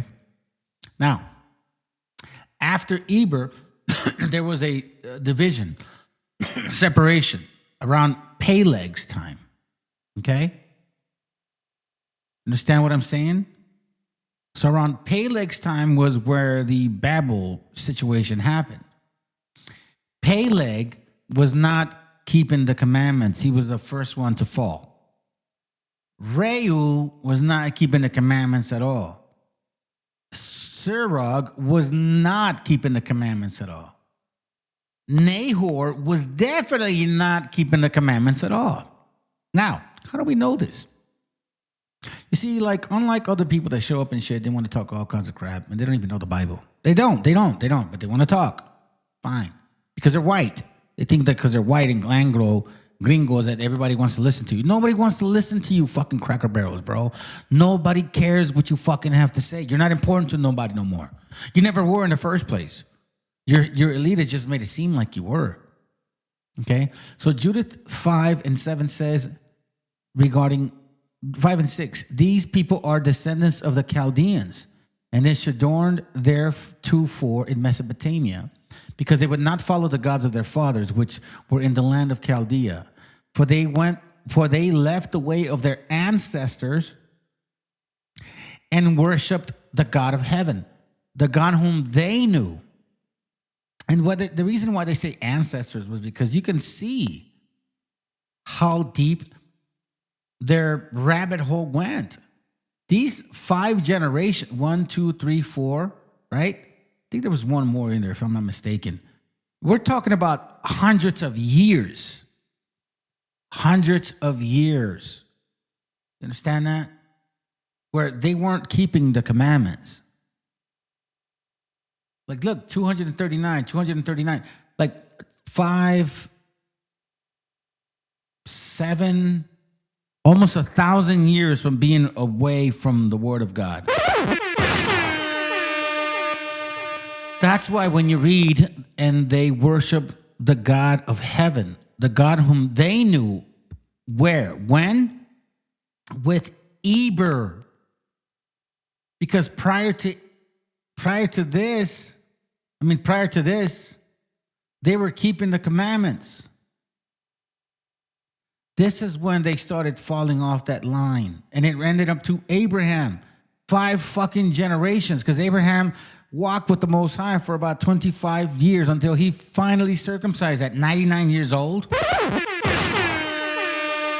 1, 2, 3. That's 3. What is that? 200, 300, 380, 480, 400, 420, some shit like that. 60, 420, 5, 600, 800, like 1,000 years. You know what I mean? It says, for they left the way of their ancestors. That's what they're talking about, because they were in the Ur of the Chaldees worshiping other gods. But they came out of Shem and worshiped the God of heaven, the God whom they knew. So they cast them out from the face of their God. So the people that were around them, they said, get the fuck out of here. We don't want you guys here because you're worshiping other gods. We don't want you doing that. We want you to worship our gods. And they fled into Mesopotamia and sojourned there many days. 12:1, it says, now the Lord said unto Abram, get thee out of thy country and from thy kindred and from thy father's house unto a land that I will show thee, and I will make thee a great nation, and I will bless thee and make thy name great, and thou shalt be a blessing. And I will, let's see, well, no, that's enough. I think that's enough. But Abram, so he's being called at this time Abram. He's still Abram, not Abraham. Okay. Now, Nehemiah 9:7, let's go to Genesis 17, and then we'll go back to Nehemiah 7. You know what? Let's just go there first. Nehemiah 9:7, watch what he reads. It says, thou art the Lord, the God, who did choose Abram and brought him forth out of the Ur of the Chaldees and gave him the name of Abraham. So now we're seeing that Abraham was called out of the Ur of the Chaldees again, all right? We're re-emphasizing where Abram and his family were living at a time, all right? Now, let's go to Genesis 17. I hope I'm not going too fast, but go back to the class. I have an extensive one on this, so I would suggest to go to that one too. But here we're just trying to get to the point. Genesis 17:5, it says, neither shall thy name or more be called Abram, but thy name shall be called Abraham. For the father of many nations have I made thee, and I will make thee exceedingly fruitful, and I will make nations of thee, and the kings shall come out of thee. The kings, meaning the 12 tribes of Israel. Okay? So now we see Abram, now he's being called Abraham. Now let's go to Isaac's birth. It says here, verse 19, it says, and God said, Sarah, thy wife shall bear, and then Sarah's name was changed from Sarai to Sarah, okay? Then it says here, and God said, Sarah, thy wife shall bear thy son indeed, and thou shalt call his name Isaac, and I will establish my covenant with him for an everlasting covenant, and with his seed after him, okay? So now you see here, and then it mentions, and as for Ishmael, I have heard thee, behold, I have blessed him. I will make him fruitful, and I will multiply him exceedingly. 12 princes shall he beget, and I will make him a great nation. But my covenant will I establish with Isaac, which Sarah shall bear unto thee at this set time in the next year. Okay? So now we're seeing the birth of Isaac. Okay, so now let's go to Isaac and Rebekah. So Isaac and Rebekah. So now, so far we see Abraham marries Sarah. Then Abraham and Sarah have Isaac. Okay? So now we're going to see Isaac meet Rebekah. Genesis 24:2, it says, and Abraham said unto his eldest servant of his house that ruled over all he had, put, I pray thee, thy hand under thy thigh. So he's like, grabbing him right there, right? I will make thee swear by the Lord, the God of heaven and the God of earth, that thou shalt not take a wife unto my son of the daughters of the Canaanites, among whom I dwell. Here we see a very important distinction, between Abraham's lineage and basically every other image. Isaiah 44:9. Let me get that for you real quick. Let me see that real quick. All right, Eastside. Isaiah 44:9. It says, they that make a graven image are all, that's the one. Yeah, that's right. They that make, I think it was you that put that one, man. I appreciate you. I don't have my Bible open. I'm actually going through my notes. They that make thee a graven image are all of them vanity. Ooh. And their delectable things shall not profit. They are their own witnesses. They see not nor know, that they may be ashamed. You know what? Give me a second. I'm going to write it down now.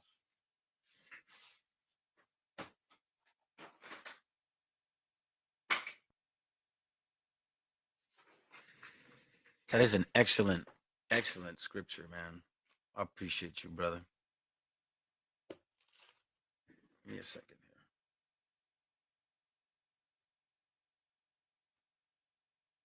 All right, so Isaiah 44.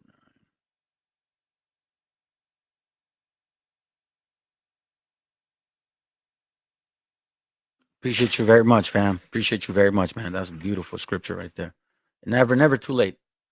Anyhow, let me continue. All right, so then we got this here. All right, so far we're back to Isaac, Genesis 24, 2 and 4. So Isaac, in this case, here's where Isaac meets his wife. Okay, so we know now that his father doesn't want him to take any daughters of Canaan. Okay, but thou shalt go into my country, into my kindred, and take a wife unto my son. Huh? So where's that? My country, my kindred. Is that in Africa? The question is that in Africa?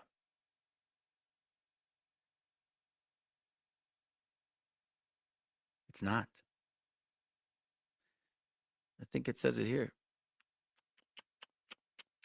And you know what? Let me go to 25.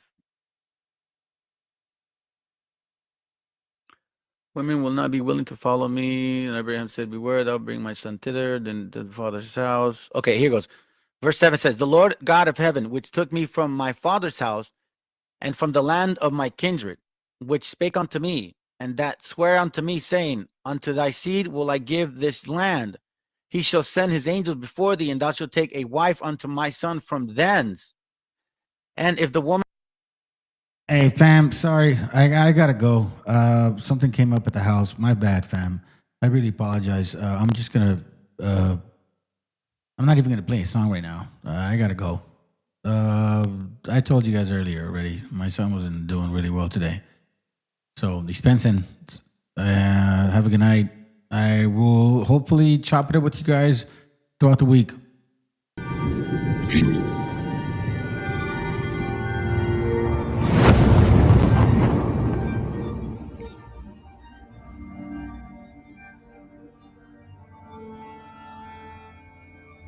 Ical, hijo, abre los ojos.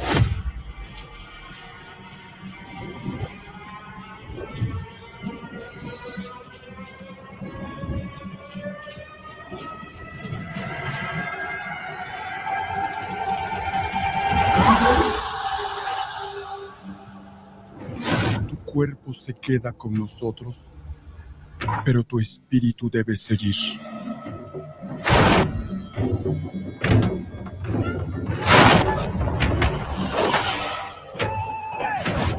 Busca la luz. Aléjate de las sombras. Deja que nuestro dolor sea tu fuerza. Desde aquí iluminamos tu camino.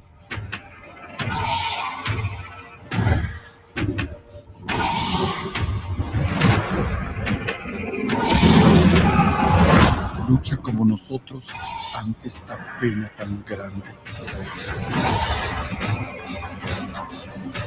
Yo soy tú eres yo.